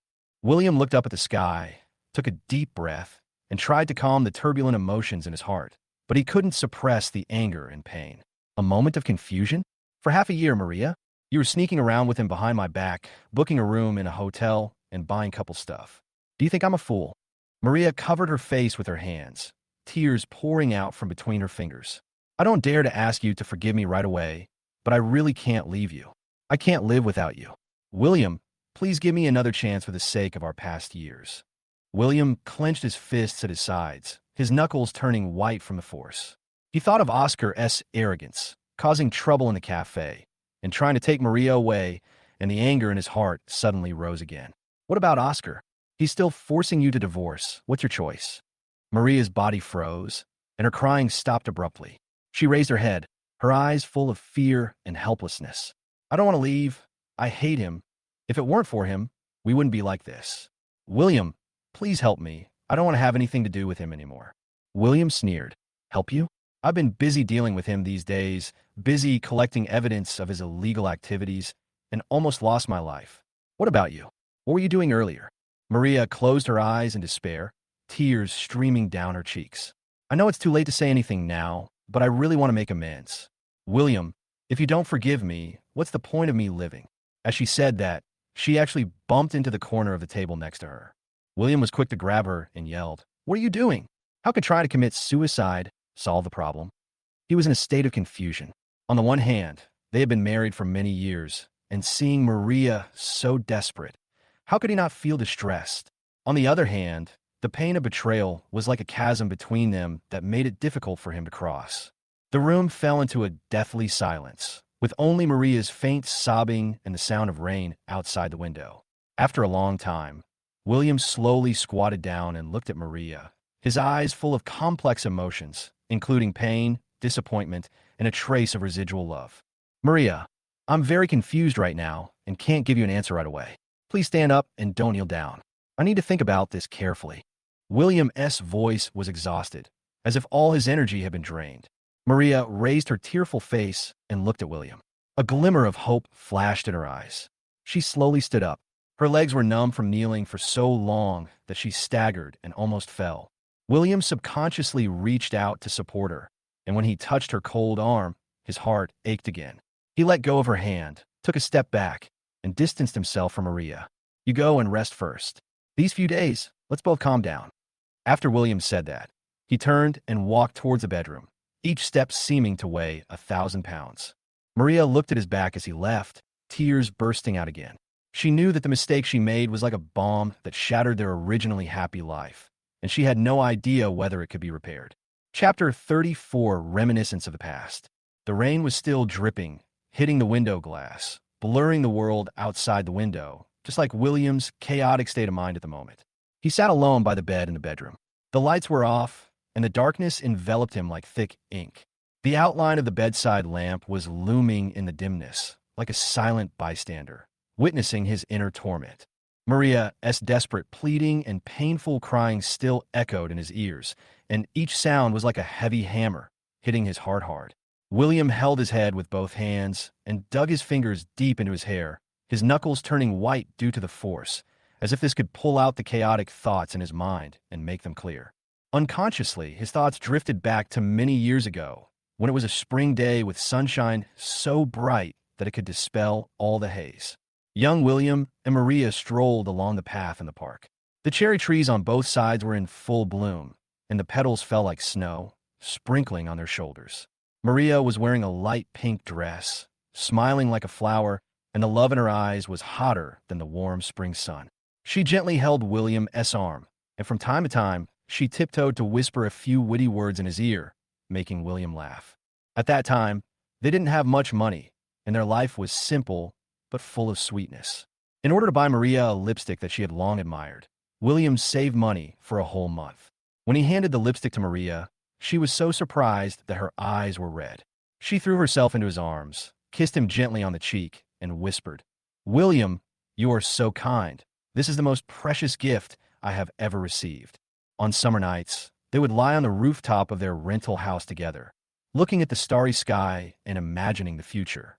Maria rested her head on William's arm, pointed at the stars in the sky with her fingers, and said, "William, when we have money in the future, let's buy a house with a big yard, plant your favorite flowers, and raise a puppy, okay?"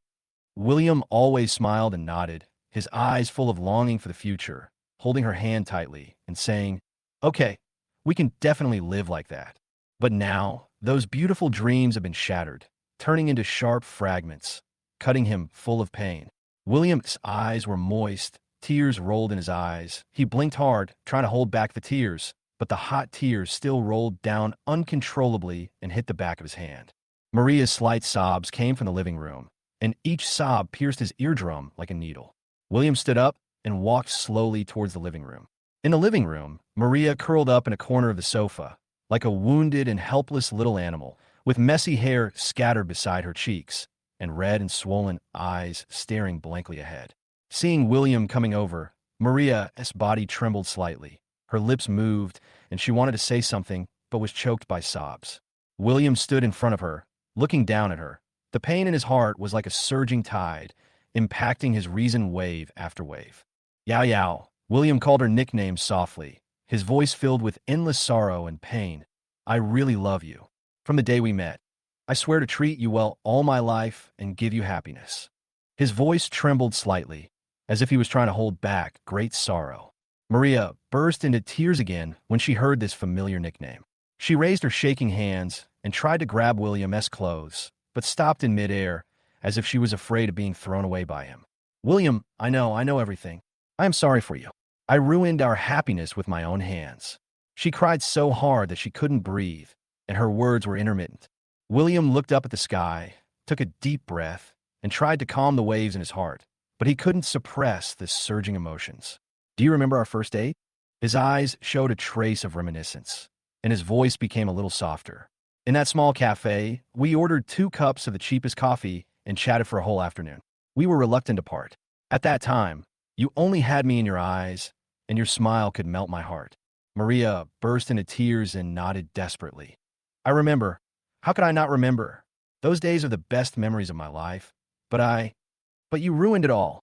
William suddenly raised his voice, the anger in his eyes burning again. When you were with Oscar, did you ever think about our past? Did you ever think that I was still working hard for this family? Maria looked at him in horror, her body shaking. I was wrong, William. I was really wrong. Every time I was with him, I felt so guilty. I wanted to end it, but I couldn't bear to do it. William paced back and forth in the living room, like a beast trapped in a cage, his anger and pain making him unable to calm down. What do you want to do now? Oscar is still forcing you. What are you going to choose? He stopped and stared at Maria, as if he could see through her. Maria closed her eyes in despair, tears streaming down her cheeks. I don't want to be with him. I just want to come back to you. William, please give me another chance. William's heart ached suddenly. Looking at this familiar, yet strange woman in front of him, he was in an extreme struggle. The sweetness of the past and the betrayal of today were like 2 huge whirlpools, tearing his soul apart. He didn't know how to choose. Should he forgive her and regain the good old days? Or should he let go decisively and let it all become the past? Chapter 35, Nurse Concern. The rain finally stopped, but the sky was still gloomy, as if covered by a layer of gray gauze, without a single ray of light. The streets were wet, and the stagnant water reflected the dim street lights, emitting a cold light. William left home in a daze and wandered aimlessly on the street. Maria's pleading and those memories kept echoing in his mind. He was confused, and his steps were as light as if he was walking on cotton. With every step he took, he felt a heavy burden on his shoulders, which made him almost breathless. Unconsciously, he walked to the vicinity of the hospital. The pale lights of the hospital were particularly dazzling in the night, like a pair of cold eyes, watching the birth, aging, illness, and death, joy, and sorrow in the world. William looked at the door of the hospital, hesitated for a moment, and walked in. As soon as he entered the hospital, the smell of disinfectant hit him, irritating his nasal cavity and making his already confused mind even clearer. He dragged his heavy steps towards the ward where Maria had lived. When passing by the nurse station, Lily, who was on duty, happened to look up and saw the haggard William at a glance. Lily's heart suddenly tightened. She had never seen William in such a miserable state. In the past, even when facing his wife's coma and his lover's provocation, there was always a light of determination in his eyes. But now, that light was extinguished, leaving only fatigue and pain in his eyes. William, Lily blurted out, her voice full of worry. She stood up hastily and walked quickly to William. What's wrong with you? What happened? William heard the voice, slowly raised his head, and looked at Lily with empty eyes. After a long while, he seemed to come back to his senses, opened his mouth, but found that his throat was too dry to make a sound. Lily became even more anxious. She gently pulled William's arm and took him to the rest area next to the nurse's station, asked him to sit down, then turned around and poured a cup of hot water and handed it to him. Drink some water and talk slowly. William took the cup, his hands trembling so much that some hot water splashed out and fell on his hands, but he seemed to be completely unaware. He took a sip of the hot water, and the warm feeling flowed down his throat, which gave him some strength to speak. Nurse Sean, I feel bad. William's voice was very hoarse, as if it had been polished by sandpaper. Maria, she begged me to forgive her and told me a lot of things in the past. I feel very confused. Lily frowned slightly. She knew what William was talking about. These days, she saw William running between the hospital and home, taking care of the unconscious Maria and dealing with various troubles. She had already felt a little pity for him. Now seeing him in such pain, her heart was also torn. I know this is a huge blow to you, but don't hold it in. If you feel wronged or uncomfortable, just speak it out. Lily comforted him softly, her eyes full of sincerity and concern. She sat down next to William, leaned forward slightly, and looked at him intently. William raised his head and looked at Lily, with a hint of gratitude in his eyes. In this cold hospital, Lily's concern was like a beam of warm light, shining into his dark world. Nurse Shun, what do you think I should do? Maria and I have been together for so many years. I can't bear to give up, but what she did, I can't get over it. Lily bit her lip, hesitated for a moment, and then slowly said, I understand your dilemma. Feelings are not something that can be ended just like that. But you have to think about yourself. You can't keep torturing yourself like this. Maria made a mistake, and she has to bear the consequences. You have paid enough for her, and now it's time for you to consider your own happiness. William smiled bitterly. Happiness? How can I be happy now? I feel like I have fallen into a black hole, and I can't climb out no matter how hard I try.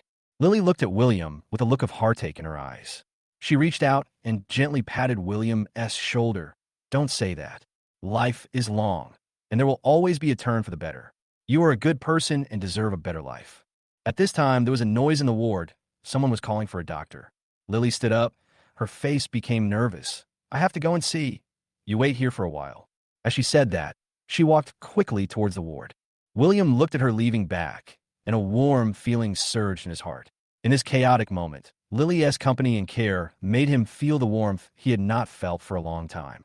He thought of how Lily had helped him take care of Maria, brought him nutritious meals, and encouraged him when he was most helpless, and he was full of gratitude towards her. Not long after, Lily came back. Her face looked a little tired, but when she saw William was still waiting for her, she smiled again. It's okay. The patient had an emergency, and it's been handled. William nodded slightly. Thank you for your hard work, Nurse Shun. Lily sat down next to William, and the two fell into a brief silence. Various sounds were still heard from the hospital from time to time, including the groans of patients, the shouts of family members, and the hurried footsteps of medical staff. But at this moment, William felt calmer than before. He knew that Lily was right, and he couldn't keep torturing himself like this. But facing Maria, he couldn't give up the feelings he had for many years. He was still struggling painfully in his heart, not knowing what to do. Chapter 36, Friends' Advice. The first ray of sunlight in the morning struggled to penetrate the clouds and sprinkled on the streets of the city, but it failed to dispel the haze in William's heart. He dragged his legs, which were as heavy as lead, and wandered on the street like a lost soul. The conversation with Lily in the hospital last night was like a stone thrown into the lake of his heart, causing ripples, but the entanglement and pain in his heart still entangled him tightly and could not be shaken off. Unconsciously, William walked to the door of the pub where he often met with friends. At this time, the pub had not yet opened for business. The shutter door was half closed, and there was a slight sound of cleaning up from inside. He hesitated for a moment, but still raised his hand to lift the shutter door and walked in. The store was dimly lit and filled with the smell of alcohol from the previous night. The owner, Lao Zhang, was standing behind the bar, wiping his wine glass.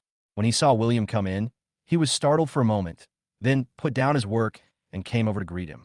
William, why did you come so early today? You look like something happened. Old Zhang looked at William with concern.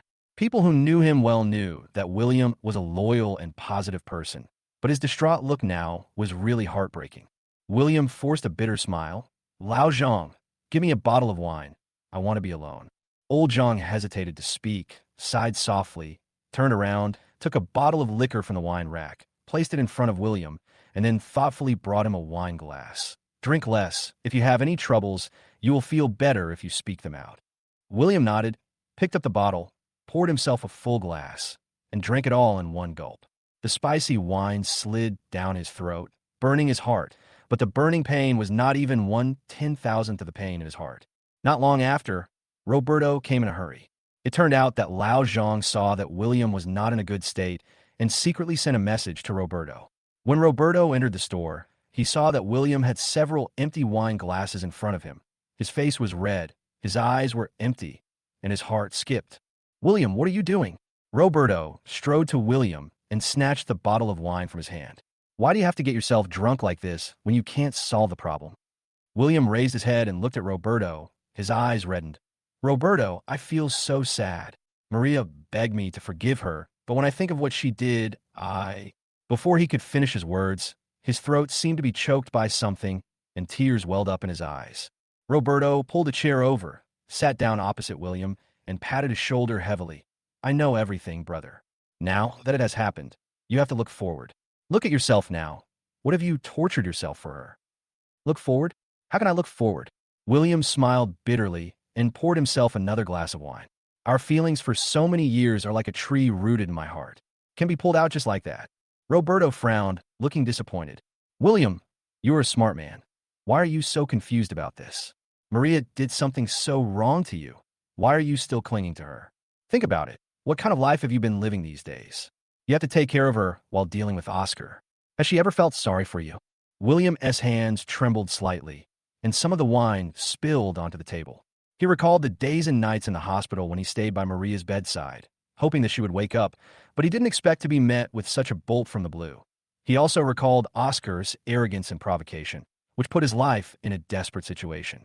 A surge of anger surged in his heart, but after the anger burned out, what was left was endless sorrow.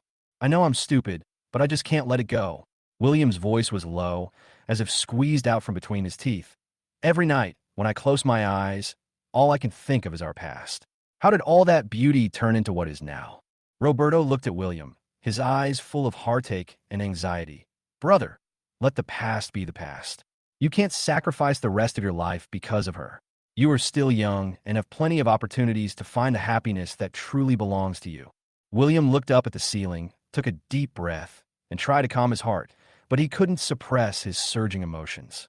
"Roberto, if I really divorce Maria, how will others see me? How can I explain to my parents?" Roberto sneered. "Why do you care what others think? You live your life by yourself, not for others to see. As for your parents, if they knew how much you have suffered these days, they would definitely hope that you can live for yourself." William fell into silence, the wine glass in his hand turned between his fingertips, the wine swaying in the glass, reflecting his tangled and painful face. He knew that Roberto was right, but how easy was it to take that step? At this time, there was a noise outside the pub, and several young people passed by, laughing and joking. Their energetic laughter spread into the store, forming a sharp contrast with William's loneliness at the moment. Roberto saw this and struck while the iron was hot. "William, look at them. How enjoyable their lives are. You have to get out too and stop trapping yourself in this dead end. If you leave Maria, you might meet someone better and live a happier life." William's eyes flashed with confusion, and he looked at the sunshine outside the pub, feeling mixed emotions. On the one hand, the years of love between husband and wife bound him like a rope, making it difficult for him to let go. On the other hand, the advice of his friends was like a heavy hammer, hitting his chaotic brain, forcing him to re-examine his life. He thought of Lily's gentle face and concerned eyes, who had given him warmth and comfort during those dark days in the hospital. But when he thought of Maria, the vows and past sweetness came to his mind again, and he fell into deeper pain and entanglement. Chapter 37: Lover's Threat. On a sultry afternoon, the city was like a huge steamer, and the air was so thick that it was suffocating. William dragged his exhausted body back home from the pub. As soon as he opened the door, a repressive atmosphere hit him. The house was dark and silent. Maria was nowhere to be found. Only the remaining tear marks were faintly visible on the sofa, as if silently telling the sadness and pleading of last night. William collapsed on the sofa, covering his face with his hands, his mind in a mess. Maria's crying and Roberto's persuasion were like two tangled messes in his mind, making him have a splitting headache. Before he could recover, the phone suddenly rang rapidly, breaking the silence in the room. He took out his phone and saw that it was an unfamiliar number. He hesitated for a moment and pressed the answer button. Oscar's arrogant voice came from the other end of the phone. "William, you are quite brave, and you dare to go against me?" William heard it was him. He was immediately furious. "Oscar, what do you want?" He sat up from the sofa, holding the phone tightly, with veins bulging on his forehead. Oscar laughed wildly on the other end of the phone. His laughter was sharp and piercing. What about me? You don't want to give Maria to me obediently, and you want to collect evidence of my illegal activities? I tell you, you are courting death. You did those ugly things. Did you think you could hide them from the world? William gritted his teeth and said word by word, "Sooner or later, I will make you pay the price and send you to jail." Go to jail? You wish. Oscar was so angry that his voice suddenly rose several pitches. I'm going to give you two choices now. Either you divorce Maria immediately and transfer all her property to my name, or I will expose all your privacy and make it impossible for you to survive in this city. William was so angry that he was shaking all over. He never thought that Oscar would be so shameless. How dare you? I, William, am upright and honest. I have nothing to fear from you. But you colluded with the evil doctor and tried to murder Maria. Any of these crimes will make you pay for it. Do you have evidence? Oscar snorted coldly, his tone full of provocation. Even if you do, I can make it disappear without a trace. William, don't refuse a toast and drink a forfeit. Be obedient and it will do you no harm. William laughed out of anger, and his laughter was filled with endless sadness. Oscar, you are too naive. Since I have decided to fight you, I will not give up halfway. You wait, I will contact a lawyer right away, and we will see you in court. After saying that, he hung up the phone abruptly, clenched his fists tightly, his joints turned white due to the force, and the anger in his heart burned fiercely, almost swallowing him up. Outside the window, the sky was suddenly covered with dark clouds, and the wind was howling and sweeping in. The branches were blown all over the place, like the prelude to an approaching storm. William looked out the window with a firm and resolute look. He knew that the battle with Oscar had reached the most critical moment. He could not retreat. He had to seek justice for himself, for Maria, and for this life that had been torn apart. He quickly called lawyer Thomas and said, "Thomas, Oscar just threatened me, saying that he would expose my privacy and ruin my reputation. We can't wait any longer. We have to speed up the collection of evidence and sue him." Thomas's steady voice came from the other end of the phone. "William, don't panic. I had expected him to do this, and I have been investigating intensively these days. We have already got some key clues, and as long as we find a few more witnesses, we will be able to expose his true colors." "That's great, Thomas. Thanks to you." William's voice was filled with gratitude, and his tense nerves relaxed a little. "Thank you for your hard work during this period. It all depends on you from now on." "Don't worry, William. We will definitely win," Thomas said confidently. "You should also be careful. Oscar may be desperate and might use some shady tricks." "I know. I'll pay attention."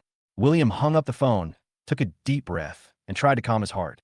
At this moment, he felt more tired than ever before, but the unyielding spirit in his heart supported him to move forward. He stood up and paced back and forth in the room, thinking about his next action plan. Suddenly, the doorbell rang urgently. His heart tightened, and he walked to the door vigilantly and looked out through the peephole. He saw a man wearing a baseball cap and a mask, with an unclear face, standing at the door, and he seemed to be holding something in his hand. William's heart skipped a beat, and a bad feeling came over him. He did not open the door immediately, but asked loudly, "Who is it?" The person outside the door did not answer, but pressed the doorbell more urgently. William raised his voice and asked again, "If you don't speak, I will call the police." At this time, the person outside the door said vaguely, "Express delivery, please sign for it." William frowned. He hadn't made any online purchases recently. So where did the delivery come from? He opened the door carefully, leaving only a crack, and looked at the person outside vigilantly.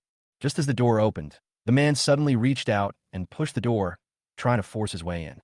William was prepared, and he pushed the door hard, shouting, "What are you doing?" Seeing that the forceful attack didn't work, the man quickly took out an envelope from his pocket, stuffed it into William's hand, then turned and ran, disappearing into the corridor. William held the envelope, his hands trembling slightly.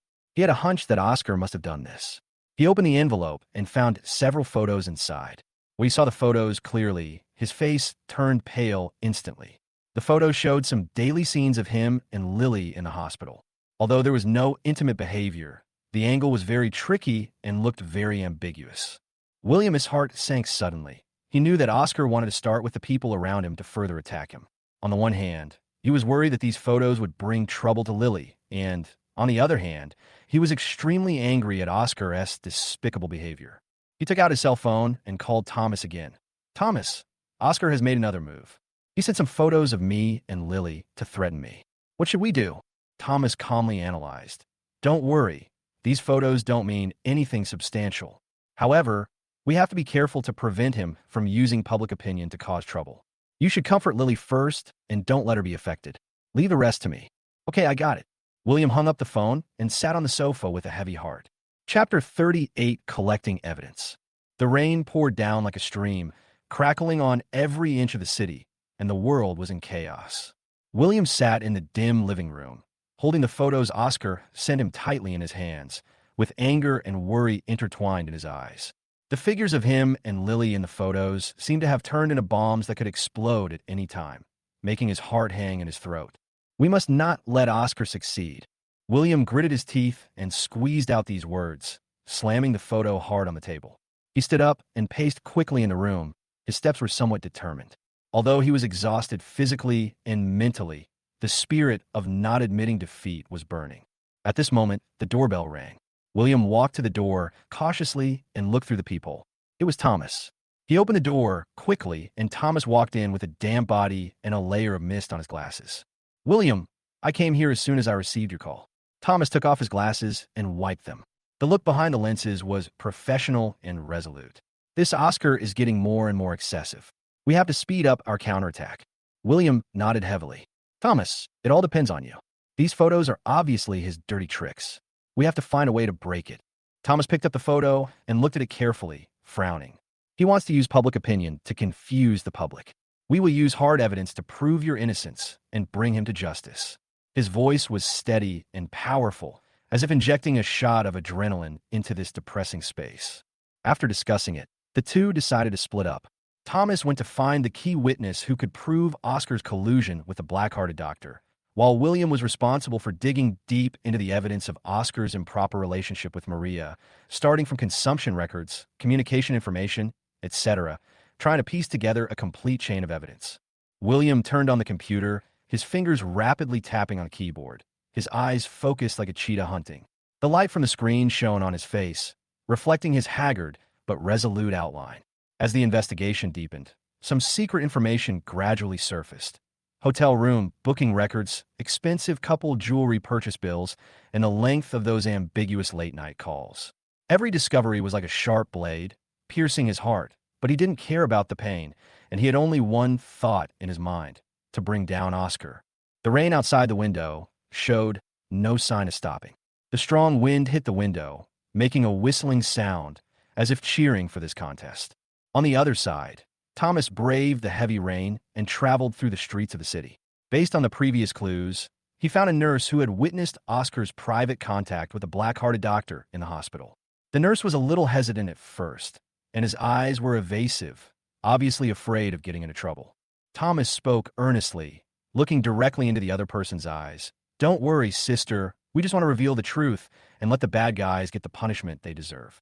Your righteous act can save many people, including your own future work environment in a hospital. The nurse bit her lip, hesitated for a moment, and finally nodded. I saw them talking furtively in the stairwell, and the doctor even accepted a red envelope from Oscar. I felt something was wrong at the time. Her voice trembled slightly, with fear and a yearning for justice. Thomas was delighted and quickly recorded the key information before rushing to the next location. He knew that with every piece of evidence, William would have a better chance of winning the battle.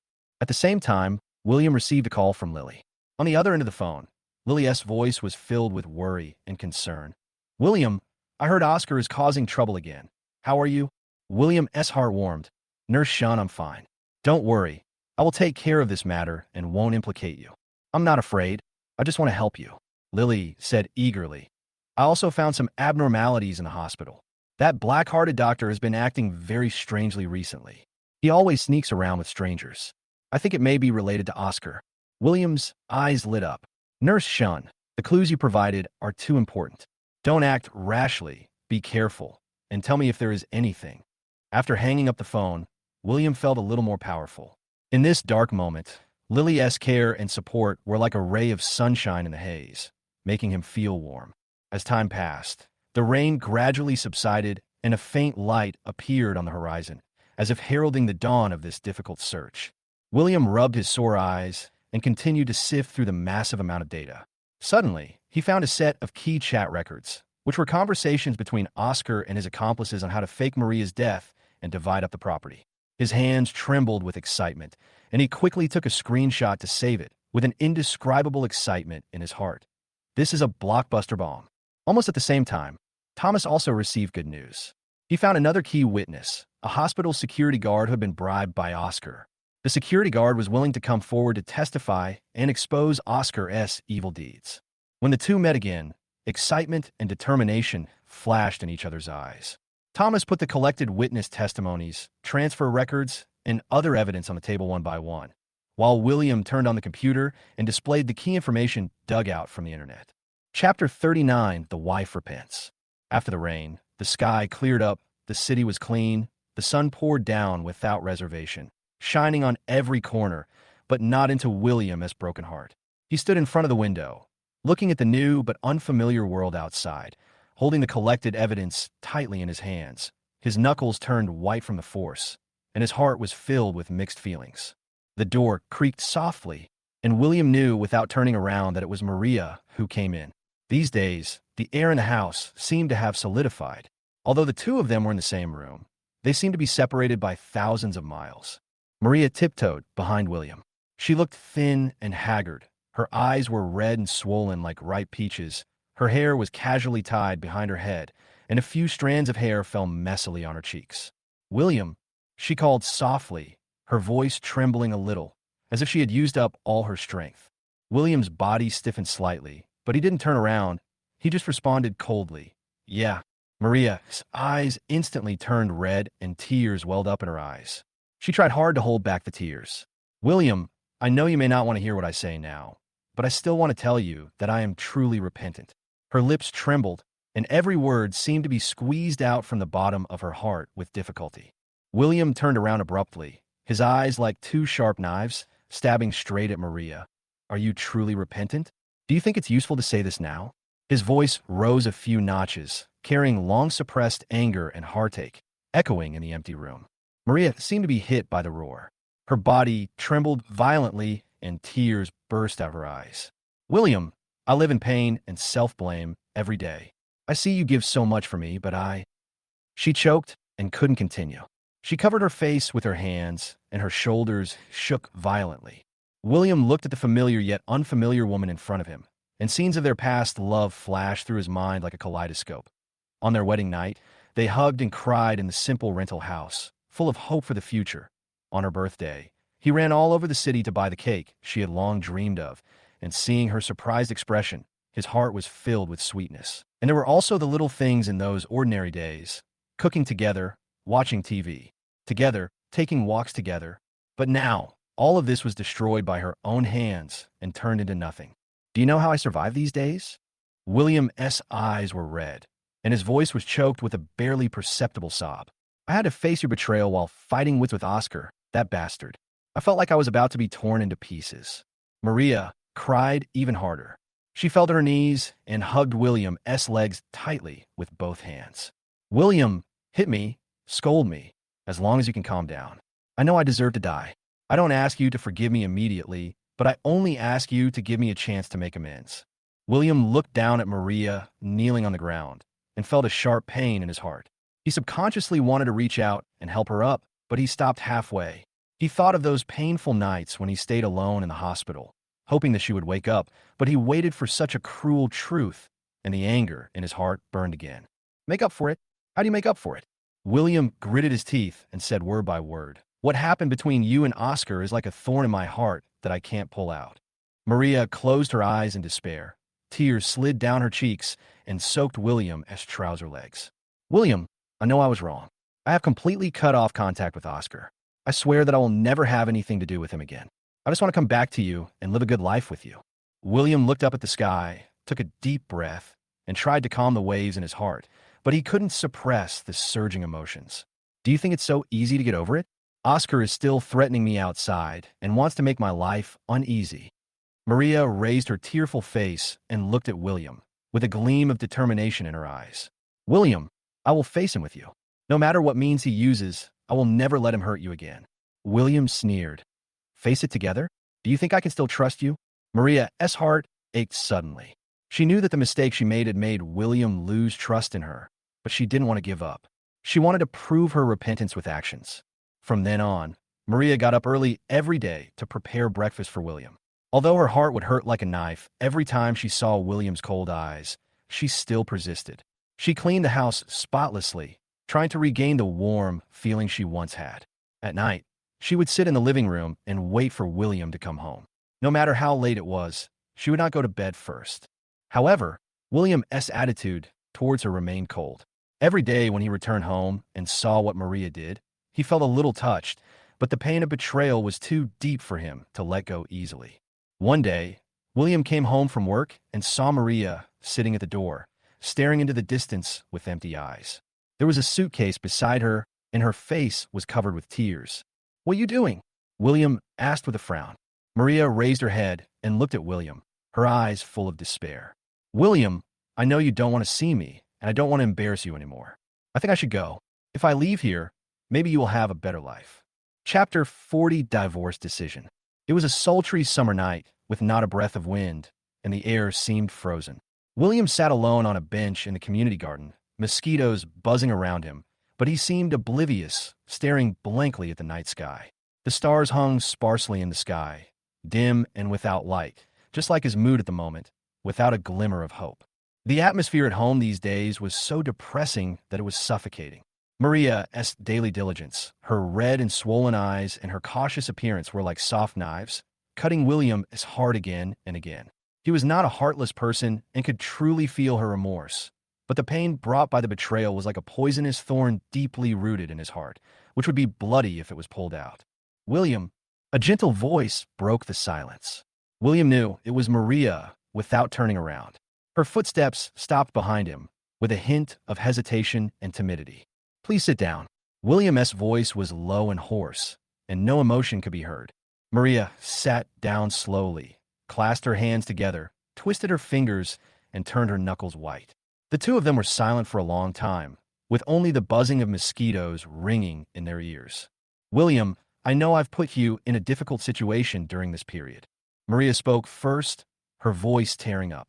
I think every day that if I could go back to the past, I would cherish it and never do stupid things again. But I know that some mistakes, once made, can never be undone. William smiled bitterly. There's no going back. Between us, it's like this mirror broken. No matter how you put it together, the cracks are still there. Maria's tears welled up in her eyes, and she shook her head desperately.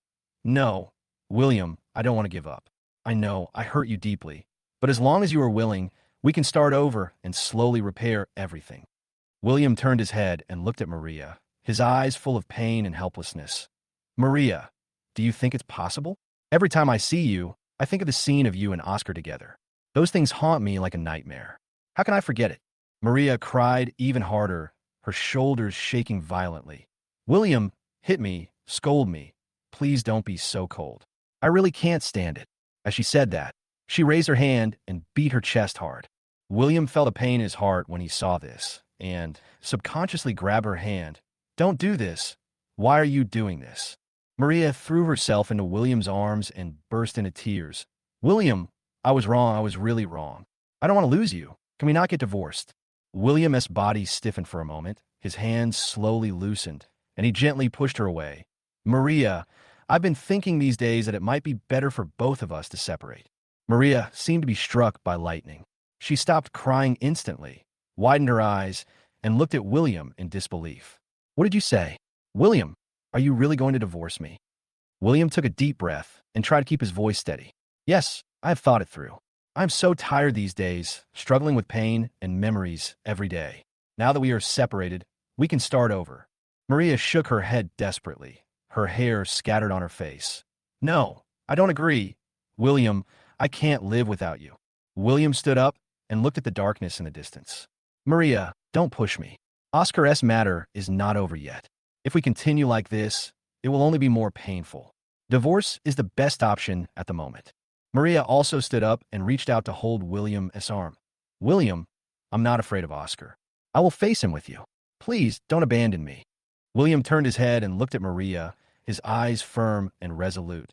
Maria, it's useless. My heart is dead. Even without Oscar, we can't go back. Maria's hands fell limply. She took a few steps back and looked at William with empty eyes, as if she didn't recognize him anymore. William, are you really so cruel? William's heart felt like being stabbed by thousands of needles. He turned his head away, not daring to look into Maria's eyes. It's not that I'm cruel.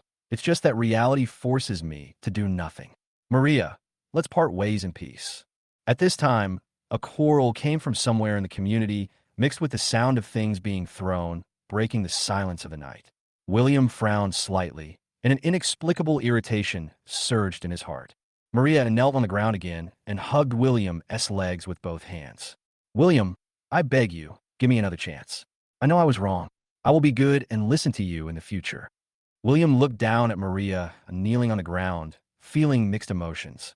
He thought of the sweetness of the past and the vows made when they were newlyweds, but now, all of this has become a bubble. He gritted his teeth and hardened his heart. Maria, get up. Don't be like this. My decision will not change. Let's get a divorce. Maria closed her eyes in despair, tears rolling down her cheeks and soaking the ground. She knew that once William made up his mind, it would be difficult to change. Her world completely collapsed at this moment. William bent down and helped Maria up. Seeing her tear-stained face, he felt a sharp pain in his heart. He gently patted her shoulder and said, Maria, don't worry. I will not ignore you after the divorce. If you encounter any difficulties, just come to me. Maria shook off William's hand, her eyes full of resentment. I don't need your pity, William. Since you are so heartless, stop pretending. William sighed helplessly. Maria, think whatever you want. I just don't want to see you having a bad time. Chapter 41, Divorce Success. The early morning sunlight was a bit cold, shining on the steps of the Civil Affairs Bureau. William stood at the door, looking up at the tightly closed door, feeling mixed emotions, and his feet seemed to weigh 1,000 pounds, unable to lift them. Beside him, Maria lowered her head, her messy hair covering most of her face, and her body was so thin that it seemed like a gust of wind could blow her down. The two of them just stood there quietly, neither of them spoke first. Passers-by occasionally cast curious glances at them, and then hurried away. Their worlds seemed to be separated by an invisible glass cover, and others could not enter, and they could not leave. Come in. After a long while, William broke the silence. His voice was dry and hoarse, as if it had been polished by sandpaper. He took a deep breath and took the lead to step onto the stairs. Each step was slow and heavy. Maria's body froze slightly, and she paused for a few seconds before she dragged her feet and followed behind. Her eyes were red and swollen, and tears were rolling in her eyes, but she stubbornly refused to fall. Entering the hall of the Civil Affairs Bureau, the depressing atmosphere became stronger. The whispers of the people around them and the busy figures of the clerks were like sharp needles, piercing their hearts. When filling in the form, William's hands trembled slightly, and the tip of the pen made a rustling sound as it moved across the paper. It seemed as if he had used up all his strength to write each word. Maria stood aside, staring at the form, her eyes empty, her lips tightly pursed, her nails digging deep in her palms, leaving crescent-shaped marks. William, Maria suddenly called softly, her voice as quiet as the buzz of a mosquito. Are we really going to go this far? William paused with the pen in his hand. He did not look up, but said in a muffled voice, At this point, is there any other way? Maria's tears finally burst out and fell on the form, soaking the paper. I know I was wrong. I destroyed our family, but I really don't want to lose you. She choked. Her words were intermittent, and she was heartbroken. William's heart suddenly clenched. He raised his head and looked at Maria. This woman in front of him was once his treasure. They had spent countless sweet and warm days together, but now she has ended up like this. His eyes were red, and his throat seemed to be choked by something. After a long time, he uttered a sentence with difficulty. Maria, there's no going back. This step, sooner or later, will have to go. At this time, a couple came out after completing the divorce procedures. The woman was crying, and the man was impatient. The two walked one after the other, like strangers. This scene deeply hurt William and Maria's eyes. They seemed to see their own future, and their hearts were filled with sadness. Next, the clerk's voice broke the brief silence. William took a deep breath, picked up the completed form, and walked to the service window with Maria. The clerk took the form, glanced at it quickly, and looked up at them again, with a hint of imperceptible pity in his eyes. "Are you sure you want a divorce?" the clerk asked routinely. William gritted his teeth and nodded. "Okay." Maria seemed to have lost all her strength. Her legs softened, and she almost collapsed to the ground. William was quick to support her, and when his hand touched her cold arm, he felt a sharp pain in his heart. The clerk sighed and started to process the formalities. When the seal was stamped, there was a bang sound, like a bomb exploding in William's heart. He looked at the divorce certificate, his hands trembling slightly, and he couldn't tell whether he felt relieved or in pain. Maria stared at the divorce certificate, tears welling up in her eyes. She snatched the certificate away and cried out heartbreakingly, "Why is this happening? Why?" William turned his head away, not daring to look at her, tears welling up in his eyes. He knew that from this moment on, their years of love and affection were severed, and the vows and the beauty they had once made were all gone. After leaving the Civil Affairs Bureau, the sun was still cold and the breeze blew gently, but it did not bring a trace of warmth. William stood at the bottom of the stairs, looking at Maria, his heart full of guilt and helplessness. "Maria, take care of yourself in the future." William spoke with difficulty, his voice full of fatigue. Maria looked at him with empty eyes, a bitter smile on her lips. "Take care? How can I be better without you?" William was speechless. He knew that nothing he said could soothe Maria's pain. He opened his mouth and wanted to say something to comfort her, but he felt that any words seemed pale and powerless. The two just stared at each other, and the world around them seemed to be still. After a long time, Maria turned around, dragged her heavy steps, and slowly left. Her back was lonely and desolate, and every step seemed to step on William's heart, making him feel distressed. William looked at her receding figure until she disappeared around the corner of the street. Then he came to his senses. He looked down at the divorce certificate in his hand, feeling mixed emotions. His former home was gone. His former lover was gone too, and he felt like a lone boat on the vast ocean, having lost his direction.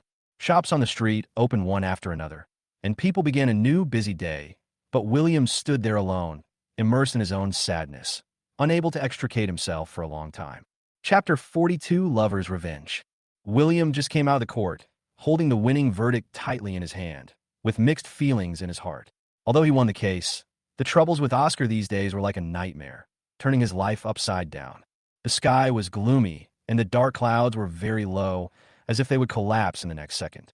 The wind was blowing, rolling up the fallen leaves and dust on the ground, hitting William's face, causing pain. He took a deep breath and walked home with heavy steps, and each step seemed to weigh 1,000 pounds. "Mr. Liu, don't be so complacent. This matter is not over yet." Suddenly, an angry roar came from behind. William turned around suddenly and saw Oscar being escorted by several policemen, staring at him fiercely. The look in his eyes seemed to want to eat William alive, full of resentment and resentment. "Oscar, you have done so many evil things. This is what you deserve." William gritted his teeth and responded loudly. His voice trembled a little in the wind, not because of fear, but because he was angry about these consecutive incidents. Oscar struggled desperately and shouted at William, "Huh, you think you won? I won't let you have an easy time in there either." The police yelled at him to behave himself, but Oscar was like a madman and continued to shout, "William, you stole my woman and put me in jail. I will never let you go, even if I become a ghost." William felt a surge of anger rising from his feet to his forehead. He rushed forward a few steps, his eyes wide open. "How dare you mention it? Why didn't you tell me about the ugly things you and Maria did behind my back? You turned her into a vegetable, and you wanted to take over her property. You should stay in jail for life, you scum." Oscar's face turned pale and red when he was touched, but he still said stubbornly, "Bah, Maria, that bitch, if she hadn't seduced me, would I have gotten involved with her? She's just a fickle thing, and you still guard her like a treasure. Shut up.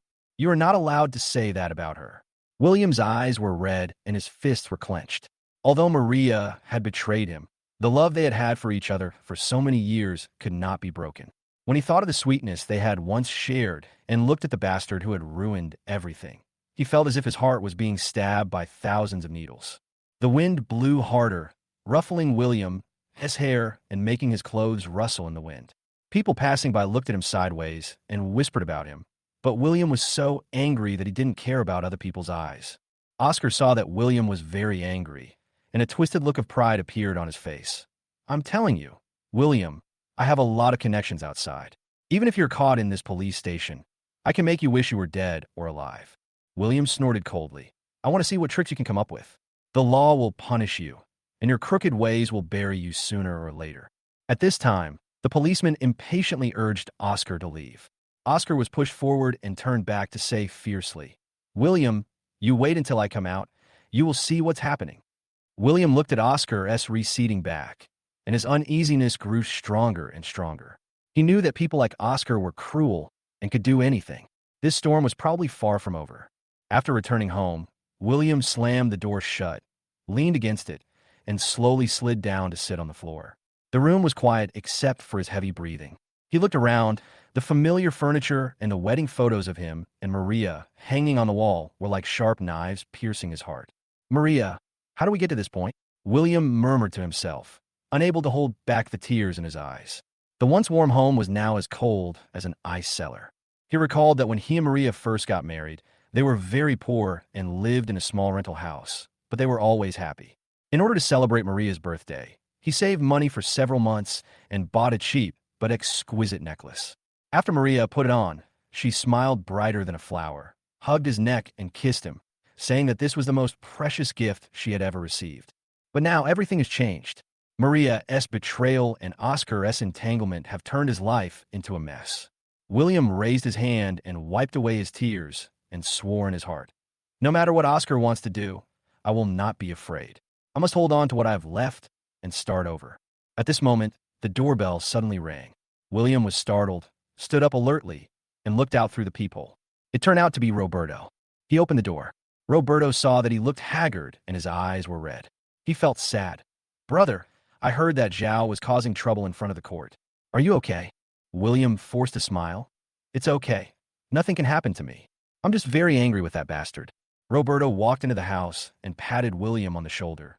Don't worry too much. He's in now, and he won't be able to come out for a while. Even if he wants to make trouble, we are not afraid. We have me and Thomas. Let's find a solution together. William nodded and looked at Roberto gratefully. Brother, thanks to you for always being with me. If it weren't for you, I really don't know how I would have gotten through this period. Roberto pulled William to sit on the sofa. We are brothers. Why are we talking about this? But you have to be more careful in the future. Oscar is not a good person. I am afraid he is still harboring bad intentions. William frowned, his eyes filled with worry. I know. He just threatened to mess with me in there. I want to see what tricks he can play. As they were talking, William's cell phone suddenly rang. He saw it was an unfamiliar number, and after a moment's hesitation, he picked it up. Is this William? A deep and hoarse voice came from the other end of the phone, with a hint of threat. Who are you? William asked warily. It doesn't matter who I am. What matters is that you have offended someone you shouldn't have offended. Oscar is my brother. He is suffering in prison, and I can't just sit there and do nothing. You'd better be careful and go out and check your car. After saying that, the other party hung up the phone. William's heart skipped a beat, and he looked at Roberto, and they both rushed downstairs. When he arrived at the parking space, William gasped at the sight. All four tires of his car were punctured, and there were several long cuts on the body of the car. The paint was peeling off, which was a horrible sight. There was some broken glass scattered on the ground around, flashing coldly under the dim light. This bastard. Roberto was so angry that he kicked the trash can next to him. The trash can fell to the ground with a bang, and the trash was scattered all over the floor. William was so angry that his hand was shaking. He clenched his fists and shouted to the empty surroundings. Oscar, if you have the guts, come at me. What's the point of using these despicable means? Roberto patted William on the back and said, Brother, don't be angry with people like this. It's not worth it to get yourself angry. Let's call the police first and let them deal with them. William gritted his teeth, took out his cell phone, and called the police. His voice was a little distorted due to anger. Hello, police comrade. I want to report a case. My car was maliciously damaged, and I suspect someone is deliberately taking revenge. After calling the police, William looked at the damaged car, feeling helpless and exhausted. When will this day end? He thought that he could slowly return to peace after winning the lawsuit, but he didn't expect Oscar's revenge to come so quickly and so cruelly. Let's go upstairs first. There's no point waiting here. Roberto advised. William took a deep breath and followed Roberto upstairs. When he got home, he sat down on the sofa, put his head in his hands, and fell into deep thought. Roberto paced back and forth in the room, muttering, "No, we can't just passively take the beating. We have to think of a way to make Oscar stop thinking about it completely." William raised his head, his eyes firm. "You're right, I can't just sit there and wait for death. I'm going to find Thomas again and see if I can give Oscar some more legal evidence so that he won't dare to do it again." Roberto nodded. "That's a good idea. I'll go with you." Just then, William's phone rang again. He glanced at the screen and saw that it was Lily calling. As soon as he saw the name, William felt warm in his heart. These days, Lily's company and support were like a beam of light in the darkness, illuminating his way forward. He pressed the answer button and tried to make his voice sound steady. "Hello, Lily." "William, I heard about what happened to you in front of the court. Are you okay? I was so worried about you." Lily's voice was filled with anxiety and concern. "I'm fine, Lily, don't worry. It's just that bastard Oscar who just won't give up and has done some small things again." William said. "What did he do again? Are you hurt?" Lily asked anxiously. William briefly told her about the car being damaged. Lily was so angry that she started crying on the other end of the phone. How could he be so mean? "William, where are you now? I'll come find you." "No need, Lily. It's too late. Don't come out. Roberto and I are together, and we're discussing how to deal with Oscar. Don't worry, I won't let him succeed." William comforted. "Then you must be careful, William. Call me anytime if anything happens," Lily warned. "Understand, Lily. You should go to bed early too." William hung up the phone, feeling deeply touched. Roberto looked at William and smiled.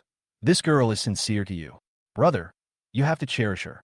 William nodded, his lips slightly raised. "I know. She's the person I care about most now. For her and for myself, I have to solve this matter thoroughly." After that, William stood up, his eyes showing determination. "Let's go find Thomas." The two walked out of the house. The wind was still howling outside. William wrapped his coat tightly and strode forward. Chapter 43, Nurse Confession. William and Roberto rushed to Thomas's law firm in the strong wind. Along the way, the wind whistled in William's ears, like Oscar's lingering threat and the roar of fate, which made William feel confused. The lights were on in the office, and Thomas was still busy at his desk. When he heard a hurried knock on the door, he looked up and saw William with an angry face, followed by Roberto, who looked anxious. He then understood about 70% of what was going on. "William, Roberto, what's going on? Come in and sit down." Thomas stood up and greeted them. William slammed the door shut and angrily told me all about the damage to his car. "Thomas, look, Oscar is still restless in there and hired someone to mess up my car like this. Is this going to stop?" Thomas frowned and looked at the photo of the car taken by William's phone. His expression became more serious. "This is too much. He is openly challenging the authority of the law. We can't just let it go. We have to make him pay a heavier price." Roberto echoed. "That's right, Thomas. You have a lot of ideas. Help William think of a way to cure this madman."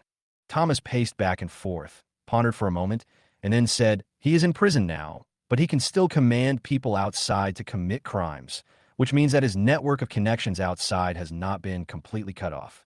We must start with the clues of his crime this time. Follow the clues, find those who helped him, and prosecute them together, so that he will know how serious the consequences of breaking the law are." William clenched his fist and slammed it on the table. "Okay, Thomas, I'll do whatever you say. I can't stand this. I have to pull out all his minions." The three of them were discussing when the doorbell of the office rang. Thomas went to open the door and saw Lily standing at the door. Her hair was a little messy due to the wind. Her cheeks were red from the cold, but her eyes were shining as she stared at William in the room. "William, I was worried about you, so I came here anyway." Lily's voice was a little breathless, and it was obvious that she had jogged all the way here. William's heart warmed up, and he hurried over to greet her. "Lily, you silly girl. Why are you running out in such a cold weather? Didn't I tell you it's okay?" Lily walked forward and gently held William's hands. Her hands were so cold that William felt distressed. "How can I really be relieved? You have suffered so much today. I just want to be with you." Roberto joked, "Oh, you two are spreading so much dog food that I'm almost full. But Lily, you came at the right time. We are discussing how to deal with Oscar. You can also help us with some ideas." Lily nodded slightly, walked to the sofa and sat down, and said with a firm look, "Although I don't understand these legal matters, I know that we can't be afraid of him. William, you have paid so much for everyone. This time we must unite and defeat him completely." William looked at Lily, his heart full of emotion and gratitude. If it weren't for Lily's constant companionship during this period, he really didn't know if he could have survived. She was like the warm sun in winter, dispelling the haze in his heart bit by bit. At this moment, William's phone rang again, and it was the same unfamiliar number.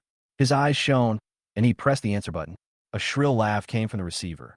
William, the car thing is just an appetizer. There are more exciting things waiting for you later. Just wait, huh? What do you want? If you have the guts, come at me. Don't use these despicable means. William yelled into the phone angrily. The other party hung up the phone with a snap, leaving only a busy tone. William was so angry that he trembled all over and threw the phone hard on the sofa.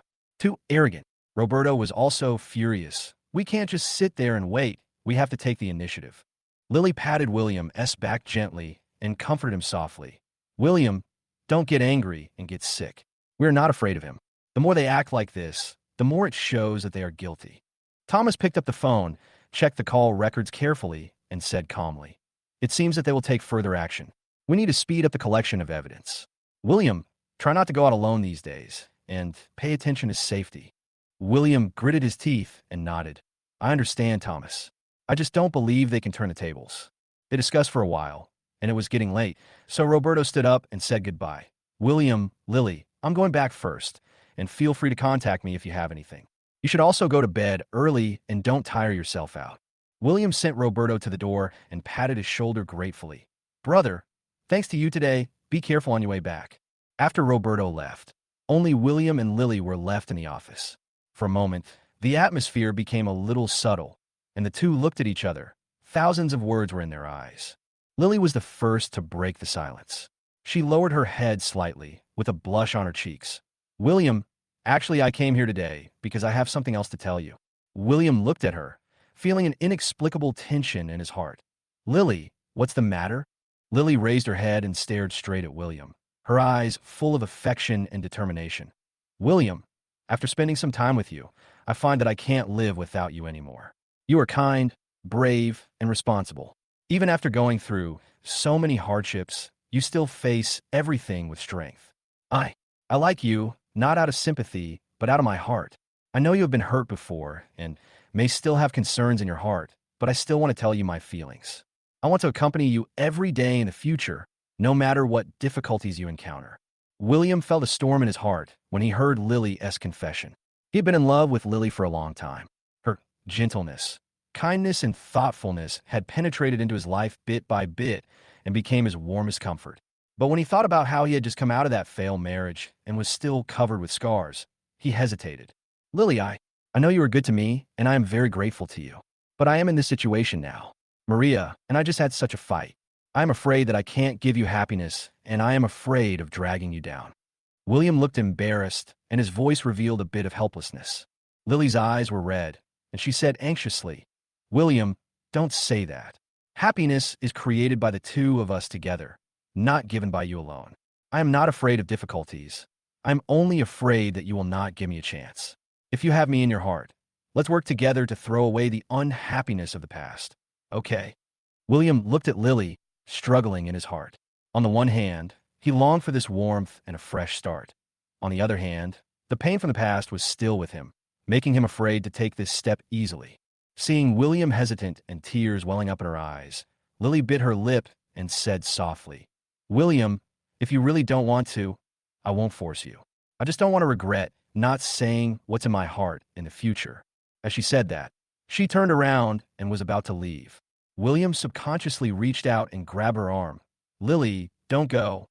Lily stopped and looked at William with tears in her eyes. "William, I'm waiting for your answer." William took a deep breath, as if he had made a great decision. He gently pulled Lily into his arms and hugged her tightly. "Lily, I promise you, we will go together in the future. I like you too for a long time, but I have never dared to admit it." Lily leaned in William's arms, tears welling up in her eyes. These were tears of joy, tears of sweetness after bitterness. She hugged William tightly back, as if she wanted to merge herself into his body. At this moment, the howling wind outside and Oscar's threats were all unimportant. In their world, there was only the warmth of hugging each other tightly.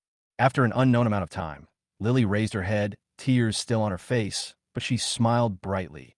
"William, no matter what happens in the future, We will never separate, okay? William looked at her and nodded solemnly. Okay, let's not separate. The two walked out of the office hand in hand. The wind outside was still biting, but their hearts were extremely warm. Chapter 44, Emotional Development.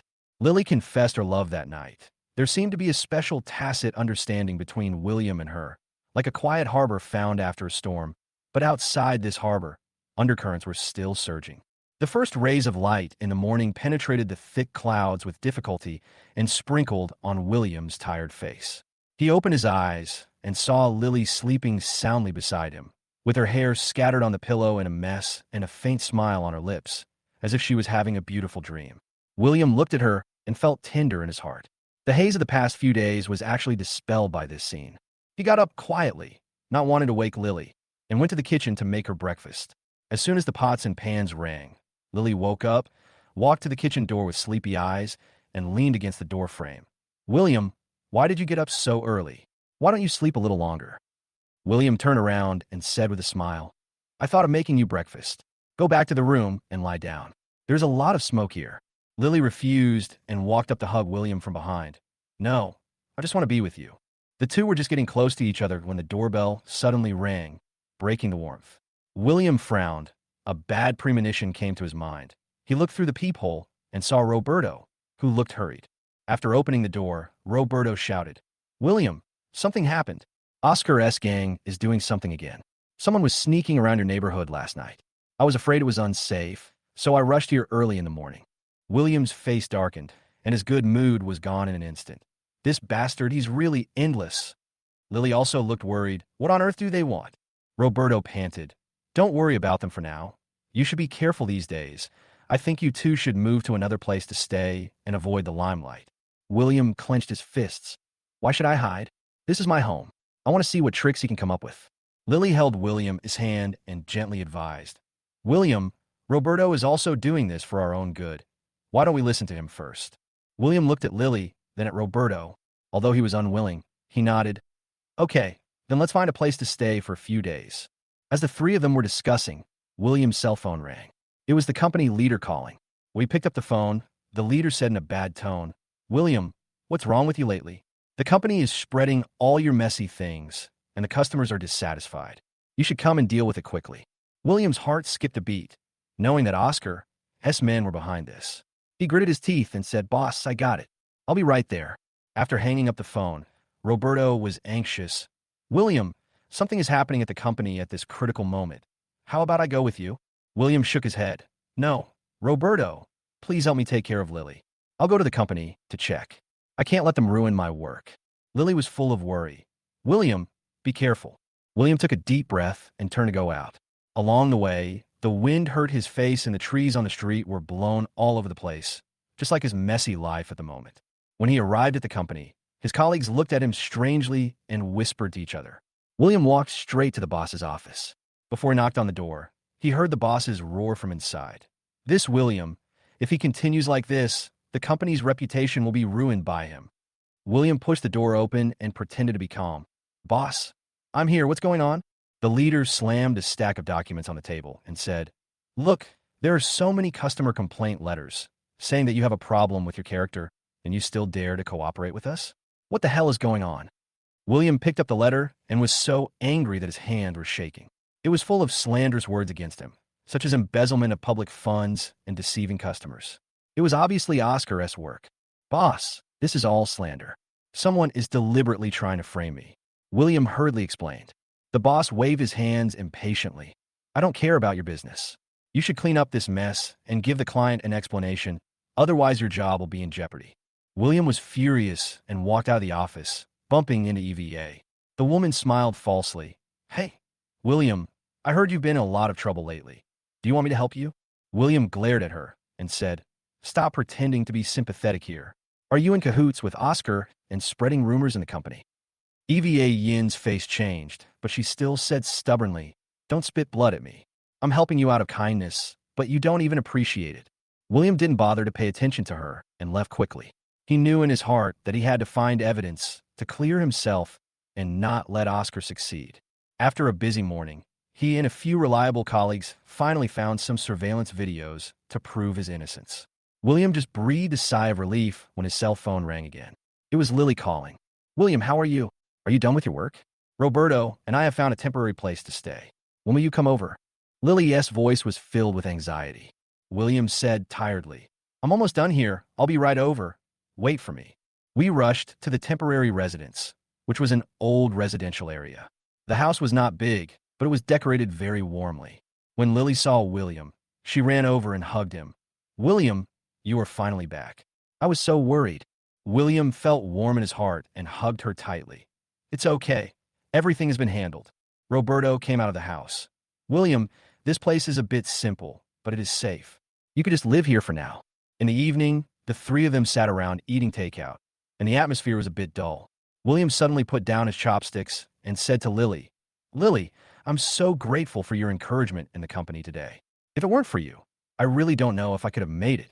Lily's eyes were red. William, we are in this together. No matter what happens, I will always be by your side.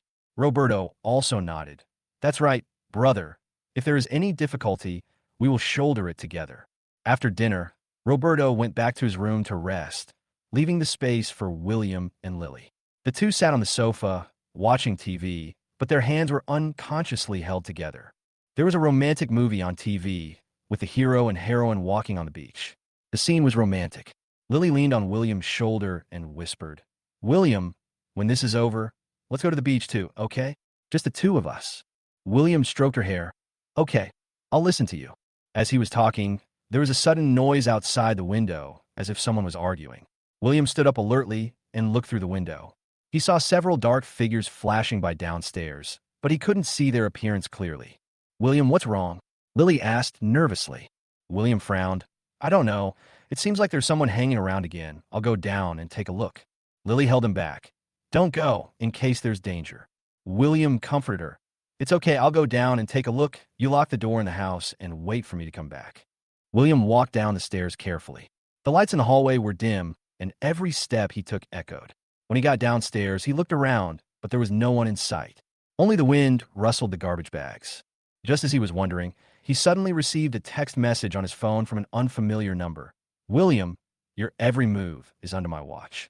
Your good days with that nurse won't last long. Just wait. William was so angry that he almost threw his phone and shouted into the darkness. Oscar, if you have the guts, come out. You are not a hero hiding in the dark. The only response he got was the sound of the wind. William had no choice but to go back upstairs. As soon as he entered the house, Lily threw herself into his arms. William, I'm scared. William hugged her tightly.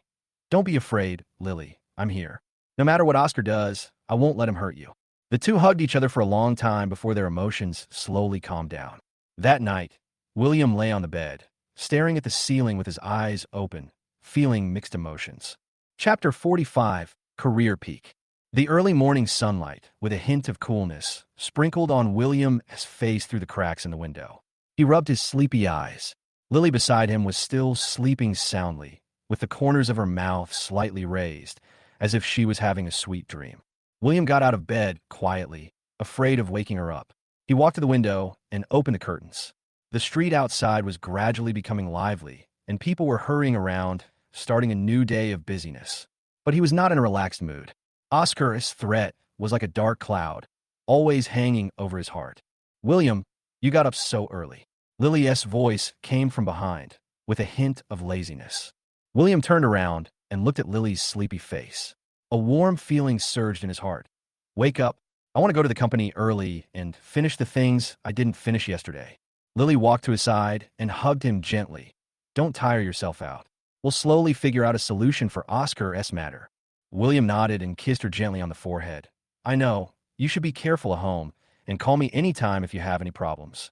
After washing up, William had a simple breakfast and went out to the company. Along the way, he kept thinking about how to deal with Oscar's malicious slander and how to save the company's trust in him. When he arrived at the company, he walked straight to his workstation, but found that his colleagues still looked at him strangely. He took a deep breath, told himself to calm down, and then started to work on the documents. William, come to my office. The leader's voice came from a distance, with a serious tone. William's heart tightened. He stood up, straightened his clothes, and walked towards the leader's office. When he opened the door, the leader was sitting behind the desk with a gloomy face. William, Although your recent affairs have been somewhat clarified, the client still has a lot of complaints. You have to find a way to make up for it." The leader's voice was cold. William quickly said, "Leader, I'm already thinking of a solution. I will communicate with the customers as soon as possible to resolve their concerns." The leader frowned and said, "I hope you will keep your word. The interests of the company cannot be affected by your personal affairs." After leaving the boss's office, William felt the pressure doubled. He returned to his seat and began to call customers one by one, patiently explaining and communicating. Just when he was busy and exhausted, his cell phone suddenly rang. He took a look and saw that it was an unfamiliar number. After hesitating for a moment, he picked up the phone. "Hello, is this Mr. William? I would like to discuss cooperation with you." A steady voice came from the other end of the phone. William was stunned and a little confused, but he still replied politely, "Hello, I am William. I wonder what kind of cooperation your company would like to discuss with me." The other party introduced the cooperation project in detail, which turned out to be a large-scale business plan and a rare opportunity for William's company. William was excited for a while, but he quickly calmed down. He knew that he couldn't take it lightly at this critical moment. "Thank you very much for your trust, but I need to discuss it with the company's leaders and team before giving you a reply," said William.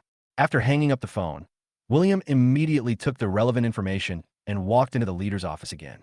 "Boss, a company just contacted me and wants to discuss a cooperation project with us. I think it's a good opportunity for the company." William handed over the information. The leader took the information and read it carefully, and the expression on his face gradually eased. "This project is indeed good. You should prepare and go and discuss it with them in detail tomorrow." William was delighted and nodded quickly. "Okay, leader, I will do my best." Back at his workstation, William began to carefully prepare the negotiation materials for the next day. He consulted a large amount of information, analyzed the market situation, and developed a detailed cooperation plan. The next day, William arrived at the agreed negotiation location early. The head of the other company saw how detailed the materials he prepared were and expressed his appreciation for his professional ability. During the negotiation, William successfully convinced the other company with his solid professional knowledge and excellent communication skills. The two parties reached a cooperation intention and signed a cooperation agreement. After returning to the company, William told his boss and colleagues the good news. The boss smiled with satisfaction. "William, you did a great job. You have made a great contribution this time." Colleagues also looked at him with envy and approval, and their previous doubts and prejudices towards him seemed to have been swept away. "This is all thanks to everyone. I just did what I should do," William said modestly.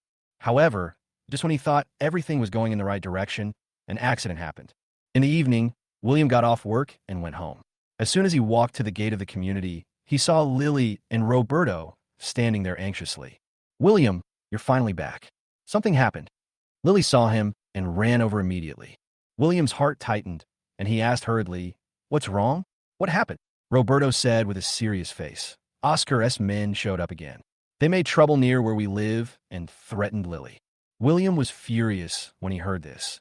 "These bastards, do they really think I'm easy to bully? Where are they?" "They ran away after they saw us call the police," Lily said with a hint of fear in her eyes. William held Lily's hand tightly. "Don't be afraid. I'm here. Oscar, I won't let him go." At night, the lights of the city flickered, but they could not dispel the anger in William's heart. He sat on the sofa. Lily and Roberto sat beside him, and all three of them were silent. "William, we can't just let it go like this. We have to find a way to completely solve the Oscar problem." Roberto broke the silence. William gritted his teeth and said, "I know. I have contacted Thomas to see if I can find more evidence so that Oscar can be punished more severely." Lily leaned on William's shoulder and whispered, "William, no matter what, I will be with you, and we will face it together." William felt a warm current in his heart, and he hugged Lily tightly. "With you here, I'm not afraid of anything." Chapter 46, Ex-Wife's Entanglement. At dawn, the faint light penetrated the clouds with difficulty and sprinkled on the neighborhood where William lived. William had not slept all night. His eyes were bloodshot. He looked out the window. The annoyance in his heart was like the heavy clouds, pressing him so hard that he couldn't breathe. Lily beside him was still asleep, her brows slightly furrowed, as if she was also disturbed by the uneasiness around her. William got up quietly, went to the kitchen, turned on the faucet, and let the cold water wash over the back of his hands, trying to wake himself up. A muffled bang sound broke the silence of the early morning. William's heart tightened. and he quickly turned off the faucet and walked to the door. Through the peephole, he saw his ex-wife, Maria, standing outside the door, her eyes haggard but revealing a stubbornness.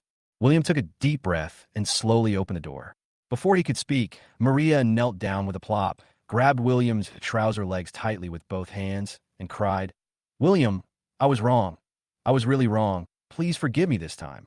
William subconsciously took a step back, his face full of astonishment and mixed emotions. "Maria, what are you doing? Get up quickly." Maria seemed to hear nothing and just kept crying and begging. "I have nothing now. Oscar deceived me all the time. Now I know that you're the only one who is truly kind to me. William, please give me another chance for the sake of our past relationship." William clenched his hands in fists, his knuckles turning white. He gritted his teeth and said, "Past affection? When you were with Oscar, did you ever think about our affection? Now that you've been abandoned by him, you think of me. Don't you think it's too late?" Maria cried even harder, her face covered with tears. "I know I deserve death, but I am really desperate. I am too ashamed to face my family and friends. They all know my scandal and despise me. William, only you can save me." Lily in the house was awakened by the noise outside. She walked out in slippers and stood still for a moment when she saw the scene in front of her. William noticed someone behind him and looked back at Lily, with a flash of panic in his eyes. Lily quickly came to her senses. She walked forward and whispered to William, "William, why don't you let her get up first and talk inside if you have anything to say? Don't let people laugh at her here." William nodded slightly and leaned over to pull Maria. "Get up first and go into the house to talk." Maria raised her tear-stained face and looked at Lily. A trace of resentment flashed in her eyes, but she still let William pull her up and into the house. The three of them sat in the living room. The atmosphere was so solemn that it seemed as if water could drip out. Maria lowered her head and kept sobbing. Lily sat next to William, her hand gently resting on his, as if to give him strength. "William, I heard that you are with her now." Maria choked up and stared at William and Lily's clasped hands. "I don't blame you. I destroyed our family with my own hands. I have no right to blame anyone else." William opened his mouth, but he didn't know how to respond. He had a grudge against Maria, but after all, they had been married for many years, and seeing her in such a miserable state, he couldn't bear it. Lily broke the deadlock. She looked at Maria and said softly, "Sister Sue, the past is over. We all need to look forward. It's useless to torture yourself in your current state. You need to cheer up." Maria seemed to be unable to hear what Lily said. She still stared at William. "William, I beg you, let's get remarried. I swear, I will live a good life with you in the future and make up for what I owe you in the past." William stood up suddenly and shouted excitedly, "Remarry? That's easy for you to say. Do you know how I have survived these days? When you were lying in the hospital bed, I stayed by your side day and night, hoping that you would wake up, but what happened? What I waited for was the truth that you betrayed me. Now you want to remarry, you want to erase all of this. How can it be so easy?" Maria was frightened by William's yell, and her crying stopped abruptly. She just stared at him blankly. Outside the window, a gust of wind blew, and the curtains fluttered in the wind, as if echoing William's anger. Lily also stood up and gently pulled William's arm, signaling him not to get too excited. "William, don't get sick from being angry," Lily advised softly. William took a deep breath, tried to calm himself down, and sat down again. Maria was silent for a moment, then slowly spoke. "William, I know you may not believe what I say now, but I really regret it. I don't ask you to forgive me immediately. I just ask you to give me a chance. Let me stay with you, even if it's just as a friend, so that I can slowly atone for my sins." William sneered. "Friends? Do you think we can still be friends?" "Maria, stop deceiving yourself." Maria seemed to have lost her last bit of strength. She slumped on the sofa, staring ahead with empty eyes. Suddenly, the doorbell rang again. William frowned, and a bad feeling came over him. He got up to open the door and saw Roberto standing at the door, panting, his face pale. "William, it's bad. Oscar has caused trouble again. He hired someone to spread all kinds of private information about you and Maria on the internet. Now it has become a big uproar. Even the whole company knows about it. My boss called me to ask me what's going on," Roberto said in one breath, breathing heavily. William's face turned pale instantly. He clenched his fists and his body trembled slightly with anger. "This bastard, what on earth does he want?" Maria heard Oscar's name. She also raised her head suddenly, her eyes full of fear and despair. "Why won't he let me go? Let us go." Lily walked to William and looked at him worriedly. William, what should we do now? This will definitely affect your work. William gritted his teeth and said to Roberto, Roberto, go back to the company first to help me stabilize the leadership. I will be there soon. I want to see what tricks Oscar can play. Roberto nodded, turned, and hurried away. William turned around and looked at Maria with cold eyes. Look, this is the consequence of provoking someone. Think about it carefully. I don't have time to waste here with you. I have to go and deal with this mess. After saying that, he took Lily and walked out of the house without looking back. Along the way, William's face was terribly gloomy. Lily held his hand tightly, trying to give him some comfort. William, no matter what happens, I'll be by your side. Lily said softly. William nodded slightly, and his gratitude towards Lily grew deeper. He knew that in this messy life, Lily was his only warmth and support. When he arrived at the company, his colleagues looked at him strangely. William went straight to the boss office. Before he even entered the office, he heard the boss yelling, "What's wrong with William? He keeps messing around all the time. He's ruined the company's reputation." William took a deep breath and pushed the door open. "Leader, I'm here. Someone deliberately framed me. Please give me some time and I will solve it." William with his eyes wide open. "Give you time? Look at what's going on online now. Customers are calling to question our company's employment standards. If you don't deal with this matter quickly, you can't work here anymore." William gritted his teeth and said, "Leader, I understand. I will deal with it as soon as possible." William felt exhausted after leaving the office. He looked out the window at the bustling city, but his heart was filled with sadness. How did life become like this? He finally made progress in his career, but Oscar disturbed him, and his ex-wife Maria's entanglement gave him a headache. Lily walked up to him and whispered, "Don't be discouraged, William. Let's work together to find a solution. There will always be a way to solve these problems." William turned his head and looked at Lily's determined eyes, and a sense of strength surged in his heart. Chapter 47. Nurse's Family Objections. William had just gotten out of the mess at the company and returned to his temporary residence exhausted. As soon as he entered the door, he saw Lily sitting on the sofa with red and swollen eyes, and the coffee table in front of her was piled with crumpled tissues. "Lily, what's wrong with you?" William's heart skipped a beat. He walked up to her in 2 steps, squatted down, and held her hand. Lily raised her tear-stained face and sobbed. "William, my parents know about us. They don't agree." William's heart tightened. Although he had expected this day to come, he still felt a buzz in his head when it really came. He pursed his lips and asked softly, "What did Uncle and Aunt say?" Lily wiped her tears and choked up as she spoke. "My dad called me today and scolded me. He said that you're divorced and much older than me, so you will definitely not be reliable in the future. He said that if I follow you, I will be jumping into a fire pit and I will suffer in the future." William's hands trembled slightly, and a trace of loneliness flashed across his face. He lowered his eyes, was silent for a moment, and then whispered, "Lily, what Uncle said is not unreasonable. My situation is quite complicated, and it has caused you to suffer with me. I don't feel wrong." Lily raised her head suddenly, her eyes showing stubbornness. "William, I like you. I know you are a good person. We have been through so much these days. I know what you are like. I don't care what my dad says. I just want to be with you." William looked at her, feeling touched but helpless. He raised his hand and gently smoothed the hair around Lily's ears, saying softly, "Lily, we can't ignore your parents' feelings. They're doing this for your own good. There is no parent in the world who wants to see their child suffer." As he was talking, Lily's cell phone rang. She glanced at the screen, her face turned pale, and her hands began to tremble unconsciously. William knew it must be her home calling. Lily hesitated for a moment, but still pressed the answer button. Immediately, a man's roar came from the receiver. "Lily, have you grown wings? You ignore everything I say. I'm telling you, break up with that William right now and come home. Don't force me to go to your place and drag you back." Lily's tears could not stop flowing down again. She cried and said, "Dad, I know you are worried about me, but I really like William. He is very good to me. Can't you give us a chance?" "I'm not going to give you a shitty chance. How can he, a divorced man, give you a good life? Your mother and I raise you up, not for you to suffer like this." Father Shin's voice was a little distorted with anger. William listened to this, feeling as if he was being stabbed by a needle.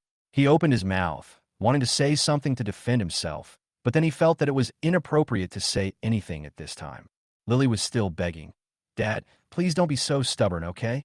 If you meet William, talk to him, get to know him, you will know that he is not what you think." "I won't see him. I don't want to understand. If you don't agree to break up with him today, I will pretend that you are not my daughter. Father Shin hung up the phone with a click. Lily was holding her phone, standing there in a daze, tears streaming down her cheeks. William felt so distressed that he took her into his arms and comforted her softly. Lily, don't be afraid. I'm here. Your dad was just angry. He won't really abandon you. Lily leaned into William's arms and cried even harder. William, what should I do? I don't want to lose you, and I don't want to make my parents sad. Why is it so difficult for me? William patted her back gently, his eyes full of confusion and helplessness. He had never thought that his relationship with Lily would encounter such a storm from the family. At this moment, he only hated himself for not being able to give Lily a stable and worry-free future, leaving her in the middle and suffering like this. Outside the window, the sky gradually darkened, and dark clouds pressed down heavily, as if to swallow up the world. The wind blew, making the windows rattle, as if it was also wailing for the plight of the couple. Suddenly, the doorbell rang urgently. William let go of Lily and stood up to open the door, wondering who would come at this time. When the door opened, Roberto was standing at the door with an anxious look on his face, holding a mobile phone in his hand. William, it's bad. That bastard Oscar was released from prison early. Roberto blurted out, beads of sweat rolling down his forehead. William felt a buzzing in his head, as if struck by lightning. He widened his eyes, looking shocked. What? How could he be released early? Roberto panted and handed the phone to William. I just got the news. I don't know what means he used in there to buy off the connections and came out so openly. Moreover, I heard that he gathered those bad friends again as soon as he came out. It seems that he wants to make trouble for you. William took the phone and looked at the news about Oscar being released from prison. His hand was shaking with anger. He gritted his teeth and said, This bastard, he just stopped for a few days, and he's here to make trouble again. Lily also heard what Roberto said. She stood up from the sofa and walked to William, her face full of worry. William, what should we do? He will definitely not give up. William took a deep breath and tried to calm himself down. He turned to look at Lily, his eyes showing determination. Lily, don't be afraid. Whether it's Oscar or any other difficulties, I won't let them hurt you. I'll go find Thomas and see if I can find some more charges against him and send him back to prison. Roberto nodded and said, I'll go with you. More people means more strength. William patted Roberto on the shoulder and said gratefully, Thanks, brother. Lily again, holding her shoulders with both hands, and said seriously, Lily, don't go anywhere at home, and lock the door. If anything happens, call me first. Wait for me to come back. Lily bit her lip and nodded. Don't worry, William, I'll wait for you. William and Roberto hurried out. The wind outside was blowing harder, making it almost impossible for people to stand. William wrapped his coat tightly and strode forward against the strong wind, his anger and worry intertwined, burning his chest. Along the way, Roberto looked at William from time to time, hesitated for several times, and then said, William, don't be too anxious about Lily's family affairs. After Oscar's trouble is solved, we will slowly think of a solution. It's not easy for you and Lily to come this far. Don't give up easily. William smiled bitterly. I know, Roberto, but in this situation, how can I not be anxious? On one side is Oscar, a time bomb that may blow us to pieces at any time. On the other side is Lily's family's opposition. She must be very uncomfortable being caught in the middle. I really wish I could have 3 heads and 6 arms to solve all these problems. Roberto patted him on the back and comforted him. It will be fine, brother. Let's get through the difficulties in front of us first. There will always be a way out when the mountain is in front of us. The two rushed to Thomas's law firm. Thomas had just learned the news that Oscar was released from prison and was pacing in the office with a frown on his face. Thomas, what do you think we should do? Oscar is out again and threatened to cause trouble for me. William asked anxiously as he entered the door. Thomas stopped and looked at William. He said solemnly, Don't worry, let's analyze it first. Since he was released early, some of his behaviors in prison must have not been thoroughly investigated. I will investigate and see if I can find new evidence to send him back to prison. However, this will take time, so you have to be extra careful during this period. William nodded and said, I know, Thomas. I will be careful, and you should be quick on your end as well. If there is anything you need my cooperation with, feel free to let me know. Coming out of the law firm, the wind was still howling. William looked at the dark night sky, his heart full of worries. Oscar's threats and Lily's family's opposition were like 2 huge mountains, weighing heavily on his heart, making it almost impossible for him to breathe. Chapter 48, The Male Lead Proposes. A few days passed, and the cloud of Oscar's release from prison still loomed over William's heart, weighing heavily on his mind, making him sleep restlessly every night. Meanwhile, Lily's relationship with her family was also strained, and she was absent-minded all day, which made people feel distressed. That night, William lay in bed, tossing and turning, unable to fall asleep. Outside the window, the wind slapped the window, making a clang-clang sound like Oscar's lingering threat. The moonlight shone through the gaps in the curtains onto the ground, with shadows, just like his chaotic mood at the moment. Lily beside him, under the moonlight, her face looked particularly soft and beautiful, but her brows were slightly wrinkled, and she was obviously suffering in her dream. William felt sad and secretly vowed to make this woman happy, no matter how many difficulties and obstacles there were ahead. William got up quietly at dawn. He decided to do something instead of just waiting for fate to take its course. He went to the kitchen, opened the refrigerator, looked at the few ingredients inside, and simply fried a few eggs, heated up a few slices of bread, and made 2 cups of hot coffee. "Lily, wake up and eat something," William whispered to Lily, who was still sleeping. Lily opened her eyes dazedly and saw the breakfast on the table. Her heart warmed. "William, when did you get up?" "Thank you for your hard work." William sat down on the bed, took her hand, and said, "It's not hard, as long as you are happy. Eat quickly, and I will take you somewhere after you finish eating." Lily was a little confused. She nodded obediently. After they finished breakfast, William took Lily out. The wind outside was still a bit biting. William took off his scarf, carefully wrapped it around Lily, and tightened her collar. "It's cold outside. Don't get cold." Lily looked at William, her eyes full of emotion. "William, it's great to have you." William smiled, said nothing, and took her hand and walked forward. Along the way, Lily was curious about where William was going to take her, but William just smiled mysteriously and did not answer. As they walked, they came to a flower market. The market was bustling with people, the fragrance of flowers was everywhere, and all kinds of beautiful flowers were on display. William took Lily to the stalls and carefully selected roses. "William, why did you buy so many roses?" Lily couldn't help asking. William looked at her with deep affection in his eyes. "You will know in a moment." After choosing the flowers, William bought some beautiful ribbons and decorative lights. Then, he brought Lily to her door. "William, why are we here?" Lily became more and more confused. William handed her the flowers and decorations and said gently, "Lily, take these first and go upstairs and wait for me. I'll be there soon." Lily was full of doubts. She still went upstairs as she was told.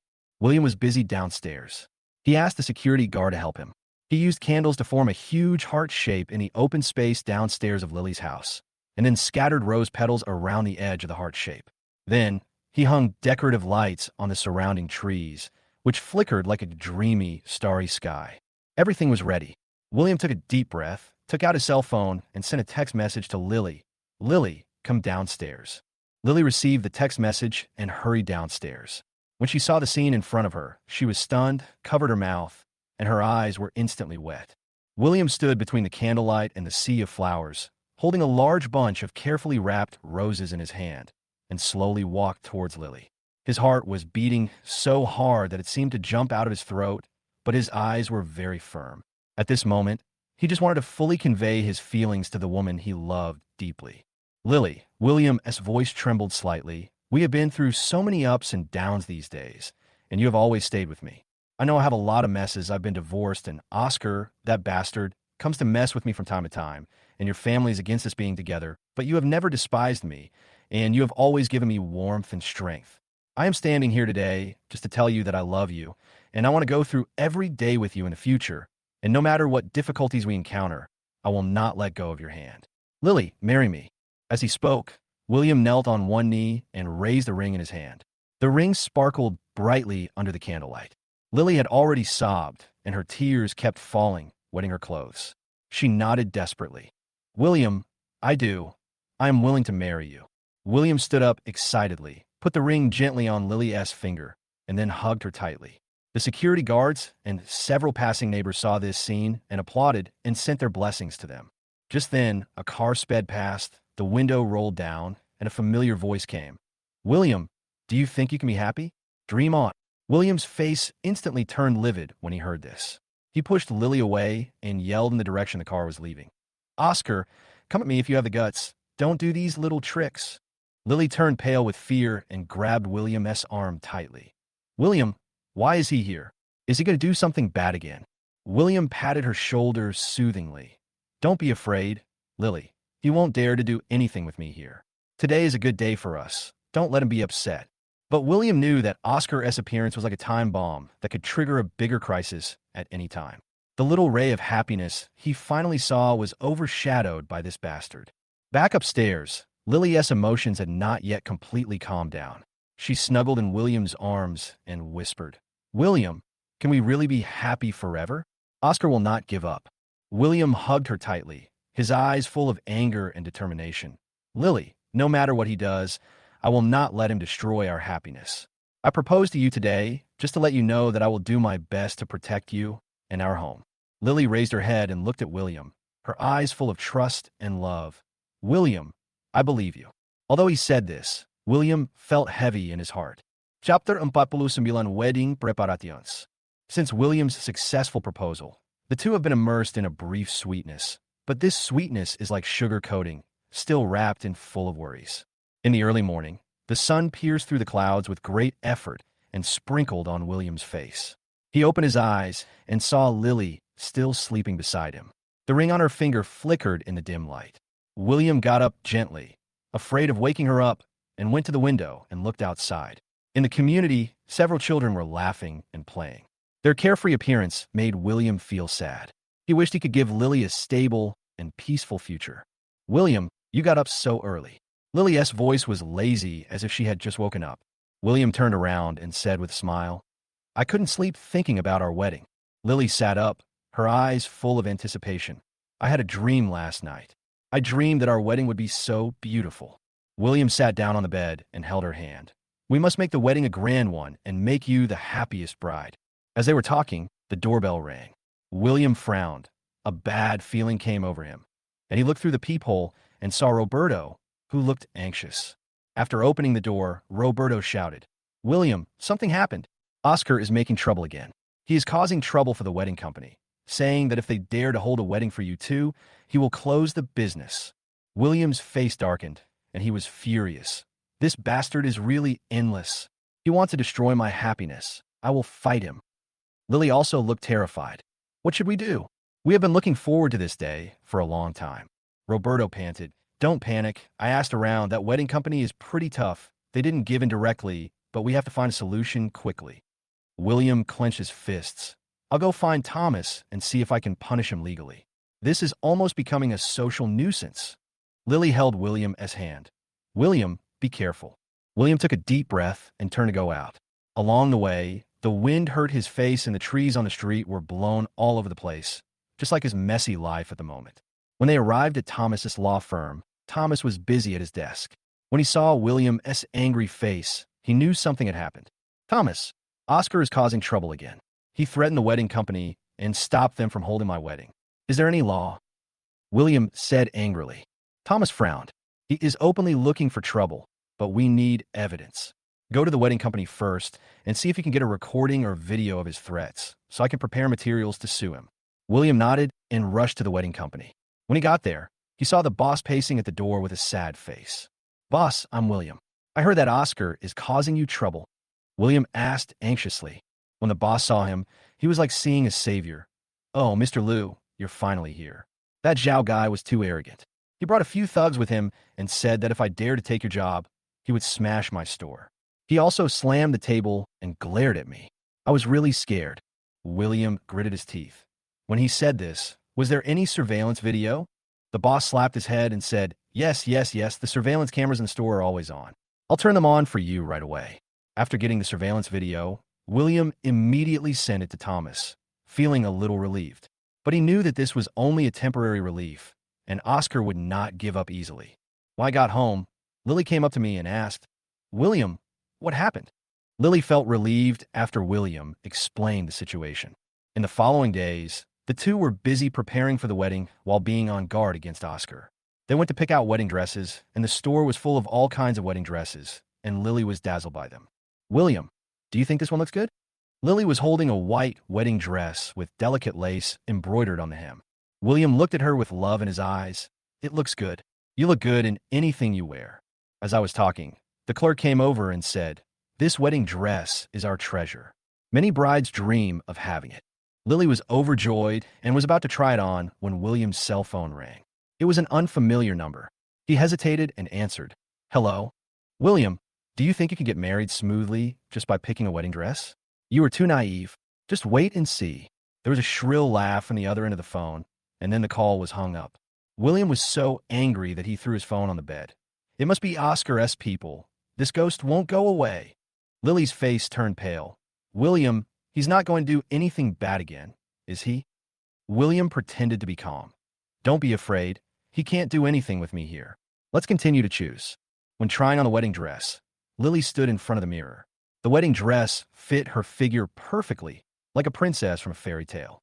William stood aside, looking at her, his eyes moist, thinking that he must protect this beauty. After choosing the wedding dress, I went to choose wedding candies. When I walked into the candy store, I saw colorful candies piled up like a mountain, and the aroma was fragrant. "Lily, what flavor do you like? Let's buy more," William said. Lily smiled and said, "I like strawberry flavor, sweet, just like what we have now." As the two were picking, William felt someone staring at him from behind. He turned around and saw a dark figure flash by.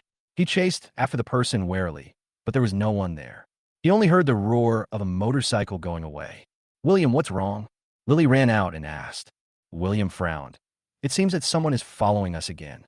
It must be sent by Oscar to cause trouble." Lily grabbed William's arm worriedly. "What should we do?" William comforted her. "Don't panic. Let's speed up the preparations and hold the wedding as soon as possible, so that he won't have the chance to mess up." After that, they went to see the wedding venue without stopping. The person in charge of the venue took them around and introduced various facilities. "Mr. Liu, look at this hall. It is spacious and bright. It can accommodate dozens of tables. The stage lighting effect is also first class. It guarantees that your wedding will be high-end, elegant, and classy," the person in charge said enthusiastically. William nodded. "It looks good, but..." Before he could finish his words, his phone rang again. It was Roberto calling. "William, Oscar spread negative news about you and Lily on the internet, saying that you two are not a good match. He also made up a lot of rumors. Now many people are talking about it. This has a huge impact on the wedding." William's head buzzed. "I'm not done with this bastard." Lily heard the content of the call. Tears welled up in her eyes. "William, can our wedding still go on smoothly?" William clenched his fists and looked at Lily, feeling guilty. "Lily, don't be afraid. I will find a way to make the wedding go smoothly. Even if he tries his best, I won't let him succeed.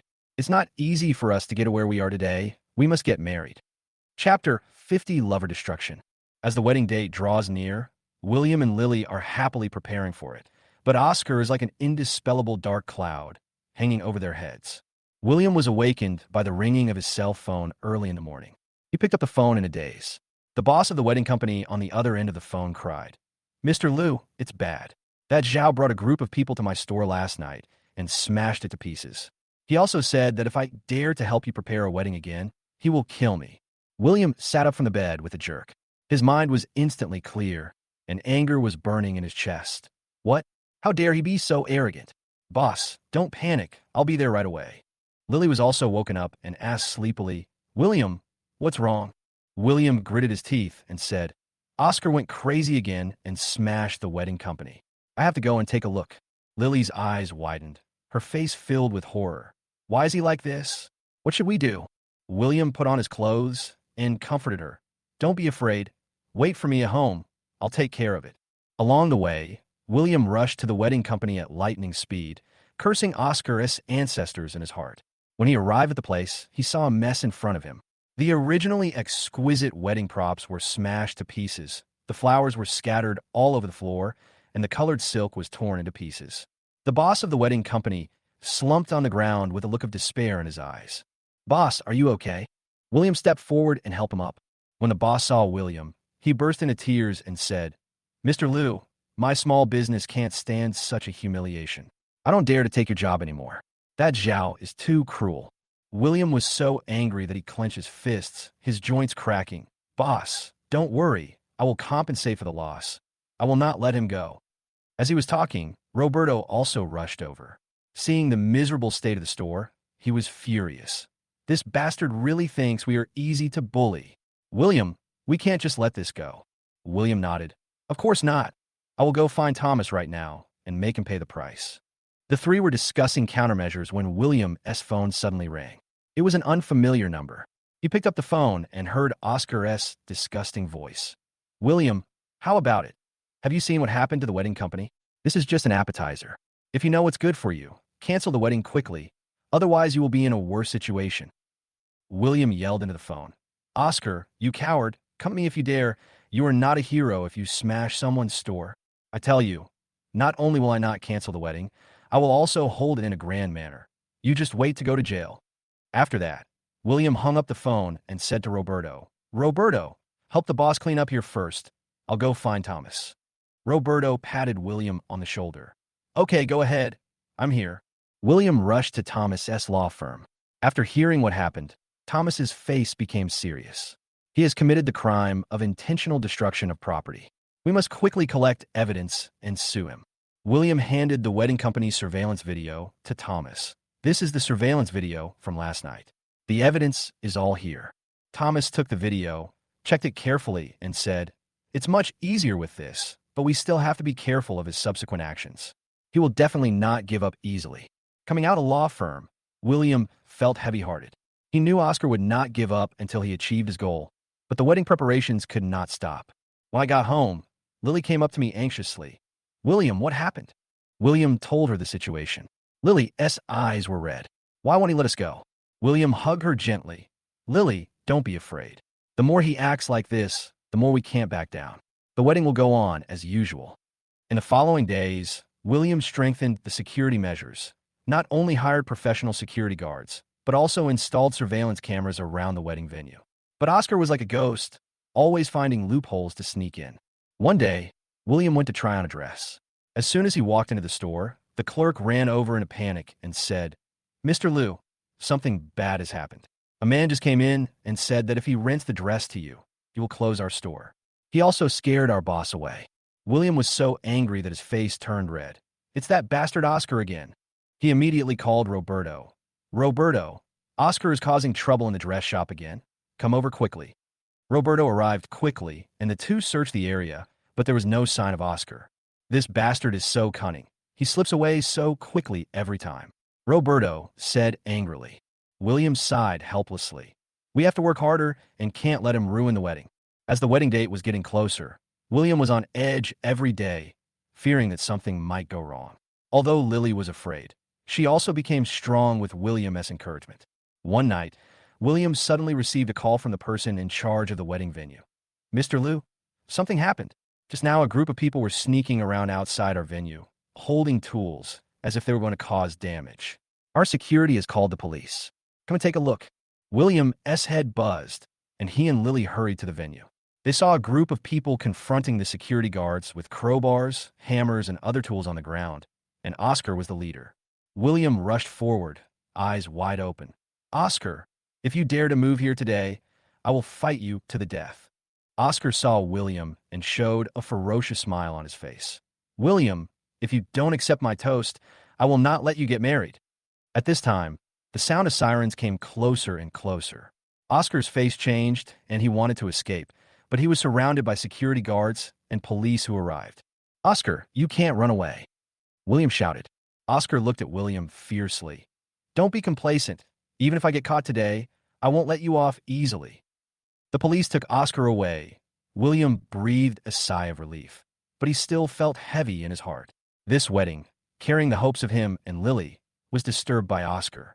Lily came over and held William's hand. William, we finally caught him. Can our wedding go on smoothly? William looked at her and forced a smile. It should be possible, but we still have to be careful. Who knows if he has any backup plans? The two stood in the middle of the wedding venue, surrounded by a mess. The originally beautiful preparations were messed up by Oscar. Chapter 51, Ex-Wife's Regret. Maria stood on the street, watching the people coming and going, but she felt abandoned by the whole world. The cold winter wind was like a knife, cutting her face, but the pain in her heart was 1,000 times more painful than the wind blowing on her body. The old cotton coat she was wearing was bought by William with her a few years ago. It was now outdated, just like the relationship between her and William. which had completely become a thing of the past. The shops on the street were playing cheerful New Year's songs. People were carrying New Year's goods in large and small bags. Their faces were filled with happiness, and they were rushing home to reunite with their families. But Maria, her home was gone. She destroyed that warm home with her own hands. Seeing a little girl on the side of the road holding her parents' hands and acting coquettishly, her eyes suddenly became red. Once, she had such happiness.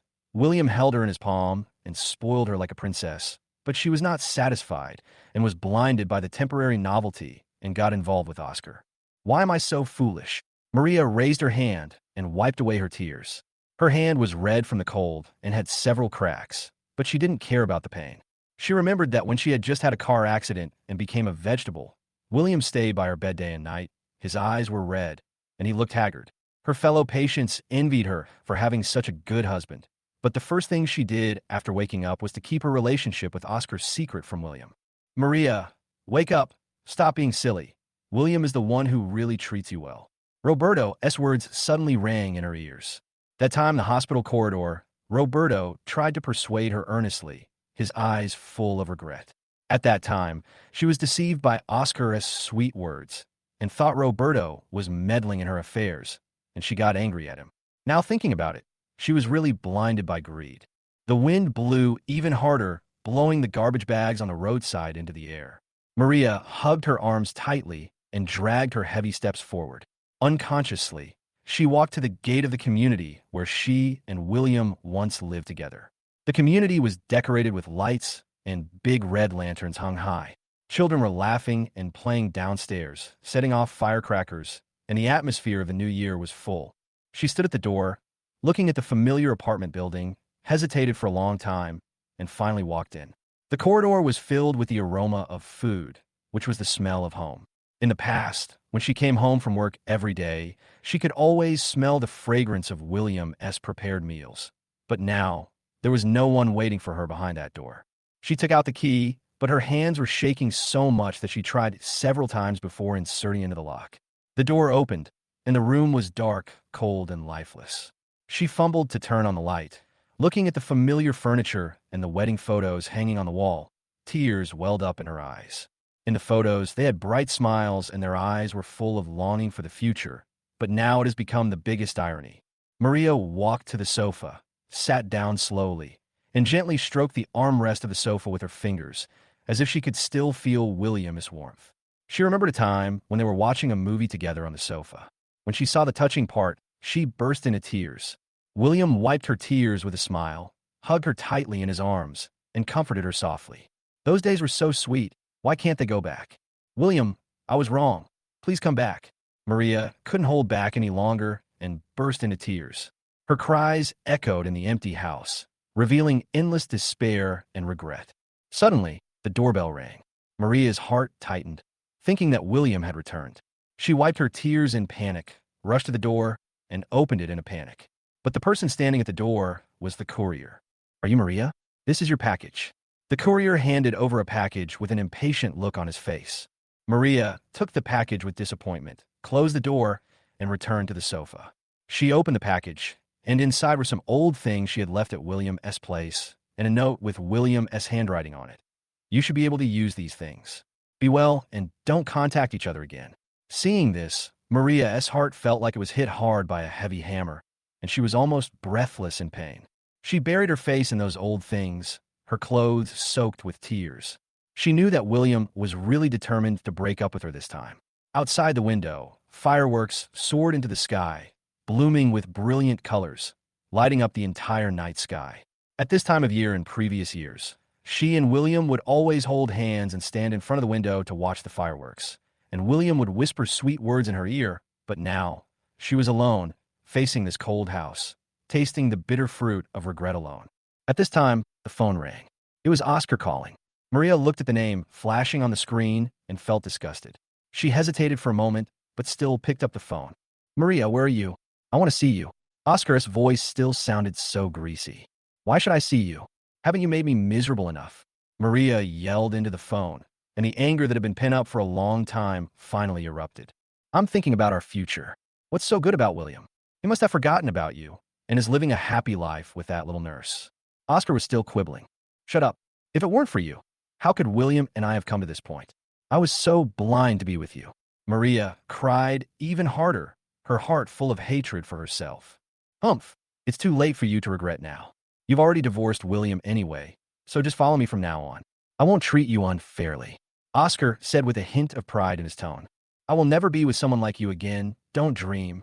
Maria said, hung up the phone, and threw the phone aside. She knew very well that Oscar had never been sincere to her from the beginning to the end. He just wanted her money, but she ruined her happiness for such a scumbag. Maria stood up and walked to the window. Looking at the gorgeous fireworks and the lively crowd outside the window, her heart was filled with sadness. She once had so many beautiful things, a husband who loved her and a warm home. But all of these turned into bubbles because of her momentary confusion. If only I could go back to the past, how wonderful it would be. Maria murmured to herself, tears blurring her eyes again. She knew that there was no regret medicine in the world, and she could only live alone with this regret. From now on, the light in her life was gone, leaving only endless darkness. Chapter 52, Wedding Crisis. The wedding was scheduled on a sunny spring day. The sky was blue as if it had been washed by water, and the clouds were floating slowly, as if they were also coming to join in the excitement of this happy event. William, wearing a neat suit, with his hair carefully combed, and his face filled with happiness, stood at the door of the hotel, welcoming relatives and friends who came to congratulate him.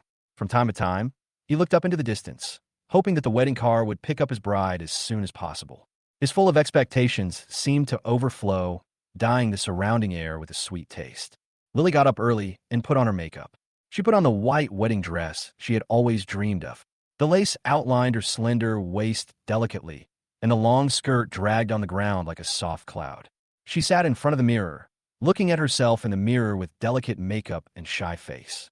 The corners of her mouth unconsciously raised, and her eyes flashed with excitement and longing. The bridesmaids surrounded her, joking, and the laughter echoed in the room. Lily, you are so beautiful today. William will be stunned when he sees you. A bridesmaid teased with a smile. That's right. It hasn't been easy for you along the way. You must continue to be very happy in the future. Another bridesmaid echoed. Lily blushed and nodded gently, her heart full of longing for the future life.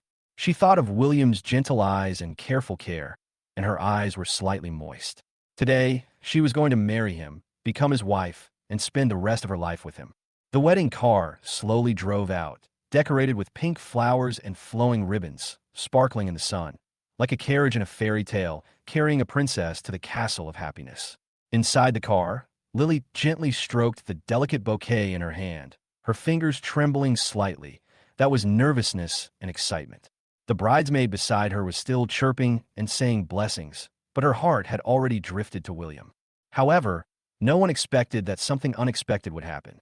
As the wedding car drove to the busiest section of the city center, a sharp noise suddenly came from the bottom of the car, and the car body shook violently for a few times, then slowly stopped. The driver hurriedly got out of the car to check, and his face turned pale instantly. What's going on? The bridesmaid asked in panic. It seems the car is broken down and it can't be repaired for a while. The driver replied anxiously, beads of sweat rolling down his forehead. Lily's heart suddenly sank, as if being grabbed by an invisible hand. She looked out the window in panic. The busy streets seemed like an insurmountable chasm. Time passed by. The wedding date was approaching, but the wedding car did not move at all. The congested vehicles around honked impatiently, and the noise made her upset. What should we do? The groom is still waiting in the hotel. The bridesmaid stamped her feet anxiously. Lily took a deep breath and tried to calm herself down. She took out her cell phone and dialed William's number with trembling fingers.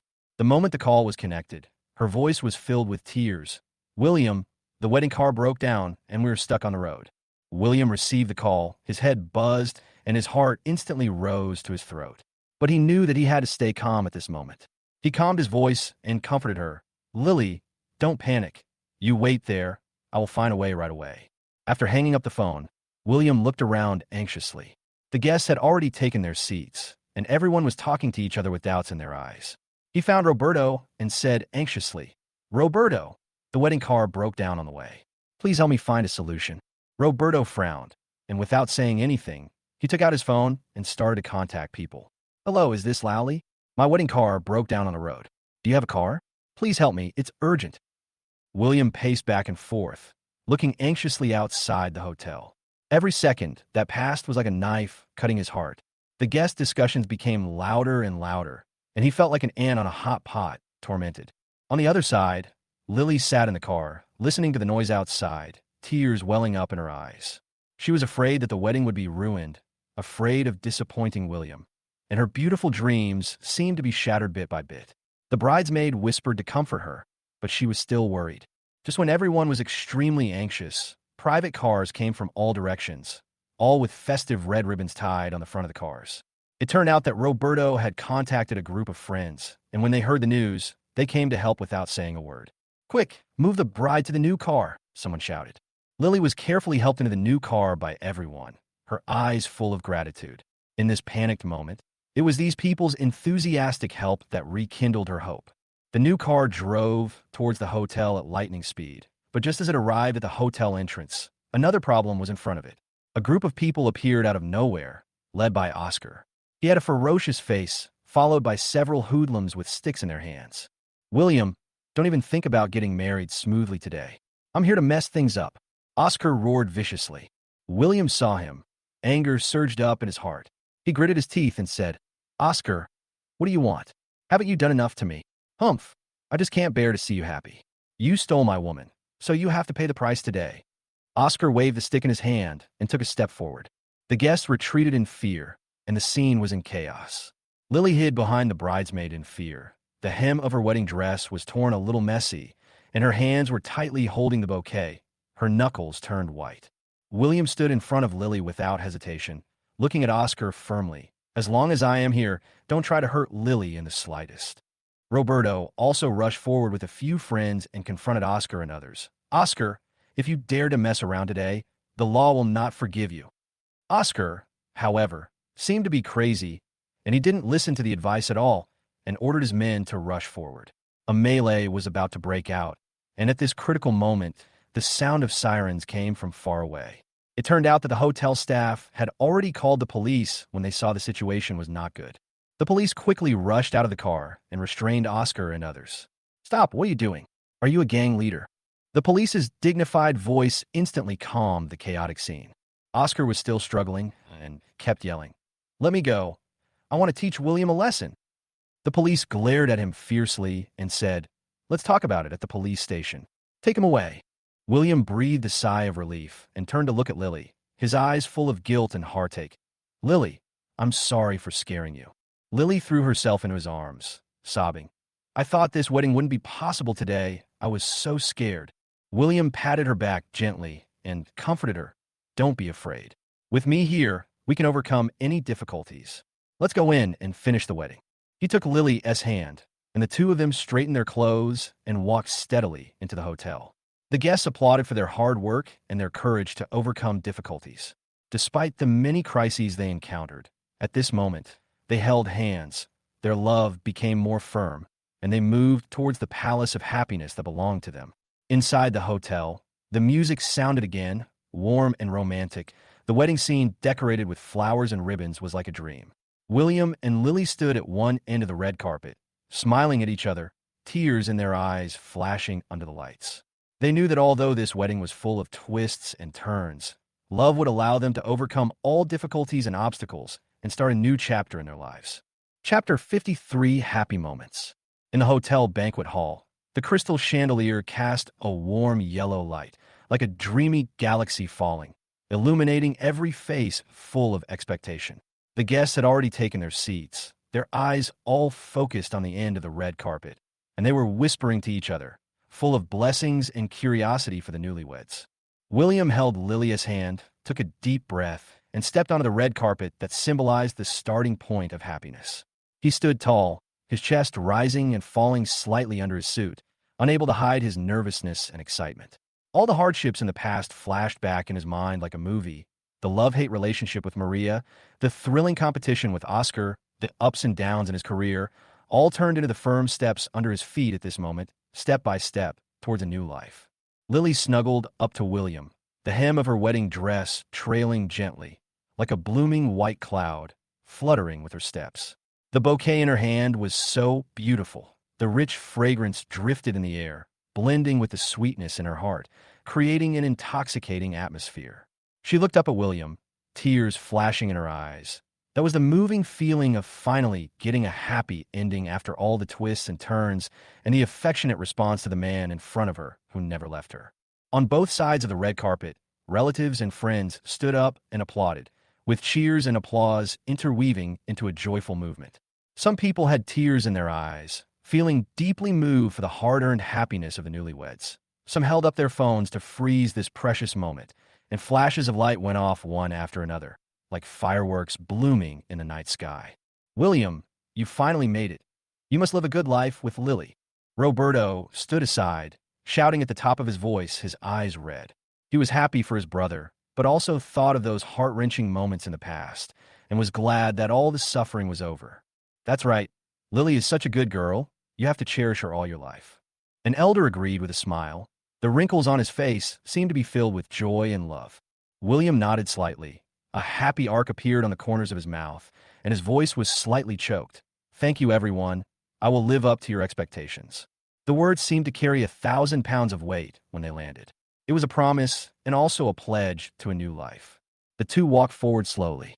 On the stage in front of them, the pastor had been waiting for a long time. He was wearing a solemn robe, with his hands folded in front of his chest and a peaceful and kind look. On the huge LED screen behind them, William and Lily's acquaintance and friendship were played in a rolling manner. From the shy gazes when they first met to the warm daily companionship, each frame carried the footprints of their love, which caused sighs and smiles from the audience. Walking to the center of the stage, William and Lily stood face to face, staring at each other, with only each other's figure in their eyes. The pastor cleared his throat and said solemnly, "Dear friends, today we gather here to witness the sacred wedding of Mr. William and Ms. Lily." His voice echoed in the hall, as if there was a magical power, which gradually quieted the noisy crowd, and everyone was immersed in this sacred moment. "Mr. William, are you willing to marry Ms. Lily? No matter she is rich or poor, healthy or sick, you will always be by her side and never leave her." The pastor looked at William, his eyes full of expectation. William took a deep breath. He held Lily's hand tightly, as if he was holding the whole world. His eyes were moist, and his voice was firm and affectionate. "I do." Those 3 words, like a loud bell, resounded throughout the banquet hall, struck everyone's heart, and caused many female guests in the audience to wipe away tears quietly. Lily's turn, the pastor asked softly, "Ms. Lily, are you willing to marry Mr. William and walk hand in hand with him through good times and bad, youth and old age?" Lily's eyes. She looked at William, as if she saw every warm day and night in the long years to come. She nodded without hesitation. "I do." This gentle word seemed to be filled with thousands of words, a loyal oath of love, and an ardent anticipation for a life together. Then, the best man and bridesmaid came up and presented the rings. The 2 rings shone brightly under the lights, and the diamonds on the rings looked like stars, witnessing this unswerving love. William picked up the rings, gently lifted Lily's hand, and carefully put the rings on her slender fingers, as gentle as if treating the most precious treasure in the world. Lily did the same. She put the rings on William with trembling hands, and when her fingertips touched, the love like electricity spread throughout her body.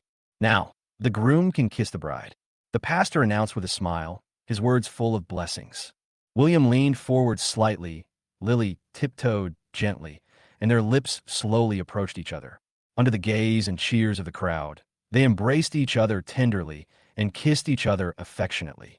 At that moment, time seemed to stand still, and the whole world seemed to be filled with only each other's heartbeat and breathing.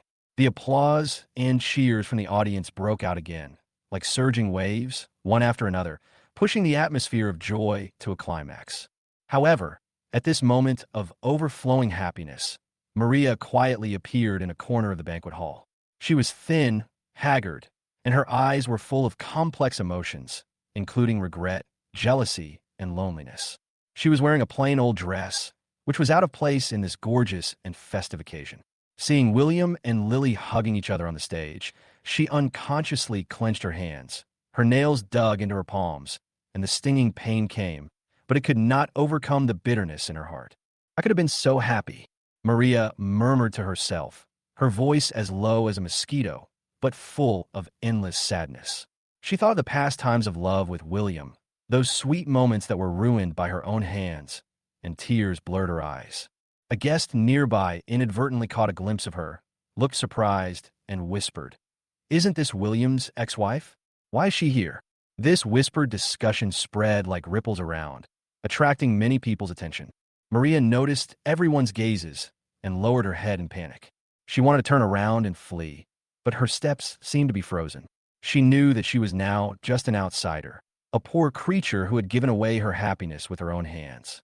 William on the stage seemed to sense something, turned his head slightly, and glanced in the direction of Maria. When their eyes met, the past love, hatred, and vengeance surged into their hearts.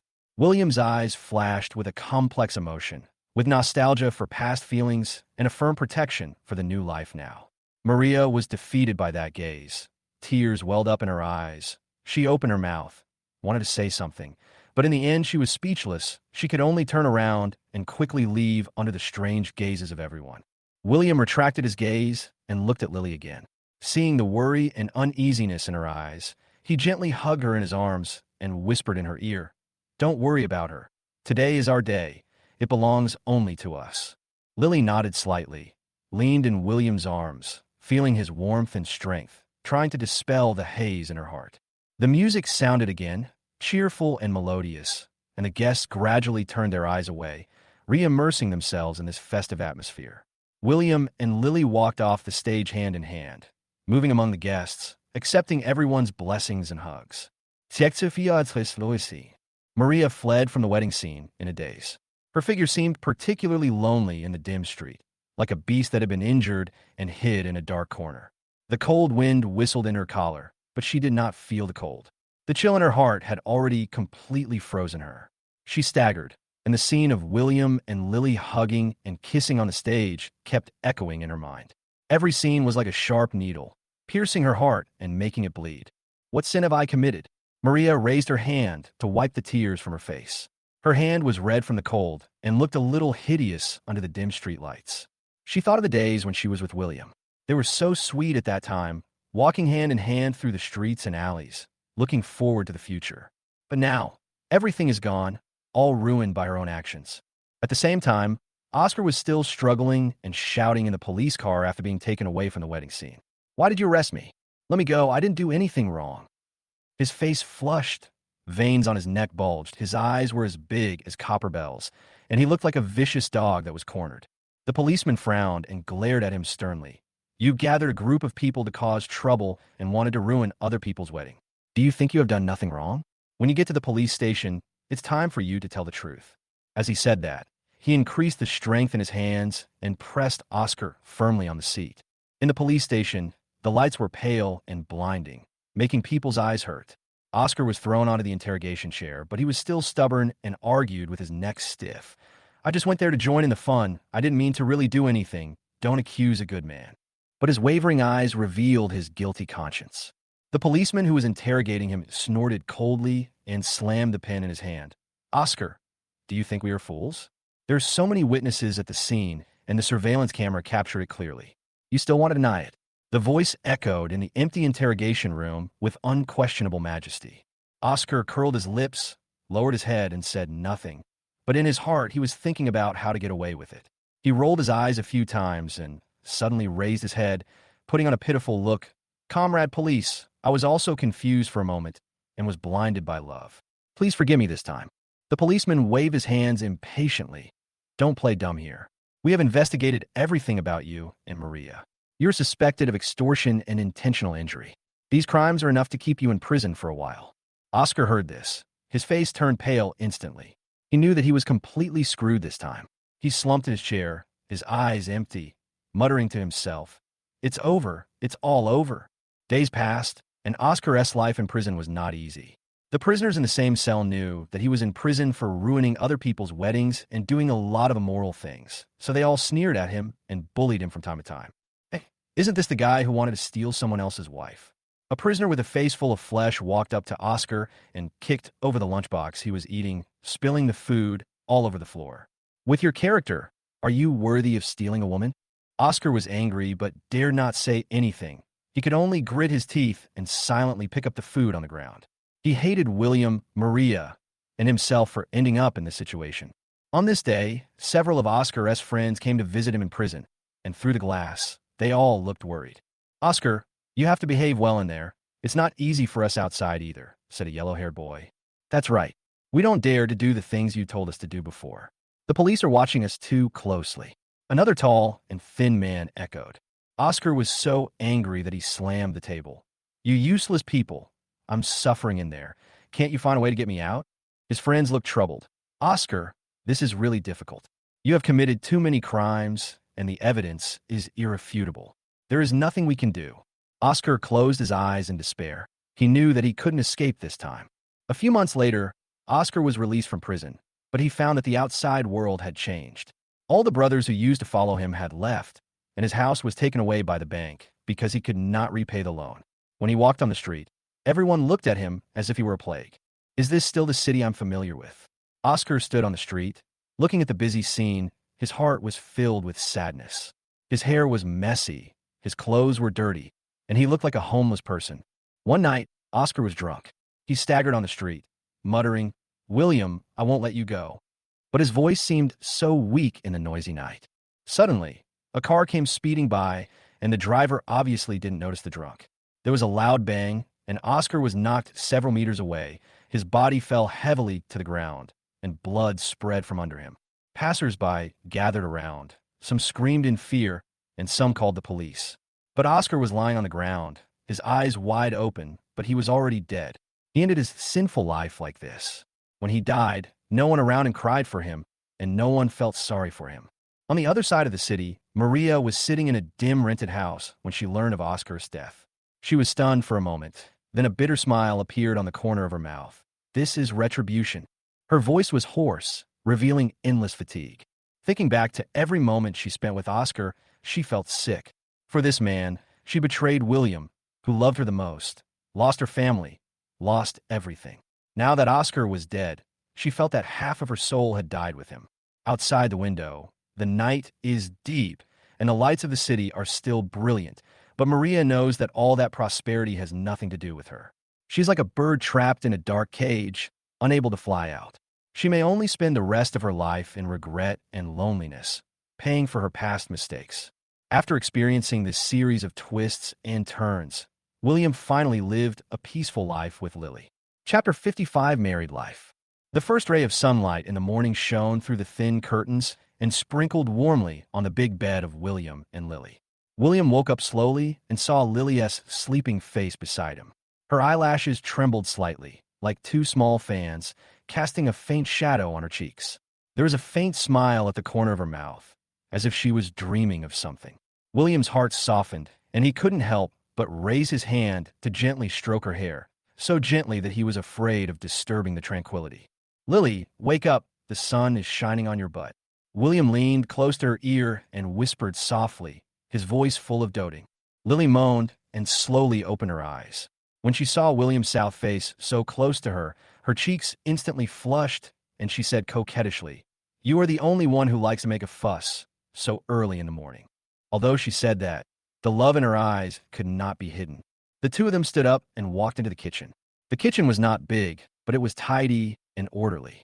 The sunlight shone through the window onto the polished pots and pans, reflecting a warm light.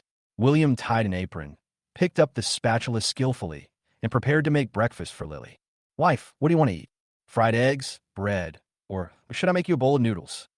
William turned his head and asked with a smile on his face. Lily hugged him gently from behind, resting her chin on his shoulder, and said softly, "Anything is fine, as long as you do it." Soon, the kitchen was filled with the aroma of food. William took out the golden fried eggs, heated up a few slices of bread, poured 2 cups of hot milk, and a simple but warm breakfast was placed on the dining table.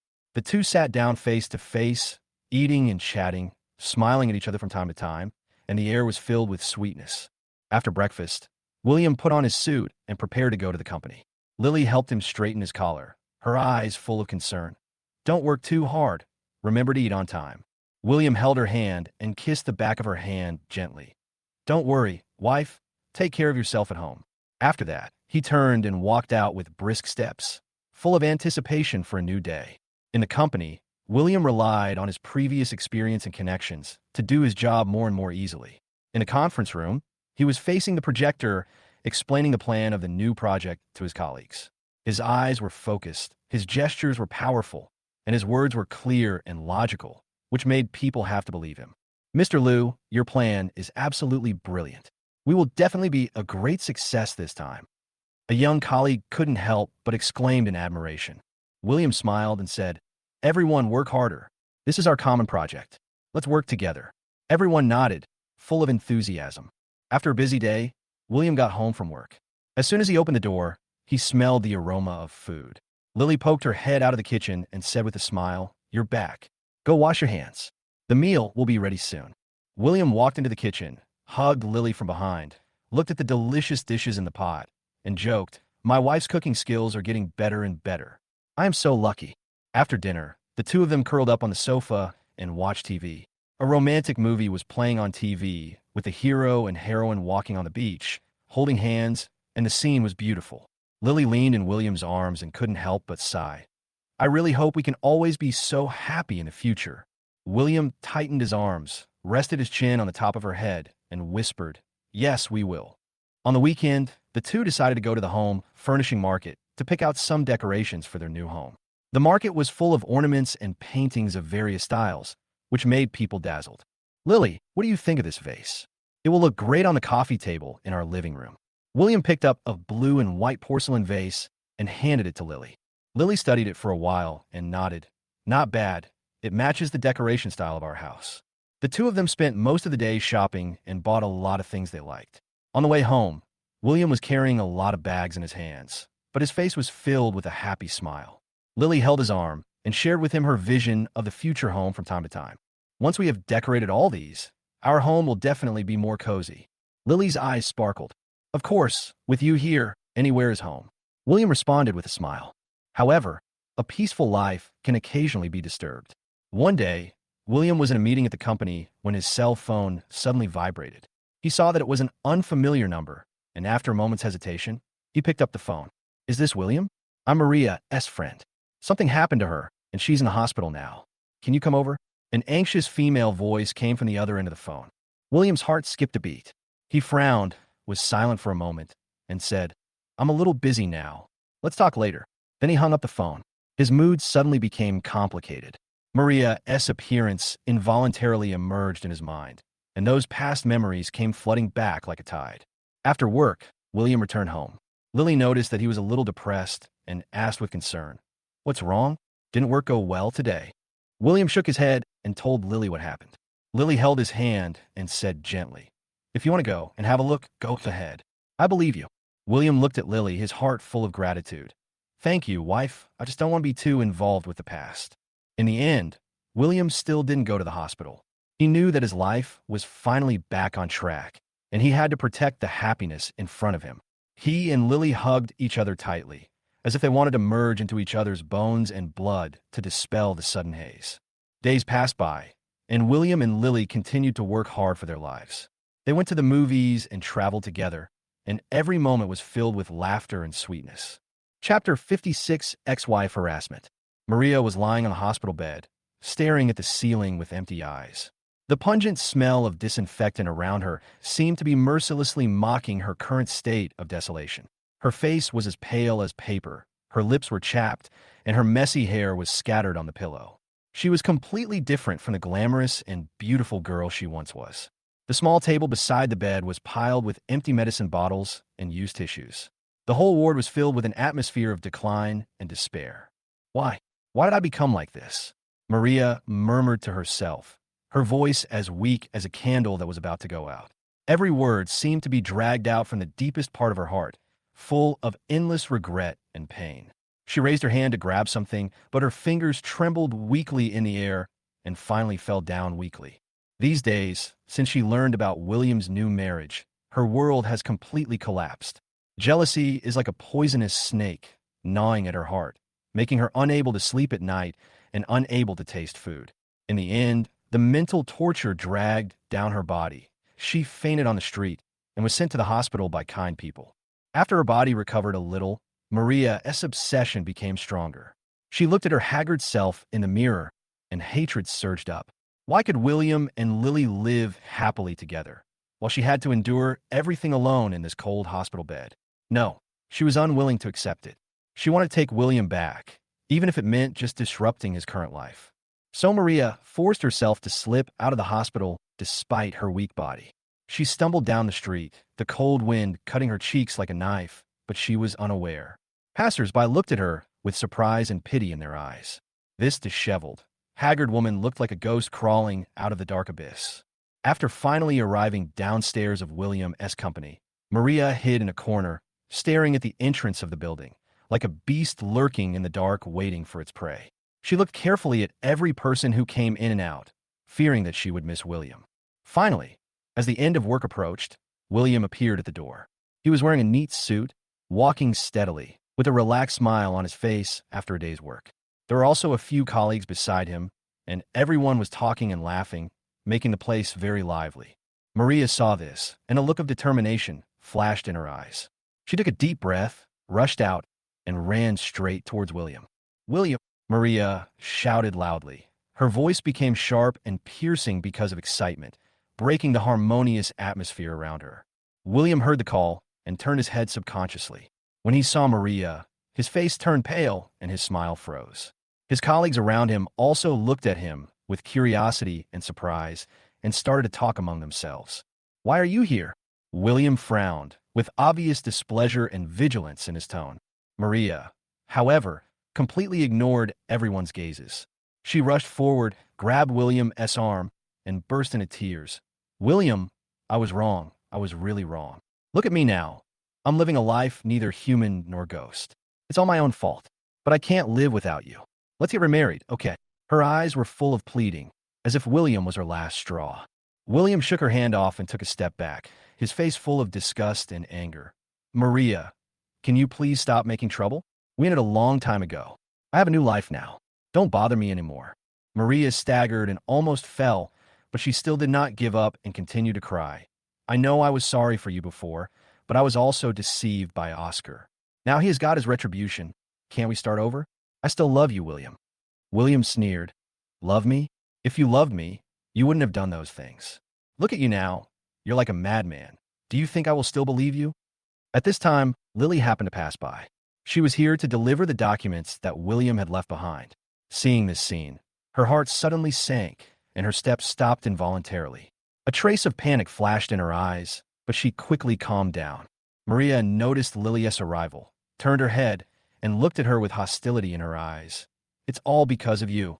If you hadn't intervened, how would William and I have ended up like this?" Her voice was full of resentment. Lily frowned slightly, walked forward, and said calmly, "Maria, you are wrong. William and I are truly in love. You destroyed your marriage with your own hands, and now you blame others. Is this fair?"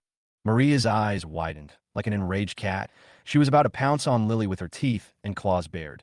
"You are talking nonsense. Today I will let you know who is William's real wife." William quickly stood in front of Lily and glared at Maria. "Don't you dare touch her. Maria, I'm warning you. If you keep making trouble like this, I'll call the police." Maria was frightened by William's momentum, her body trembling slightly. She looked at Lily behind William, then looked at William's determined expression. The despair in her heart became stronger. She knew that she had really lost him completely. Okay, you're so cruel." Maria choked, tears blurring her eyes. She turned around and staggered away, her back looking so desolate and helpless, like a lone goose that escaped after being injured. William looked at the direction she left, feeling mixed emotions. He turned around and looked at Lily, full of guilt. "Lily, I'm sorry for scaring you." Lily shook her head gently and held his hand. "I'm fine. As long as you have me in your heart, I'm not afraid of anything." The two walked into the company hand in hand, leaving behind a group of colleagues who were still talking about it. Chapter 57: Lover's Revenge. Maria ran away from William's company in a daze, and like a wounded wild animal, she ran blindly in the streets of the city. The cold wind whistled into her collar and whipped her tear-stained face, but the pain in her body was no match for the wounds in her heart. She ran all the way until her legs became weak and she could no longer support herself. She collapsed in the corner of a dark alley with a plop. The surrounding area was filled with the stench of rotting garbage. A few stray cats were frightened and fled away with a few meows. Maria hugged her arms tightly, curled up into a ball, and burst into tears. Her cry was heartbreaking, as if she wanted to vent all the sorrow, regret, and despair in her heart. Why did I live my life like this? She sobbed, and her voice echoed in the quiet alley, but there was no response, only her increasingly desolate feeling. At the same time, Oscar's accomplices who were still hanging around outside heard about their boss's miserable end, and they were all furious, blaming William for the whole thing. They gathered in a smoky, abandoned warehouse, and the dim lights swayed on their faces twisted by anger, reflecting pairs of eyes full of hatred. This William is such a scumbag. He hurt our boss like that. We can't just let it go. A bald man slammed his fist on the rusty iron table, and the empty wine bottles on the table were shaken and the wine splashed everywhere. That's right. We have to teach him a lesson and let him know that we are not to be trifled with. Another tall and thin man echoed him. The cigarette in his mouth flickered as he spoke. In the smoke, the ferocious expression on his face could not be seen clearly. Everyone was talking about how to take revenge on William. Finally, they decided on a plan. First, follow William, find out his daily whereabouts, find an opportunity to create some accidents to make him suffer, and preferably scare him so that he dare not show up in the city again. Since then, William always felt that there was a pair of eyes staring at him from behind. Every time he walked on the street, an inexplicable chill would jump up from his spine. On the way to work, he would look back inadvertently and always catch a glimpse of a few sneaky figures passing by. When he got home from work, some unfamiliar faces would appear from time to time near the community, seemingly strolling around, but their eyes would glance at him from time to time. At first, William thought he was just being suspicious, but after a few days, this strange feeling became stronger and stronger. He realized that something was wrong, and he became alert and discussed with Lily that they should be careful. Lily, I always feel like someone is following me recently. We have to be careful when going to and from work. Don't go out alone, okay? William frowned and looked at Lily with concern. Lily's heart skipped a beat when she heard this, and a trace of fear flashed across her eyes, but she still nodded calmly. I understand. You should be careful too, and don't let anything happen to you. That evening, William returned home after working overtime. It was already dark. He hurriedly walked in a dimly lit alley, thinking of Lily waiting at home, and unconsciously quickened his pace. Suddenly, there was a burst of hurried footsteps behind him. Just as he was about to turn around, he felt something hit the back of his head. A sharp pain came over him, and his eyes went black. He almost fell to the ground. "Umph, William, you've come to this day." A vicious voice sounded in his ears. William endured the pain, swayed, and stood firm. And when he looked closely, he saw several vicious thugs standing in front of him, who were Oscar's accomplices. His heart tightened, knowing that he was in big trouble, but he still held on, glaring at them. "What do you want to do?" "What?" "Of course I'm here to settle accounts with you. You treated our boss so badly. I have to settle all the accounts with you." The bald man in the lead waved a wooden stick in his hand and approached William step by step, the flesh on his face shaking with his movements. William backed away while quickly scanning his surroundings, looking for a chance to escape. He knew that a head-on confrontation with these people would not work, so he had to find a way to outwit them. Just as the bald man raised the stick to hit him, William saw the right moment and dodged to the side, causing the stick to hit the ground with a whoosh, splashing a cloud of dust. He took advantage of the situation and kicked the bald man on the knee. The man cried ouch, knelt on one knee, and the stick in his hand fell to the ground. Seeing this, the other thugs rushed forward. William dodged left and right but was still hit several times, but he gritted his teeth and fought back desperately. In the chaos, he reached for his cell phone in his pocket and pressed the alarm shortcut button with all his strength. "Don't mess around. The police will be here soon," William shouted loudly, his voice a little hoarse due to tension and pain. The gangsters panicked when they heard this, looked at each other, and hesitated. They knew that if they were caught by the police, they would be in big trouble. At this moment, the sound of police sirens came closer and closer. The gangsters panicked and left William behind, running away in all directions, disappearing in the dark alley in the blink of an eye.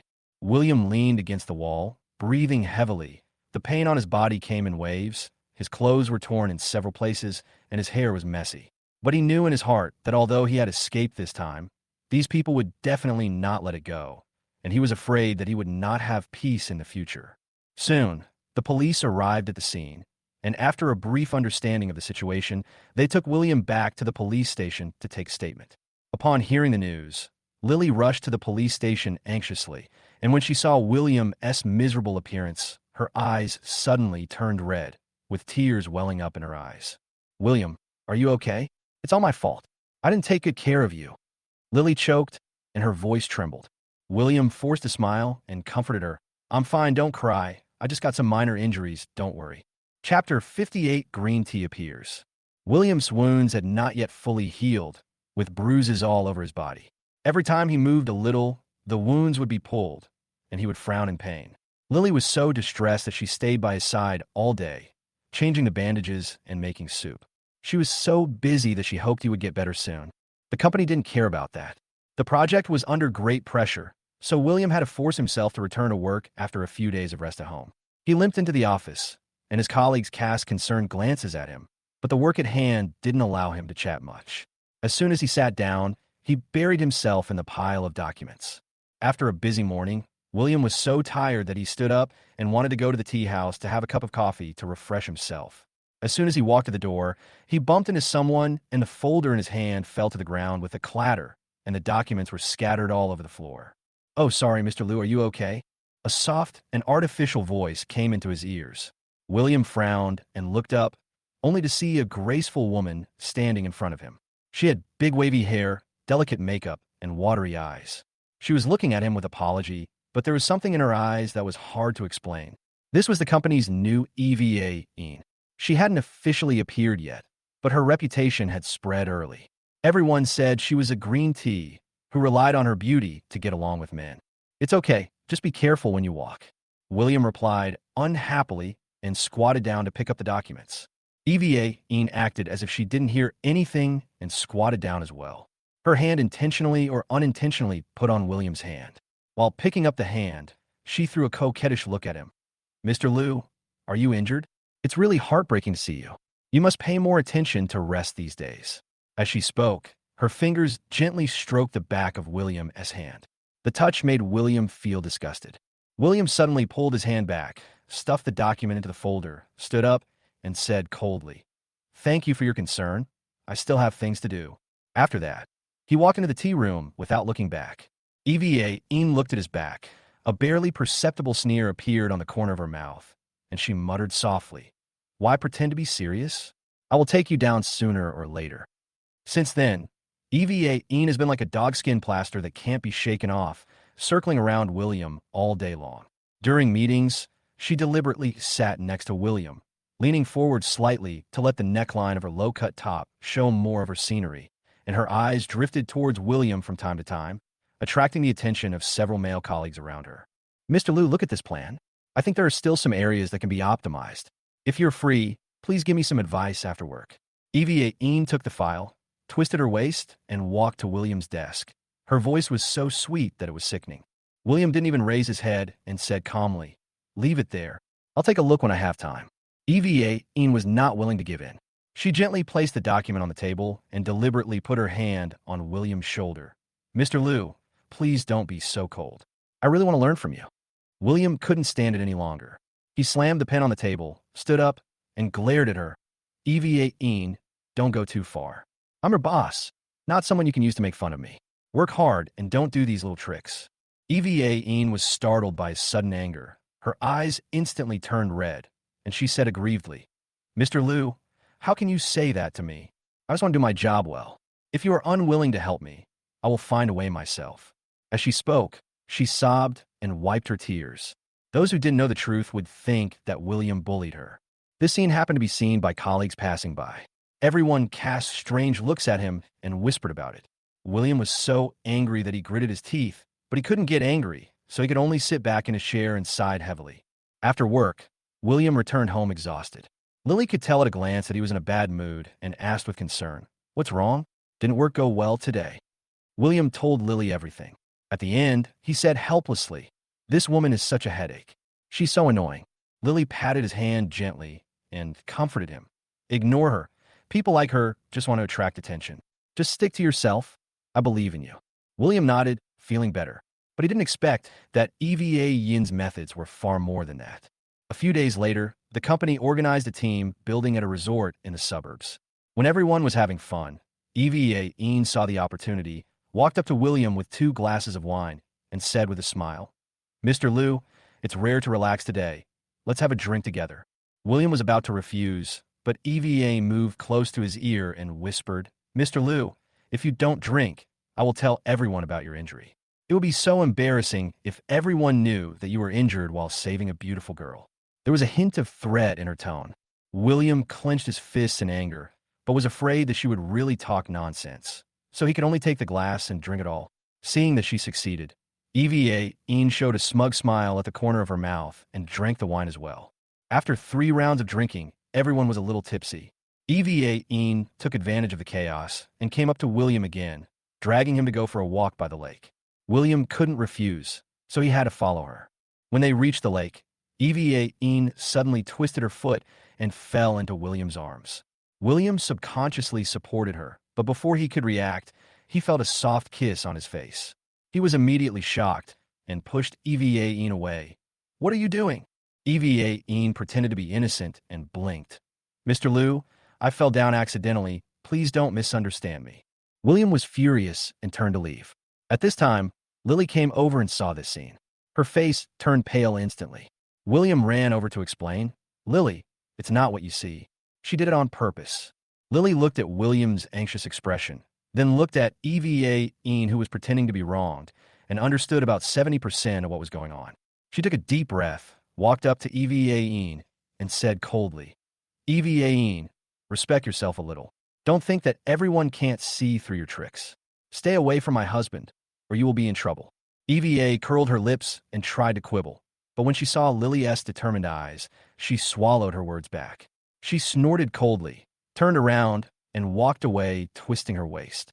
William held Lily's hand and said guiltily, "Lily, I'm sorry for making you feel wronged." Lily shook her head. "I'm fine, as long as you know it in your heart. Don't let her succeed." After this incident, William became more disgusted with Ian and more vigilant. He knew that this woman would not give up easily, and he had to be on guard against her little moves at all times, so as not to let her disrupt his and Lily's lives. Chapter 59. The Villain's Scheme. The team building incident had just passed, and the company seemed to have returned to calm, but in fact, there were undercurrents. David, who usually loved to do small things behind the scenes, saw that William was getting more and more successful at work and had repeatedly resolved crises. The flames of jealousy in his heart suddenly jumped up and burned him so much that he was almost twisted. Early in the morning, William walked into the company as usual, full of energy, ready to start a new day of work. As soon as he sat down at his desk, he noticed that his colleagues looked at him strangely, whispering to each other. But when they saw him, they immediately stopped talking and pretended to be busy with their own things. William was worried, but the project at hand was urgent, so he didn't have time to think about it and plunged into work. There was an important meeting in the morning. As the project leader, William had to report the progress of the work to the senior management. He arrived at the meeting room half an hour in advance to prepare the materials, repeatedly checked every data, and strived to be perfect. At the beginning of the meeting, William stood up and confidently explained the plan, with pictures and texts, and well-reasoned. The senior management nodded frequently and showed satisfied expressions on their faces. Just when he was about to finish, David suddenly raised his hand and said, "Mr. Liu, I have a question." He had a fake smile on his face, but his eyes were cunning. "Look at this set of data. What I accidentally saw before seems to be different from what you are reporting now. Is there something wrong?" As he said that, he stood up, walked to the projector, and pointed at a number on the screen in a pretentious manner. William was shocked. He knew that there was absolutely no problem with his data. David must be picking on him. He frowned slightly and looked at David with a questioning look in his eyes. "David, are you sure what you see is accurate? I have verified it repeatedly." David was not in a hurry. He took out a small notebook from his pocket and shook it. "Mr. Liu, I wrote it all down here. Do you want to take a look?" The atmosphere in the conference room suddenly became tense, and the senior executives looked back and forth between the two, full of confusion.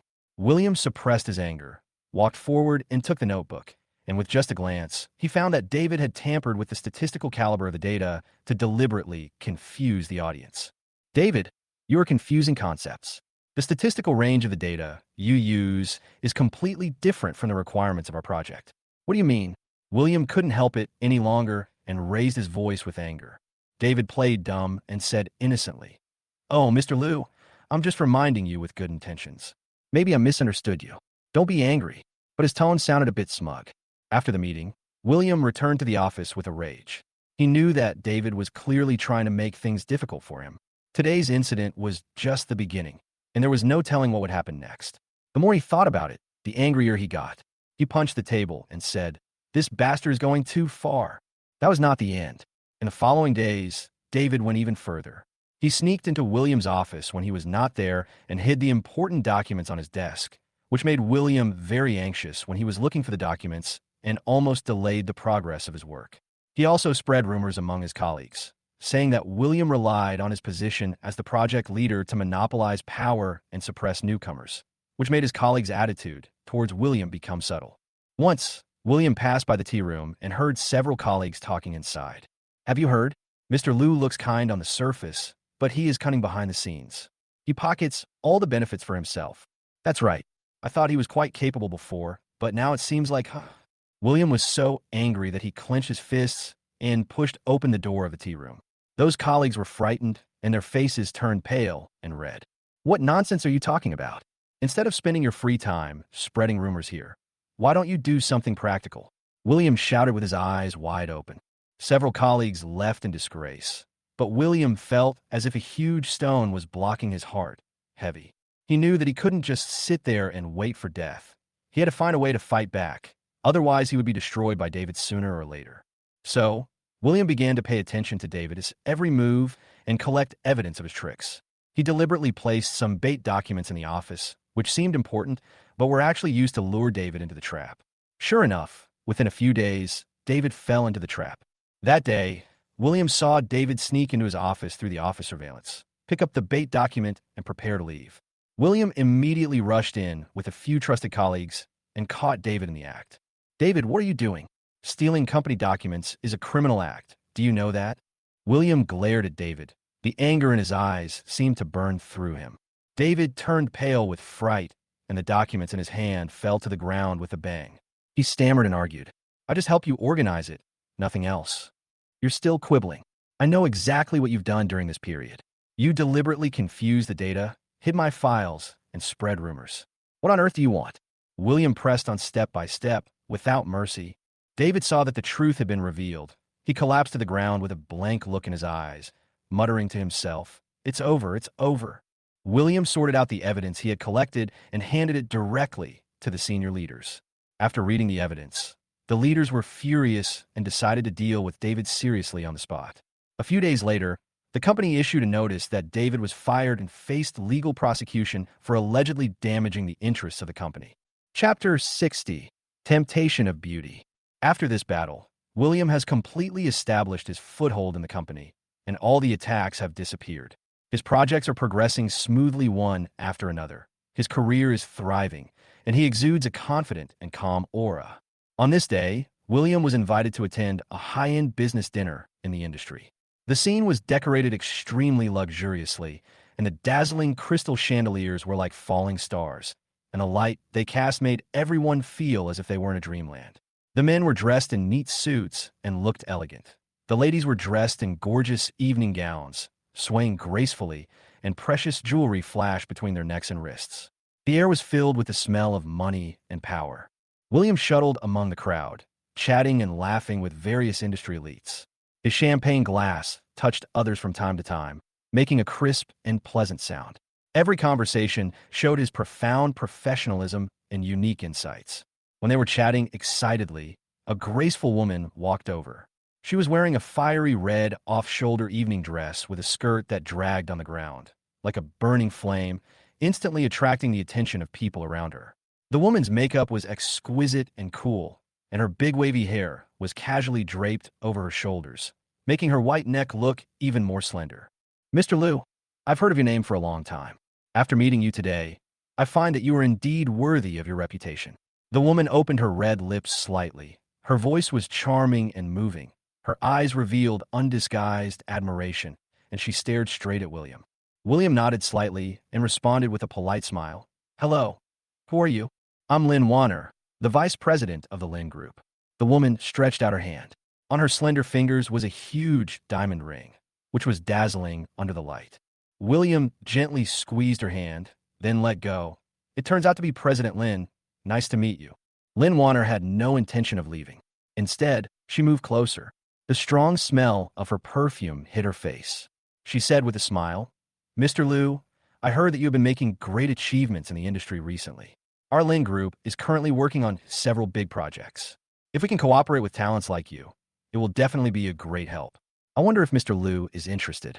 Let's find some time to talk alone. As she spoke, her fingers gently stroked William's arm intentionally or unintentionally. William took a step back calmly, his expression still calm. Mr. Lin, you are too kind. Regarding cooperation, it depends on the company's arrangements. I'm also busy with the projects at hand. Let's talk in detail when there is a chance. Seeing how cold he was, Lin Wanner's eyes flashed with a hint of displeasure, but she soon regained her smile. Mr. Liu is really dedicated. Okay, then, I look forward to our follow-up communication. After saying that, she walked away gracefully, twisting her slender waist, leaving behind a charming back. A few days later, a young and beautiful female model came to the company, saying that she was here to take product promotional photos. When the female model entered the company, she was like a stone thrown into a calm lake, causing a lot of ripples. She was wearing a tight, navel-bearing short top and a miniskirt. Her two straight and slender legs swayed in front of everyone, a perfect combination of youthful vitality and sexy charm. William intentionally or unintentionally. Mr. Liu, do you think my pose is correct? You are such a professional. Can you give me some pointers? She blinked her big, watery eyes and spoke in a soft voice, while deliberately sticking out her chest to show off her proud figure. William glanced at her and said expressionlessly, The photographers are over there. They are more professional. Just listen to them. The female model did not give up and continued to pester. Hey, Mr. Liu, please don't be so cold. I heard that you are the pillar of the company. If I learn more from you, maybe there will be more opportunities for cooperation in the future. As she said this, she gently pulled the corner of William's clothes. William frowned and shook off her hand. Just work hard and stop messing around here. After that, he walked away, leaving the female model standing there, stamping her feet in anger, muttering, Humph, why are you pretending to be serious? Once again, William went on a business trip to attend an important business negotiation meeting. At the dinner after the meeting, the female boss of the cooperative company came over to toast. The female boss was in her early 40s, well-maintained, and exuded the charm and majesty of a mature woman. She wore a custom-made black suit that outlined her figure, and her neat short hair made her look more capable. Mr. Liu, this negotiation was a great pleasure, thanks to your expertise and wisdom. I toast you with this glass of wine and hope that our subsequent cooperation will be smooth. The female boss raised her glass, her eyes sharp but with a bit of appreciation. William quickly stood up and picked up the wine glass. Mr. Wang, you are too polite. This is the result of our joint efforts. It's a pleasure to work with you. After that, he drank it all in one gulp. The female boss had no intention of putting down her wine glass. She smiled gently and said, Mr. Liu is really generous. I have a request. I have a private project on hand, but I haven't been able to find a suitable person to lead it. I think you're the best choice.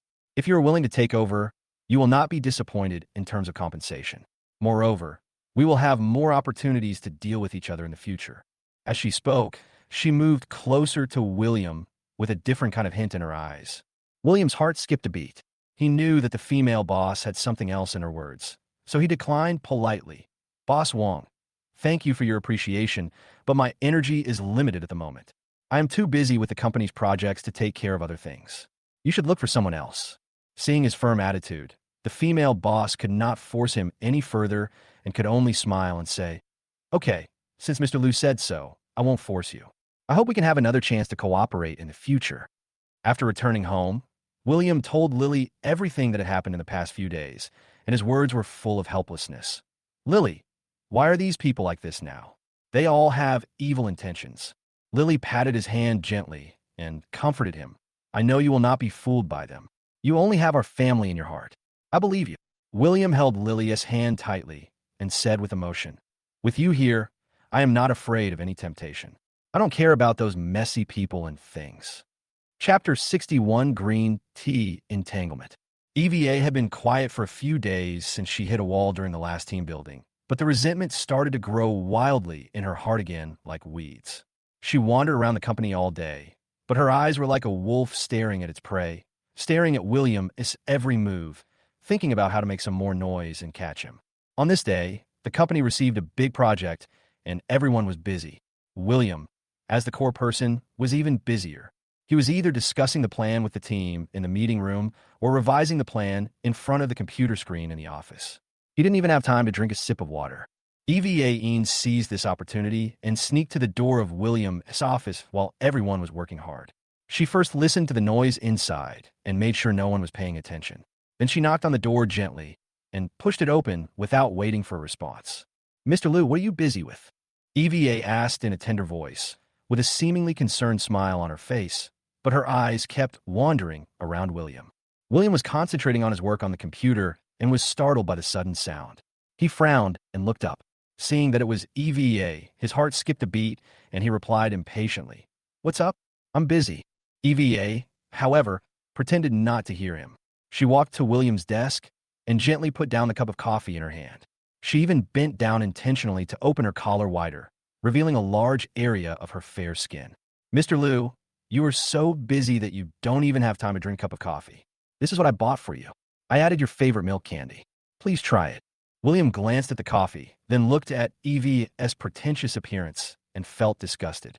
He pushed the coffee aside and said coldly, "No, I don't like sweet drinks. You can take it." Eva was frustrated and gnashed her teeth in hatred, but she still had a smile on her face. She rolled her eyes and came up with another idea. "Mr. Liu, then you go ahead and do your work. I won't disturb you. By the way, the photos of the last team building event are out. I picked out a few nice ones and sent them to your phone. Please take a look when you have time." As she said that, she threw a coquettish glance at William and walked out with a twist of her waist. William didn't take it seriously and continued to work. After a while, his phone rang. He picked it up and was furious. The photos Eva sent were all of her getting close to him and making all kinds of ambiguous gestures during team building. The photos were obviously processed, making it look like they were very close. Before William could react, he received several messages from colleagues asking him what was going on with Eva. William understood that Eva was deliberately spreading rumors in the company to ruin his reputation. He stood up in anger, rushed to Eva's workstation, and slammed his phone on her desk. "Eva, what on earth do you want to do? What do you mean by sending these things?" Eva pretended to look innocent and raised her head. "Boss Liu, what's wrong with you? I just sent you a few photos. My colleagues also wanted them, so I shared them. What's wrong? Stop pretending like an idiot. You deliberately edited the photos into this shape and posted them everywhere. Do you want to destroy me?"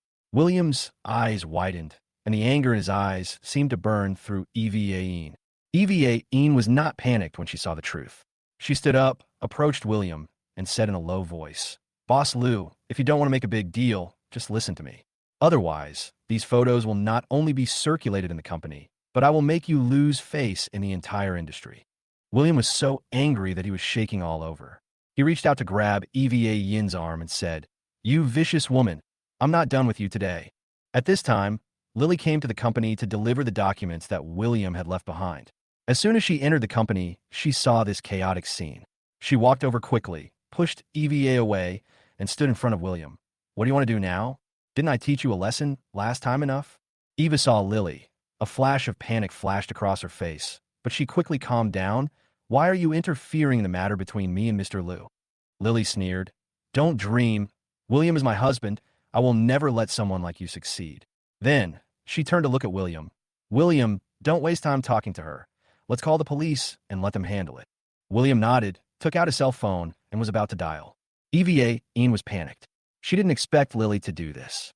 She quickly grabbed William's hand and begged, "Mr. Liu, don't call the police. I was wrong. I won't do it again. Please forgive me this time." William shook off her hand. "Are you scared now? It's too late." Soon, the police arrived at the company, and after learning what happened, they took Eva away.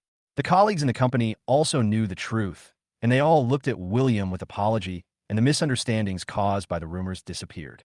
After this incident, William finally saw through Eva's true colors and cherished his relationship with Lily even more. He knew that there were only a few people in the world who truly loved him, so he had to hold on to this happiness and not let anyone destroy it. Chapter 62. Villain's Revenge. As soon as the morning sun shone into the office, William noticed a strange atmosphere.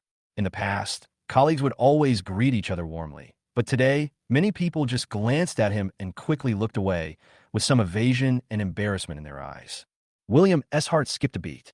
His years of experience in the workplace told him that something must have gone wrong again. He had just sat down at his desk and had not had time to turn on his computer when his cell phone rang. It was his partner calling, and his tone was full of apology. "Mr. Liu, I'm really sorry. We have some changes to the project we agreed on before, so we may have to postpone it." William frowned and asked, "Why the sudden change? We have almost drafted the contract, and we have communicated well before, right?" The other party hesitated for a long time and couldn't explain it clearly. He just kept saying sorry and hung up the phone. At this time, Xiao Li, who had always had a good relationship with William, came over secretly and said in a panic, "Boss Liu, I heard that David is doing something behind the scenes again.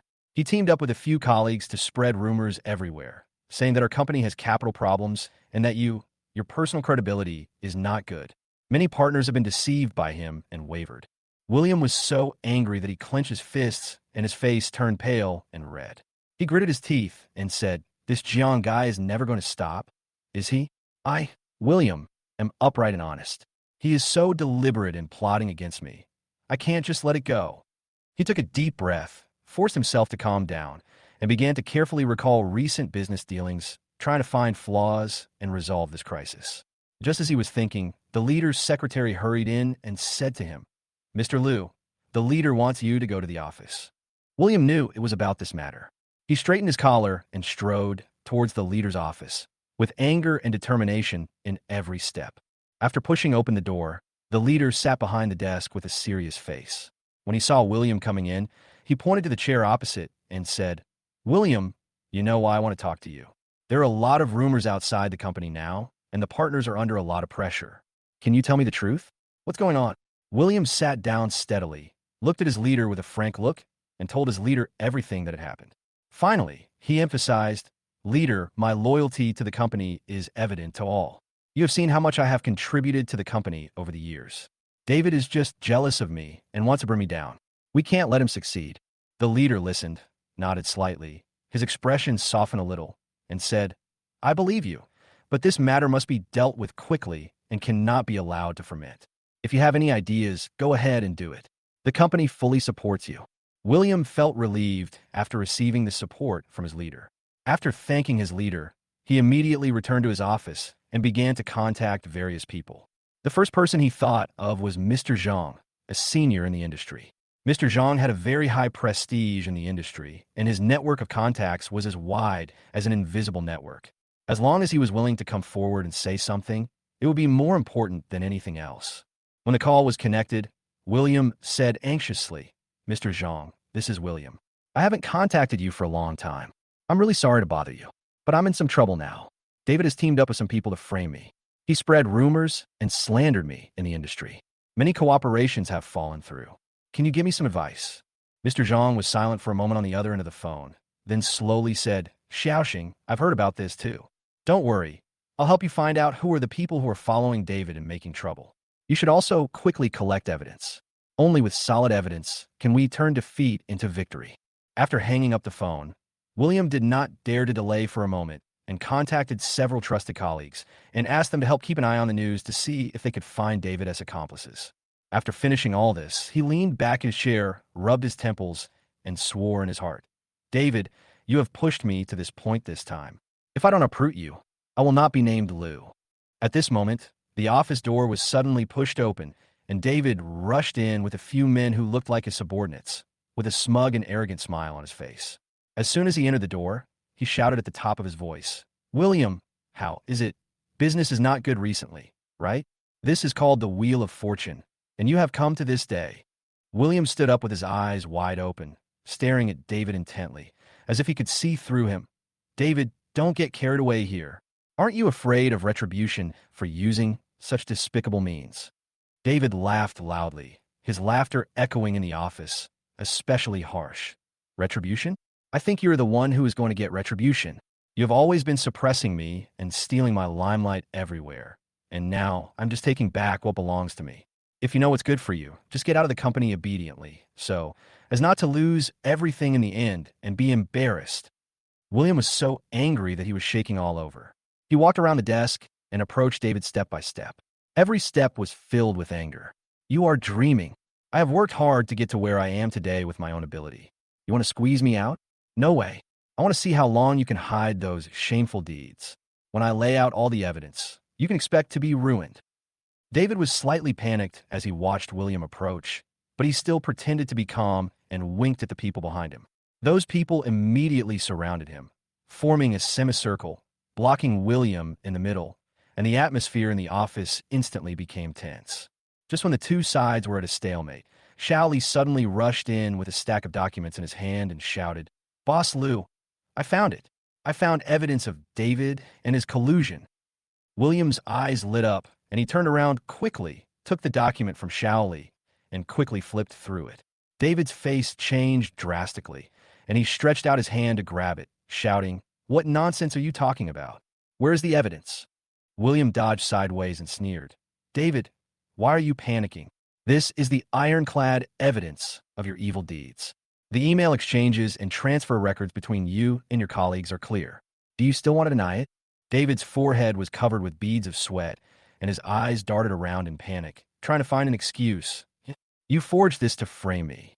William ignored his excuses, picked up his phone, and called attorney Thomas. "Thomas, this is William. I have evidence that David is doing something. Come over here quickly. Let's go meet his accomplices and let them know what will happen if they dare to mess with me." William. After hanging up the phone, William held his head high, took Xiao Li and a group of colleagues who supported him, and strode out of the office, leaving David and several of his men standing there with pale faces. They came to a hotel meeting room, where David's accomplices often gathered to discuss. William opened the door and saw the people inside, sitting together with smiles of success on their faces, but when they saw William coming in with evidence, their smiles froze on their faces. William threw the evidence on the table, looked around, and said in a low and majestic voice, "Everyone, all the good things you have done with David are here. I'm not here to quarrel with you today, but to give you a chance to take the initiative to stand up and admit your mistakes, and we can discuss solutions. If you insist on your wrongdoings, don't blame me for being rude when the law finds you." The conference room was dead silent, with only the sound of cold air from the air conditioner. After a while, a few timid people began to waver, secretly exchanging glances, as if considering William's words. David tried to make a last-ditch effort and jumped out and shouted, "Don't listen to him. He just wants to scare us. There are so many of us. How can we be afraid of just one person?" But his words had lost their confidence, and no one responded to him. At this moment, Thomas rushed over with several assistants, quickly took over the situation, and began to handle the matter according to legal procedures. William felt mixed emotions as he watched David and the others being led out of the conference room one by one like stray dogs. Chapter 60, Three Husband and Wife Join Hands. After this incident, the company finally regained its peace temporarily, but William knew that this was only a superficial phenomenon. The undercurrents in the workplace were like the calm before the storm and could cause another storm at any time.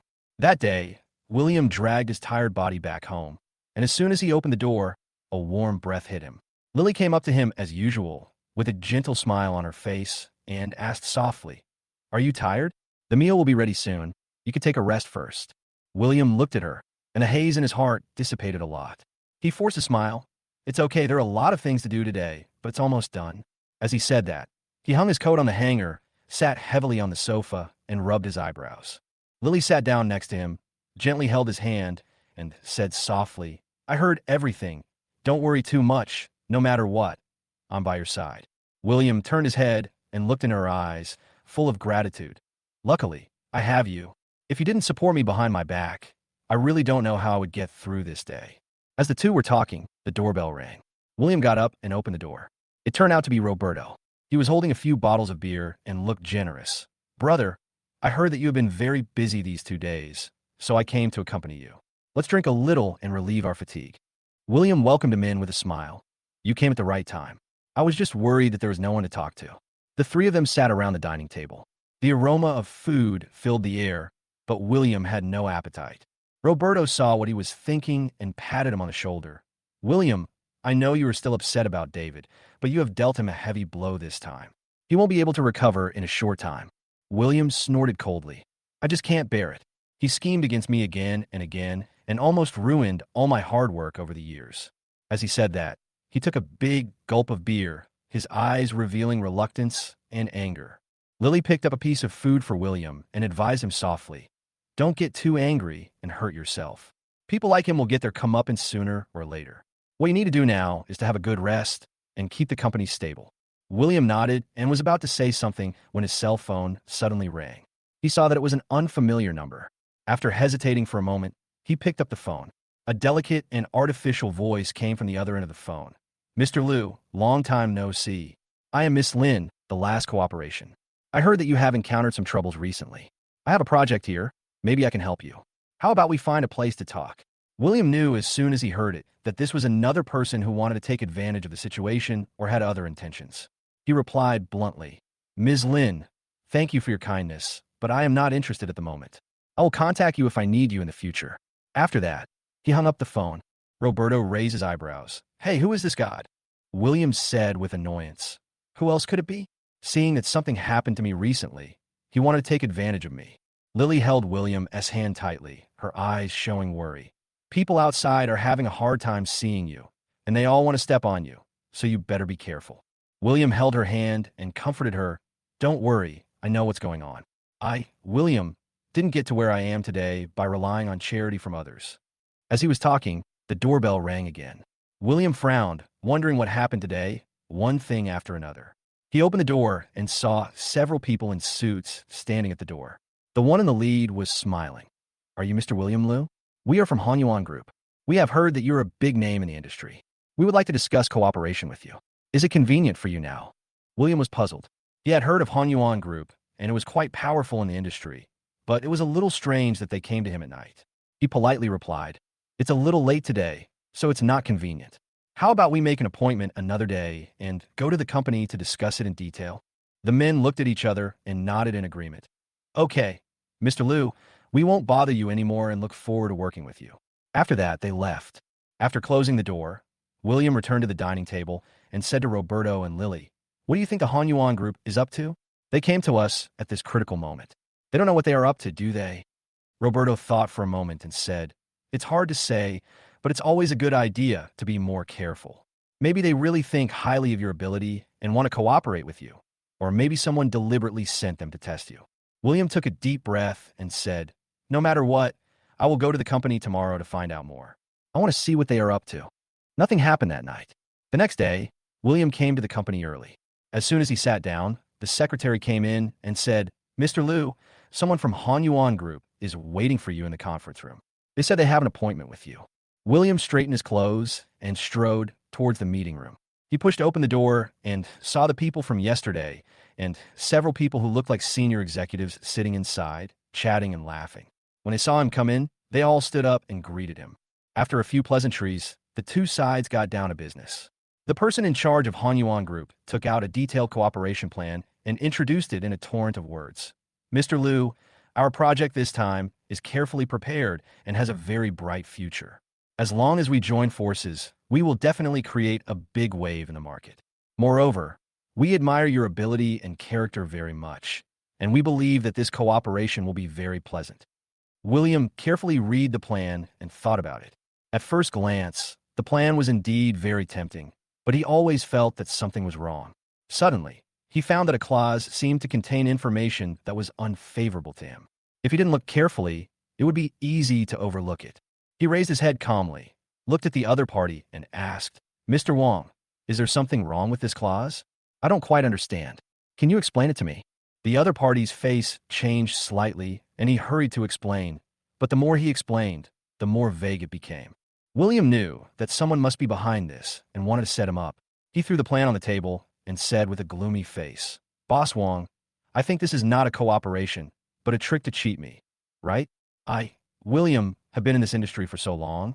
I am not a soft persimmon that can be manipulated by others. The atmosphere in the conference room suddenly became tense. The people of MANHUA Group did not expect William to be so sharp and were a little flustered. At this moment, Lily suddenly pushed the door open, holding a document in her hand, and walked straight to William, whispering, I just found some information about MANHUA Group. Take a look. William took the document and quickly read it. It clearly stated that MANHUA Group had difficulty in cash flow recently and urgently needed to find a sucker to take over. He sneered at the other party and said, "Mr. Wong, it seems that you are desperate and want to use me as a savior, but I am not that stupid." The people from MANHUA Group left in disgrace after seeing the truth. William breathed a sigh of relief and looked at Lily, full of relief. "Fortunately, you came in time. Otherwise, I would have been in trouble today." Lily smiled and said, "We are husband and wife. We should share happiness and difficulties. No matter what happens, I will not let you face it alone."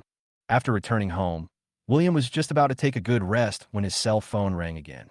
He looked and saw that it was the head of a charity organization he had worked with before, calling, "Mr. Liu, we have a charity event here and would like to invite you and your wife to participate. Do you have time?" William hesitated for a moment, then looked at Lily, who nodded slightly. William said to the phone, "Okay, we'll join." On the day of the charity event, William and his wife arrived early. Seeing the children and elderly people in need of help, they were deeply moved. William rolled up his sleeves and helped the volunteers carry supplies, while Lily played games with the children and told them stories. Halfway through the event, a few uninvited guests suddenly showed up. They turned out to be some of David's remaining followers. They were unwilling to accept defeat and wanted to cause trouble. The leader pointed at William and shouted, "You are William, right? You hurt our boss like that. Today we're going to teach you a lesson." William put down what he was holding, protected Lily behind him, and glared at them. "You still dare to come? Wasn't the lesson last time enough?" The scene was in chaos, and volunteers gathered around to protect William and his wife.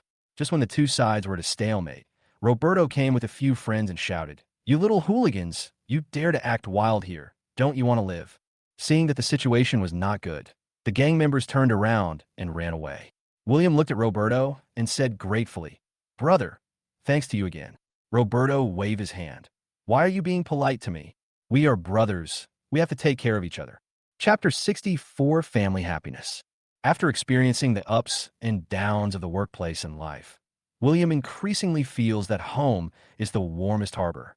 That morning, the sun gently shines through the gaps in the curtains, sprinkles on William and Lily's faces, and wakes them up from their sleep. Lily opened her eyes first, looking at William, who was still sleeping beside her, with a gentle smile on her lips, and she reached out to gently stroke the hair on his forehead. Perhaps he felt her movements. William also woke up slowly, opened his eyes, and met Lily's loving gaze. He raised his lips and whispered, "Good morning, my wife." His voice was hoarse from just waking up, but very intimate. Lily responded, stood up, and opened the curtains. The sunlight from the window instantly poured in, illuminating the entire bedroom. "It's such a nice day today. Shall we go out for a walk?" She turned to ask William. William stretched and sat up. "Okay, it's a good time to relax." After washing up, they went to the kitchen. Lily put on an apron and skillfully fried eggs and heated milk for William. William leaned against the kitchen door, watching her busy figure, his heart full of happiness. "Let me help you." He walked forward, wanting to lend a hand. Lily smiled and pushed his hand away. "Just wait and eat. Don't make trouble." At this moment, the doorbell rang. William went to open the door and found Roberto with his wife and children. As soon as Roberto came in, he said loudly, "I say, you two, why don't you go out and exercise on this weekend? It's so boring to stay at home." William smiled and joked, "I was just about to go out, and you came. You came just in time. Let's have breakfast together." Everyone sat around the dining table, laughing and talking. The children were playing and laughing, and the adults were chatting about family matters. A warm atmosphere filled the whole house. After breakfast, William and his wife and Roberto's family decided to go to a park in the suburbs. Along the way, the car was filled with children's singing and adults' laughter.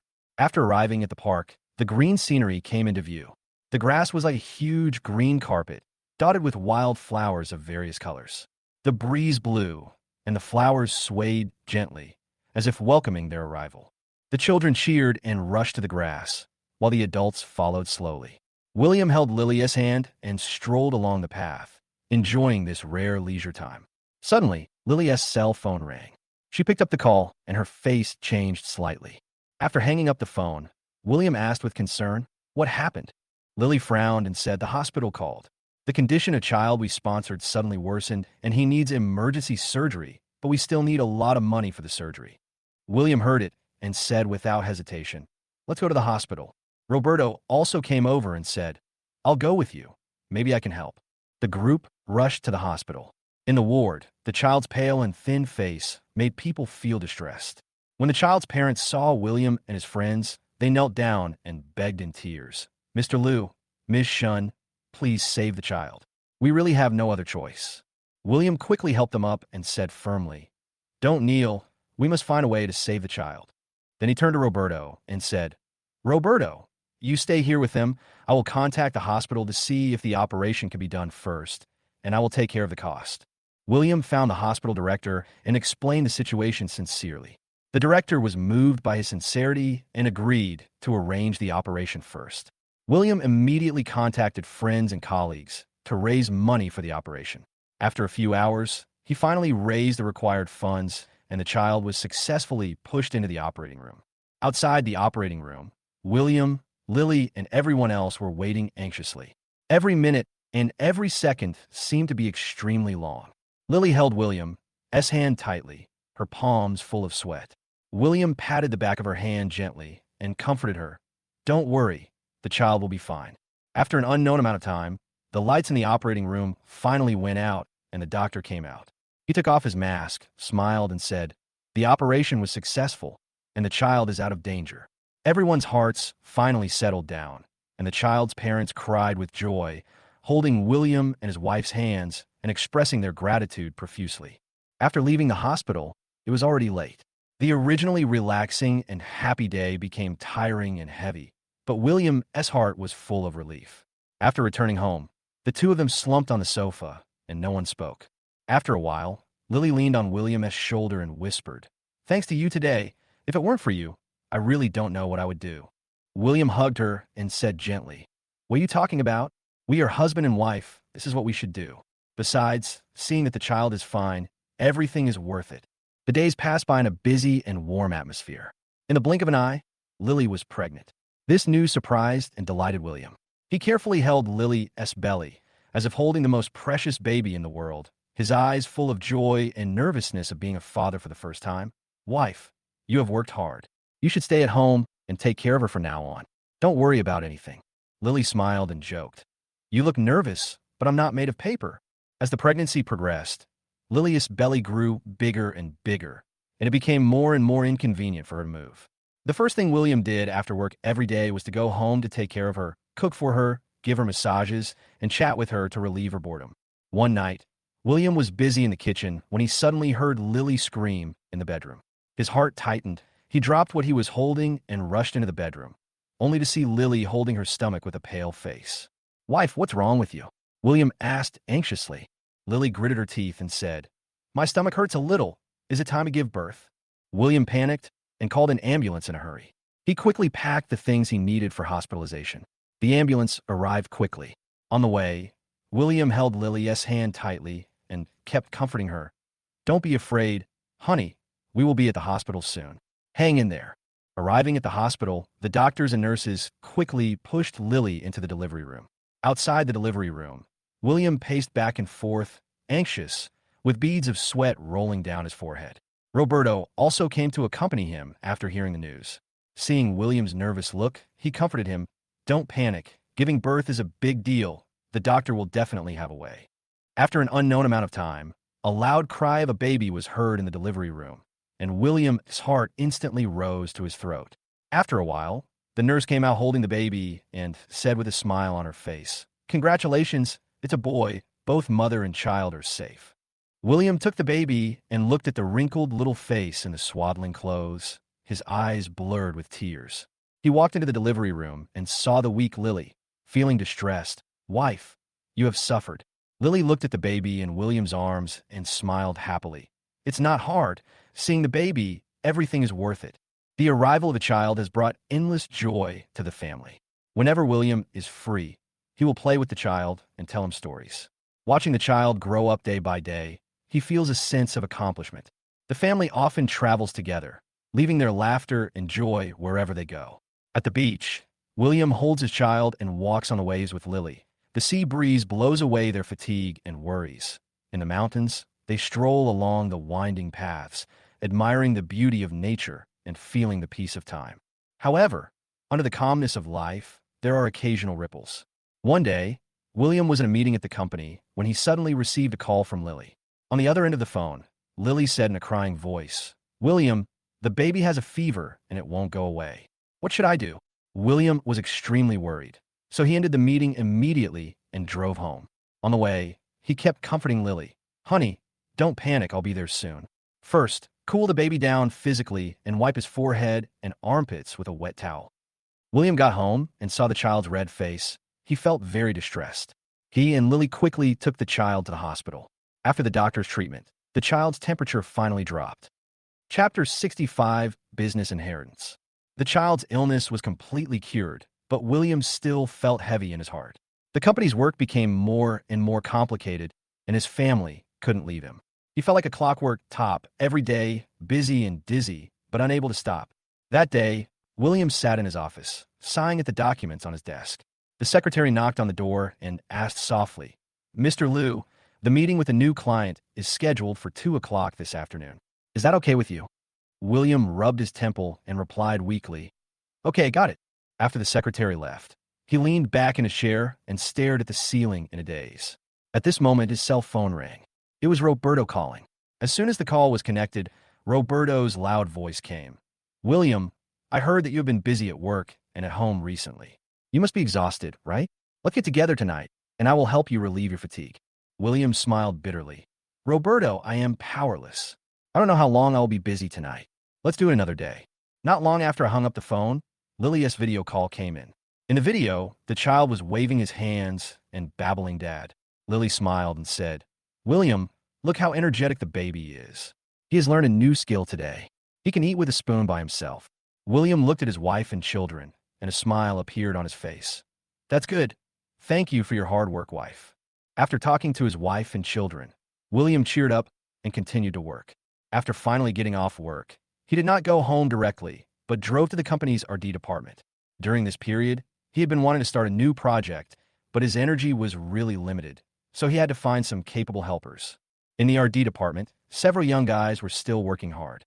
William walked in, patted one of them, Xiao Chun, on the shoulder, and asked, "Xiao Chun, how's the project going?" Xiao Chun raised his head, looking tired but with a look of enthusiasm in his eyes.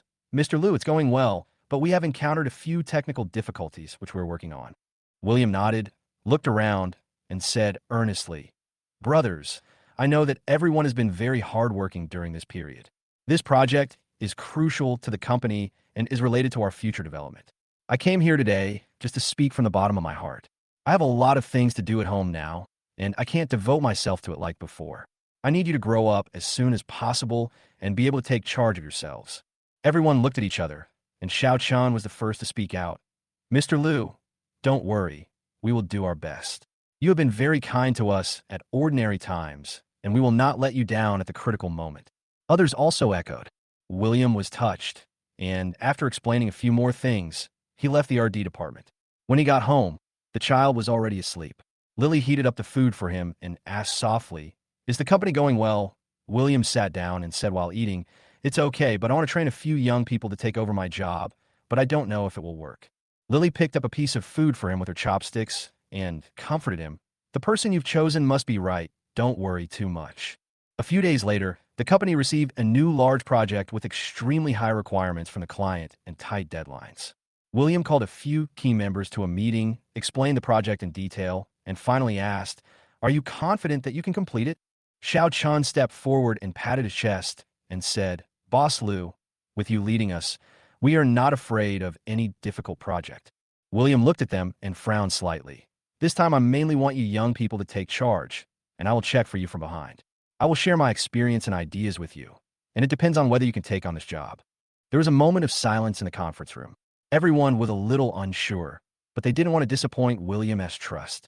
Xiao Chen hesitated for a moment, but still nodded and said, "Okay, Mr. Liu, let's give it a try." After the project was officially launched, problems came one after another. First, there were loopholes in the technical solution, and the customer sent it back and asked for a redo. Then, the team collaboration was not smooth, and several departments argued with each other. Xiao Chun and his colleagues were so busy that they were almost collapsed. Late one night, William received a call from Xiao Chun, who cried on the other end of the phone. "Mr. Liu, I feel like I can't handle it. This project is too difficult. The client is pushing us every day, and we can't satisfy them no matter what we do. William quickly comforted. Xiao Chun, don't panic. Where are you now? I'll be there soon. William rushed to the company and saw Xiao Chun and several colleagues sitting in the conference room with frustrated faces, and the floor was littered with waste paper. He took a deep breath, sat opposite them, and said calmly, "You want to back down when you encounter difficulties? This is not like the you I know. Come on, put the problems one by one, and let's solve them together." In the next few hours, William accompanied them to re-examine the technical plan, coordinate the relationship between departments, and gradually get the project back on track. When it was almost dawn, everyone finally breathed a sigh of relief, and the plan was initially approved by the customer. Xiaochen looked at William's red eyes and said guiltily, "Mr. Liu, thank you. If it weren't for you, I really don't know what I would do. This time I finally understand how difficult it is for you to manage this mess." William patted him on the shoulder and said, "This is growth. Every failure brings wisdom. Don't handle problems alone in the future. The power of a team is infinite. I'm optimistic about you. After this project is completed, you will all be able to take charge on your own." Under William's careful guidance, the project progressed smoothly and was eventually delivered ahead of schedule. The customer was very satisfied and even presented the company with a silk banner. At the commendation meeting, Xiao Chun spoke on stage as a representative. He looked at William in the audience with tears in his eyes. "Mr. Liu, I used to think that managing a company and doing project was quite simple. After this, I realized the hardships behind it. You imparted your experience to us without reservation and taught us how to grow. We will always remember this kindness. In the future, we will definitely work hard with you to develop the company better." The audience applauded, and William was very pleased. He returned to the office and just sat down when his phone rang again. It was a call from a headhunting company. The other party said in a slick tone, "Hello, Mr. Liu. I heard that you are well known in the industry. We have several big companies here who want to recruit you with a high salary and provide you with a higher position and more room for development. Are you interested?" William replied impatiently, "I'm not interested, don't bother me." Then he hung up the phone. He only had one thing in mind now, which was to train these young people in the company so that there would be successors to the business. Not long after, the company organized a team building and everyone went to the outskirts of the city. Under the blue sky and white clouds, the employees were divided into groups to carry out various challenging projects. William looked at the young people's vigorous appearance and couldn't help but think of himself when he first started his business. He was also so passionate. In a team relay event, the team led by Xiao Chun was leading the way and was about to win the championship. But at the last sprint, a young man in the team accidentally fell down, and the other teams took the opportunity to catch up. Xiao Chun and his team did not give up, ran back to help their teammates up, and crossed the finish line together. Although they did not win the championship, the audience burst into warm applause. William walked over and gave them a thumbs up. "Well done, this is team spirit. Winning or losing is not important. What is important is your determination not to give up. Our company needs this kind of spirit to go further." After the series of events, William clearly felt that the young people in the company had grown a lot, and he was able to spend more time with his family. Occasionally, on weekends, he would take his wife and children camping in the suburbs to enjoy the rare parent-child time. Chapter 66, Ex-Wife Loneliness.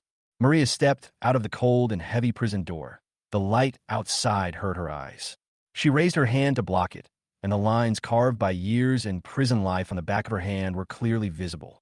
The old clothes she wore, which were washed white, swayed in the breeze, making her look even thinner and haggard, as if a gust of wind could blow her away. The road in front of the prison gate was deserted, with few people in sight.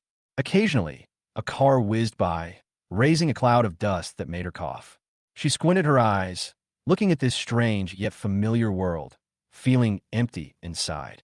The years in prison were like a sharp blade that completely severed her from her past life. Those former relatives and friends seemed to have disappeared without a trace as time passed. She dragged her feet forward step by step. The tattered cloth shoes on her feet made her soles hurt, but compared with the pain in her heart, what was this pain? As she walked, she came to the house where she and William once lived together. The house looked the same, but the lock had been changed. With shaking hands, she tried to knock on the door, but stopped in midair. After hesitating for a long time, she knocked gently on the door. "Who is it?" A strange woman's voice came from the room. It was Lily. Maria's heart suddenly tightened. She opened her mouth and stammered for a long time before saying, I'm Maya. This house used to be mine. I just wanted to come and take a look. The door opened a crack, and Lily looked at her warily. Maria in front of her had messy hair, empty eyes, and a face full of vicissitudes of life. She was completely different from the glamorous woman in the photos. Lily felt a complex feeling of sympathy and vigilance, and said softly, "This house is ours now. If you have nothing else to do, just leave." Maria's eyes suddenly turned red, and she begged, "Sister, I'll just go in and take a look. Just one look, please." Lily softened her heart and was about to open the door when William's voice came from the room. "Don't let her in. There's nothing to see." Maria burst into tears when she heard this. She choked and said, "William, I know I was wrong. I think about it every day in prison and regret it so much. Please let me in for the sake of our past." William walked to the door, looked at Maria, his eyes calm, and said coldly, "The past is the past, and we can't go back to what you did. This house is now mine and Lilia's home. Don't disturb us again." After that, he closed the door with a bang. Maria leaned against the door, crying her heart out. Her cries echoed in the empty corridor, but no one came to comfort her. Tired of crying, she slowly slid down to the floor, hugged her knees, and stared blankly ahead. After a long time, she stood up and walked aimlessly. Before she knew it, she had come to the park she used to go to with William.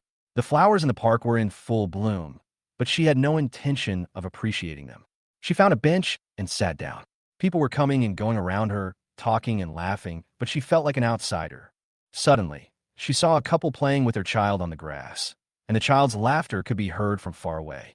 That warm scene was like a knife piercing her heart. She remembered that she and William had had such a wonderful time, but now it was all destroyed by her own hands. "It's all my fault, it's all my fault," she muttered to herself, pulling her hair with both hands. At this time, an old lady passing by glanced at her and said with disdain, "What's wrong with this person? She's crazy." Maria heard this, raised her head suddenly, glared at the old lady, and shouted, "Who do you say is crazy? Do you know what I've been through?" The old lady was frightened by her shouting and left quickly. Maria lowered her head again in dejection. She was now truly alone. Her family despised her. Her friends had long since cut off contact with her, and even her former lover avoided her. She looked up at the sky, muttering, "Oh God, how can you be so cruel? I know I was wrong. Can't you just give me a chance?" It was getting darker and fewer people were in the park, but Maria didn't want to move. She was afraid to go back to the lonely rental house, where she was only accompanied by four walls.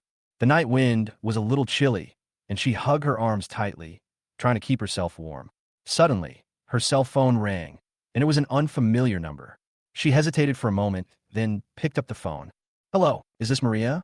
A man's voice came from the other end of the phone. "I am. Who are you?" Maria asked weakly. "I'm Oscar's friend. He asked me to take care of you before he got into trouble." "Where are you now?" the man said. Maria heard Oscar's name. She became furious. She shouted angrily, "I don't need his fake kindness. He is the one who made me like this. Don't mess with me." After that, she hung up the phone. Just after hanging up, the phone rang again, and it was the same number. Maria picked up the phone impatiently. "What do you want to do?" "Girl, don't be impulsive. Although Oscar has done a lot of wrong things, he doesn't want to see you like this. It's not safe for you to be alone outside. I'll find a place for you to live." The man's tone was sincere. Maria was silent for a while, then said with a wry smile, "No need. I'm too embarrassed to accept other people's kindness in my current state. I have to bear the consequences of my own actions." After that, she hung up the phone again. She took a deep breath, stood up, and walked towards a rental house with heavy steps. Along the way, the street lights were dim, stretching her shadow very long. When she returned to the rental house and turned on the lights, the damp and moldy smell in the house hit her face. She walked to the bed, sat down, looked at the mottled water stains on the wall, and tears could not stop flowing again. Maria tossed and turned that night and couldn't sleep. Her mind was full of past scenes, the sweetness with William, the entanglement with Oscar, and the various things in the court. When it was almost dawn, she fell asleep in a daze. When she woke up again, it was already noon. The sunlight shone through the dirty window and sprinkled on her face, stinging her eyes. She rubbed her eyes and sat up, feeling dizzy. After a quick wash, she went out to buy something to eat. Walking on the street, watching the people coming and going, the hustle and bustle of the city, she felt that she was out of tune with this world. Passing by a coffee shop, she saw William and Lily sitting inside, talking and laughing. William's face was filled with a happy smile, which was the one she was most familiar with, But now, it no longer belonged to her.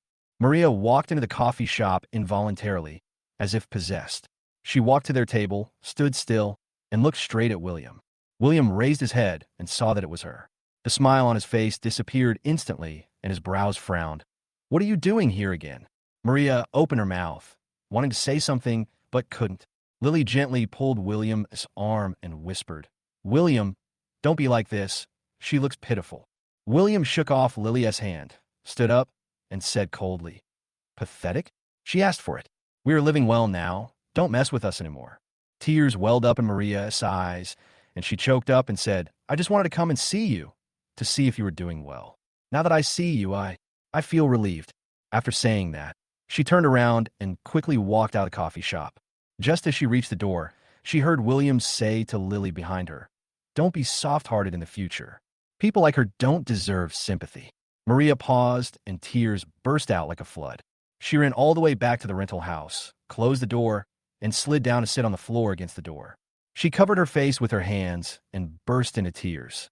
Her cry was filled with regret, despair, and loneliness. Chapter 67, Lover's Demise. Oscar was released from prison. The sky was gloomy, and the dark clouds were like spilled ink, weighing heavily on his head, as if they would collapse at any second. He was lame, which was the root cause of the disease he got from fighting in prison. Every step he took was painful. The tattered jacket on his body exuded a pungent smell of mold, and the corners of the jacket swayed weakly in the wind. The prison gates slowly closed behind him, making a dull sound, as if putting a heavy end to everything in the past. He stood at the door, squinting his eyes, looking at this familiar yet unfamiliar world, his face full of messy stubble, and his eyes were full of confusion and unwillingness. "Bob," he spat on the ground fiercely, muttering, "I'm just unlucky. When I recover, I will make those who look down on me pay." But as soon as these cruel words came out of his mouth, a cold wind blew, and he could not help shivering, and his heart also felt a little weak. He walked along the dusty path, step by step. The weeds on the roadside were withered and yellow, rustling in the wind, as if mocking his poverty. Occasionally, a shabby motorcycle whizzed by, and the dust it raised made him cough. The owner turned around and glanced at him, his eyes full of disgust, as if he was looking at a pile of stinking garbage. As he walked, he came to the bar street where people used to live a life of luxury. In the past, this was his hunting ground, where he would call his friends and spend money recklessly amidst the bright lights and nightlife. The bartenders and waitresses would respectfully call him Brother Zhao when they saw him. But now, when he stepped into the street again, everything had changed. The bar sign was still flashing, but the light hurt his eyes. He reached out to push the door of a familiar bar, but as soon as his hand touched the door handle, he was stopped by the security guard at the door. The security guard was a burly young man who looked at him impatiently. "Go away. Go beg somewhere else. This is not a place for you to come." Oscar got furious when he heard that. He widened his eyes and yelled, "Are you blind? Don't you know me, Oscar? I used to be a regular here, and my spending was more than your annual salary." The security guard sneered, looked him up and down, and said sarcastically, "Oh, who did I think it was? It turned out to be Uncle Zhao. Look at how you behave now. Do you think you're still the same as before? Hurry up and don't get in the way here." Oscar was so angry that he was shaking all over. He raised his hand and wanted to slap the security guard, but the security guard easily grabbed his wrist just as he raised his hand in the air. The security guard exerted a little force, and he cried out in pain. The security guard threw his hand away like a rag. "You dare to hit me? Don't you know your own weight? Get out of here." Oscar stumbled back a few steps, his face turning pale and red. He looked at the closed door of the bar, feeling mixed emotions. The former glory here was in stark contrast to the current miserable state, like a loud slap in the face, which made his cheeks hurt. He continued walking forward in a daze, and unknowingly arrived at the hospital. The hospital was bustling with people, and the smell of disinfectant filled every corner. He came here to meet the black-hearted doctor who had planned and gone crazy with him. In the ward area, he finally found the black-hearted doctor's ward. When he opened the door, a dull atmosphere hit him. The black-hearted doctor was lying on the bed. His face was as pale as paper, with various tubes inserted into his body, and the instruments next to him made a monotonous beeping sound. Seeing Oscar coming in, the black-hearted doctor's eyes flashed a little, but then dimmed again. He said weakly, "You're here." Oscar walked to the bedside and looked at his former accomplice. A complex emotion surged in his heart, with both sadness of sympathy and anger at the current situation. Why do we end up like this? Oscar gnashed his teeth and said, I can't accept it. Why is William so prosperous while we are suffering here? The black-hearted doctor smiled bitterly. Just accept your fate. We have suffered retribution for what we have done. Accept your fate? I won't accept it. Oscar punched the table beside the bed, and the water cup on the table fell to the ground with a clang and shattered. Even if I risk my life, I will bring William down. As they were talking, the door of the ward was suddenly pushed open and several policemen walked in. The leading policeman looked at them seriously. Oscar, you are restless just after being released from prison. What are you going to do now? Oscar was shocked, but he pretended to be calm. I just came to see my friend. I didn't do anything illegal. The policeman snorted coldly. That's better. We're watching you. If you dare to mess around again, you'll be in trouble. After saying that, he turned around and left the ward with his men. Oscar slumped on the ground, his back soaked with cold sweat. At this moment, he truly felt the fear of being strangled by fate and unable to break free. He looked at the ceiling, gasping for breath, his eyes empty and desperate. After leaving the hospital, night had already fallen. The neon lights of the city were flashing, and the streets and alleys were filled with the aroma of various foods, but all of this had nothing to do with him. He walked into a dim alley with an empty stomach and a tired body. The alley was full of garbage, sewage, and rats scurrying around in the corners. He found a corner that was sheltered from the wind, sat down against the wall, hugged his knees, and tried to keep himself warm. From time to time, he heard a few wild cats calling around him, shrill and sad, as if playing a sad song for him. Just when he was about to fall asleep, he suddenly heard a noisy sound of footsteps. He opened his eyes alertly, and in the faint moonlight, he saw several dark figures walking towards him.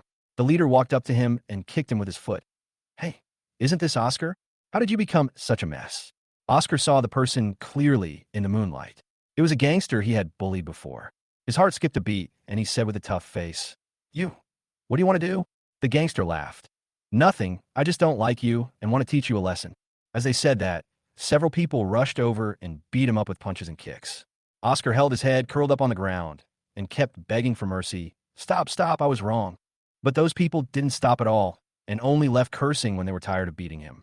Oscar was lying on the ground, covered with wounds, almost fainted from the pain. He looked at the night sky. The stars twinkled indifferently, as if watching his tragic experience with cold eyes. At this moment, his heart was full of regret, regretting his greed, selfishness, and arrogance, but it was too late. After an unknown amount of time, he struggled to get up and walked out of the alley step by step with difficulty. Chapter 68, The End of Green Tea. Eve dressed up carefully and stood in front of the mirror, looking around. She wore a tight red dress that perfectly outlined her curvy figure. Her lips were painted brightly, and her eyes were full of self-righteous shrewdness. She thought to herself that when she went to the company today, she must make William, the wooden-headed man, shine, and maybe she could snatch him away from Lily, the little nurse. But as soon as she stepped out of the house, a cold wind blew, and she subconsciously wrapped her coat tightly. This wind, like an ominous omen, made her feel inexplicably uneasy. She shook her head, trying to drive away the uneasiness, and walked towards the company with her high heels clacking. In the company, colleagues were sitting together discussing a new project. When they saw Eva coming in, they just glanced at her and continued chatting. In the past, she always attracted a lot of attention with her beauty and pretended weakness, but now, the atmosphere was a little strange. Eva snorted in her heart, twisted her waist, and walked to her workstation. As soon as she sat down, she heard two female colleagues next to her whispering, "Have you heard? The story of Eva seducing Mr. Liu has spread, and now everyone has some opinions about her." That's right. People like this have bad intentions. They just want to take shortcuts without even considering their own abilities. Eva's face turned pale and red when she heard it. She stood up suddenly, walked to the two colleagues, put her hands on her hips, glared at them and shouted, "What are you talking about? If you have the guts, say it to my face." The two colleagues looked at each other, not frightened by her aura at all. One of them sneered and said, "Why? You've done it, and you're afraid of people talking about it? Everyone knows about the dirty things you've done." Eva was so angry that she was shaking all over. She was about to retort when the project manager came over and looked at her with a frown. "Eva, come to my office." Her heart tightened, and she followed the manager nervously. After entering the office, the manager sat at the desk and looked at her seriously. Eva, your recent work performance is not ideal, and there are a lot of rumors about you in the company. I don't care what you do in private, but don't affect the atmosphere and work progress of the team. If you continue like this, don't blame me for being rude.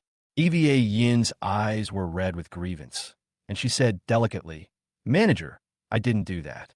They were targeting me on purpose. You have to make the decision for me. The manager waved his hand impatiently. Okay, stop pretending to be pitiful here. Go out and work hard, and if there is any problem again, just leave.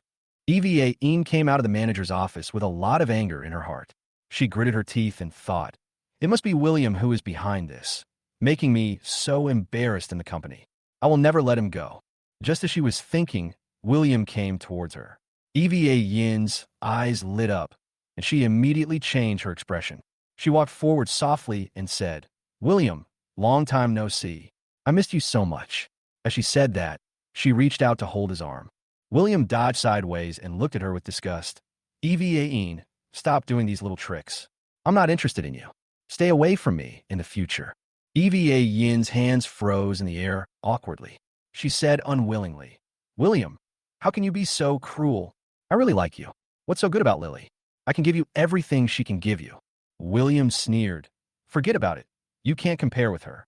She is kind and sincere, unlike you, who are full of tricks and always think about scheming others. After saying that, he left without looking back. Eva stood there, stamping her feet in anger. She looked around and found that her colleagues were secretly looking at her, their eyes full of mockery. Her face turned red all the way to her ears, and she wished she could find a hole in the ground to crawl into.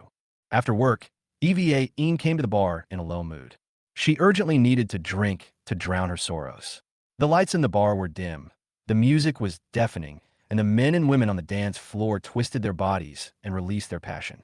She found a corner to sit down, ordered a glass of strong liquor, and drank it all. After a few drinks, her head began to feel dizzy. At this time, a man with greasy hair and powdered face came over, sat down next to her, and said with a smile, Beauty, are you alone? It seems that you're in a bad mood. Do you want me to chat with you? Eva looked at him with drunken eyes and nodded, thinking that she was bored anyway. The man took advantage of her and began to touch her and whispered some vulgar love words in her ear. Eva suddenly sobered up a little, and she pushed the man away. What are you doing? Don't touch me. The man didn't take it seriously and continued to pester her. Why are you pretending to be so noble? Aren't we here to have fun in a bar? The quarrel between the two attracted the attention of the people around them, and the bar security came over. After understanding the situation, the security guard looked at Eva and said with disgust, Miss, if you don't want to cause trouble, just leave quickly and don't make trouble here. Eva was embarrassed and annoyed. She picked up her bag and stumbled out of the bar. The night wind outside was biting cold, blowing on her burning face, but it couldn't sober her up at all. She walked aimlessly along the street. Her high heels rubbed her feet sore, but the pain in her heart was even worse. Passing by a shopping mall, a fashion advertisement was playing on a huge display screen.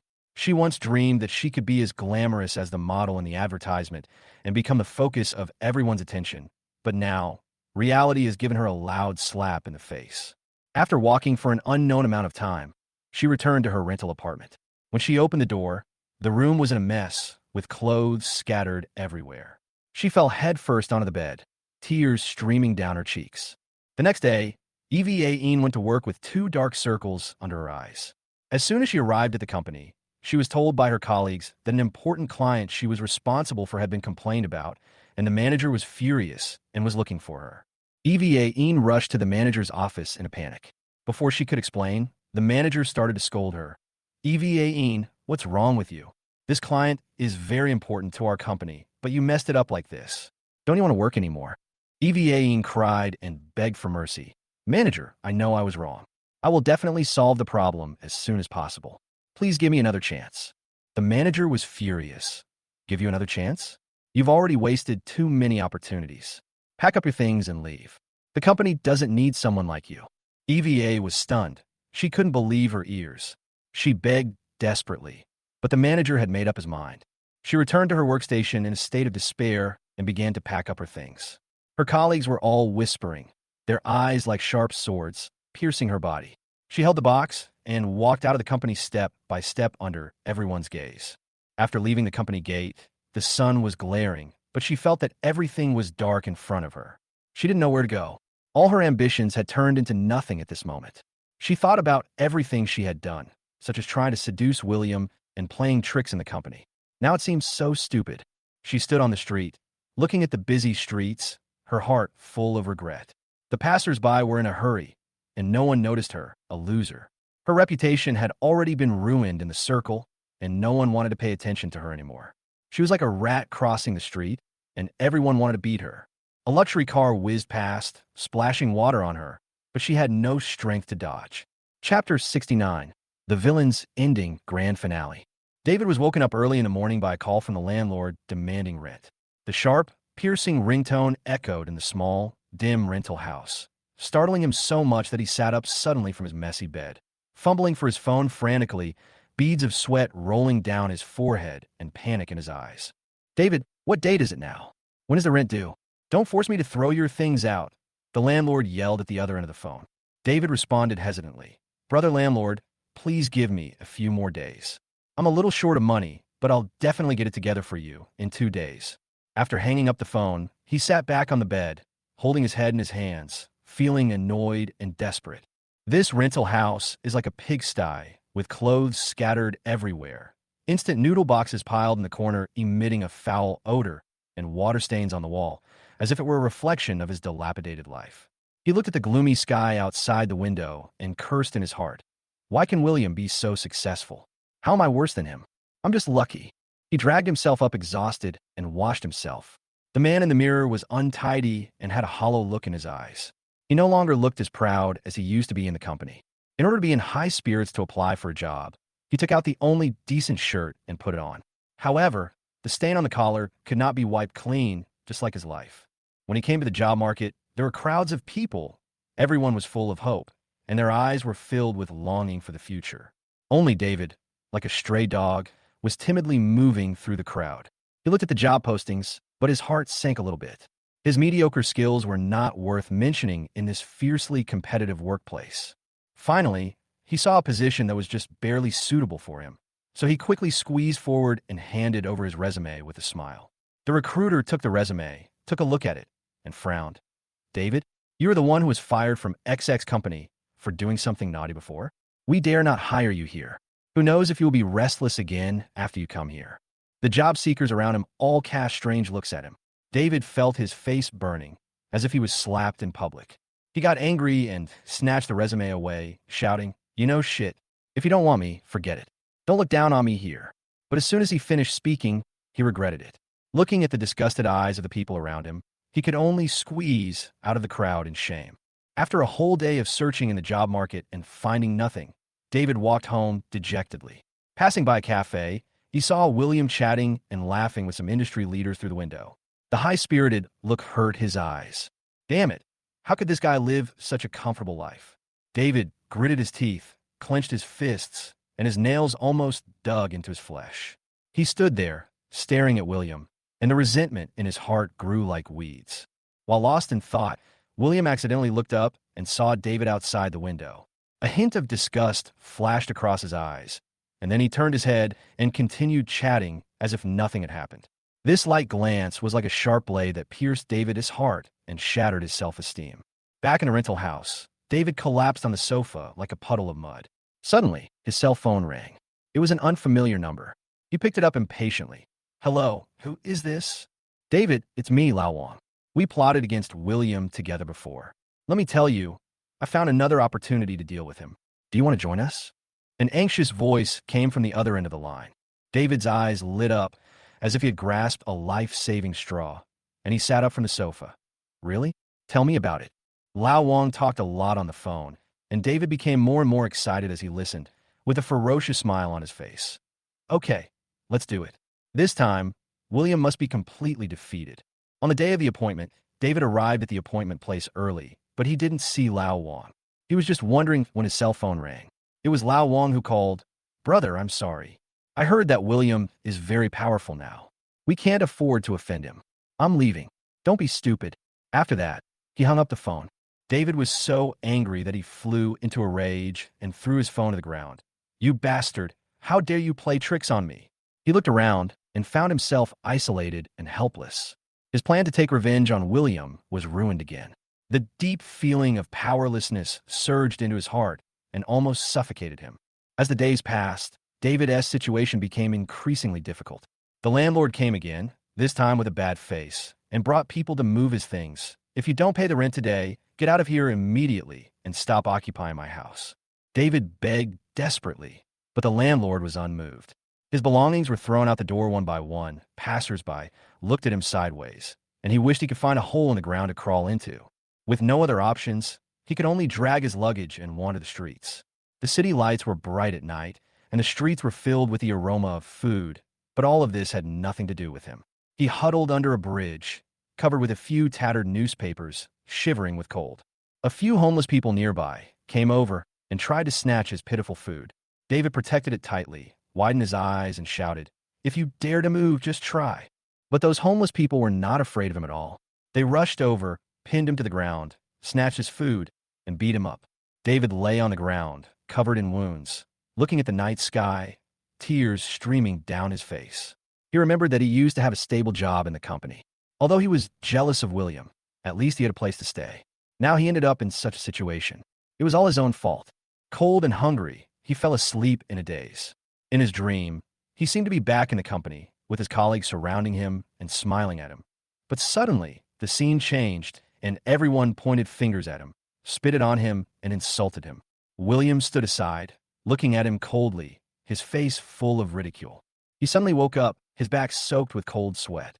At this moment, he was filled with regret, regretting that he had been blinded by jealousy and had done so many things that hurt others and himself. But in this world, where is the regret medicine to take? He could only hug himself tightly in this cold night, try to retain that faint warmth, letting despair swallow him. Suddenly, a siren pierced the night sky, and a police car whizzed past. David shuddered with fear, knowing that if he continued like this, he would end up in jail sooner or later. But what else could he do now? He could only continue to sink into this endless darkness, tasting the bitter fruit he had brewed, and step by step towards the unknown abyss. End of the book.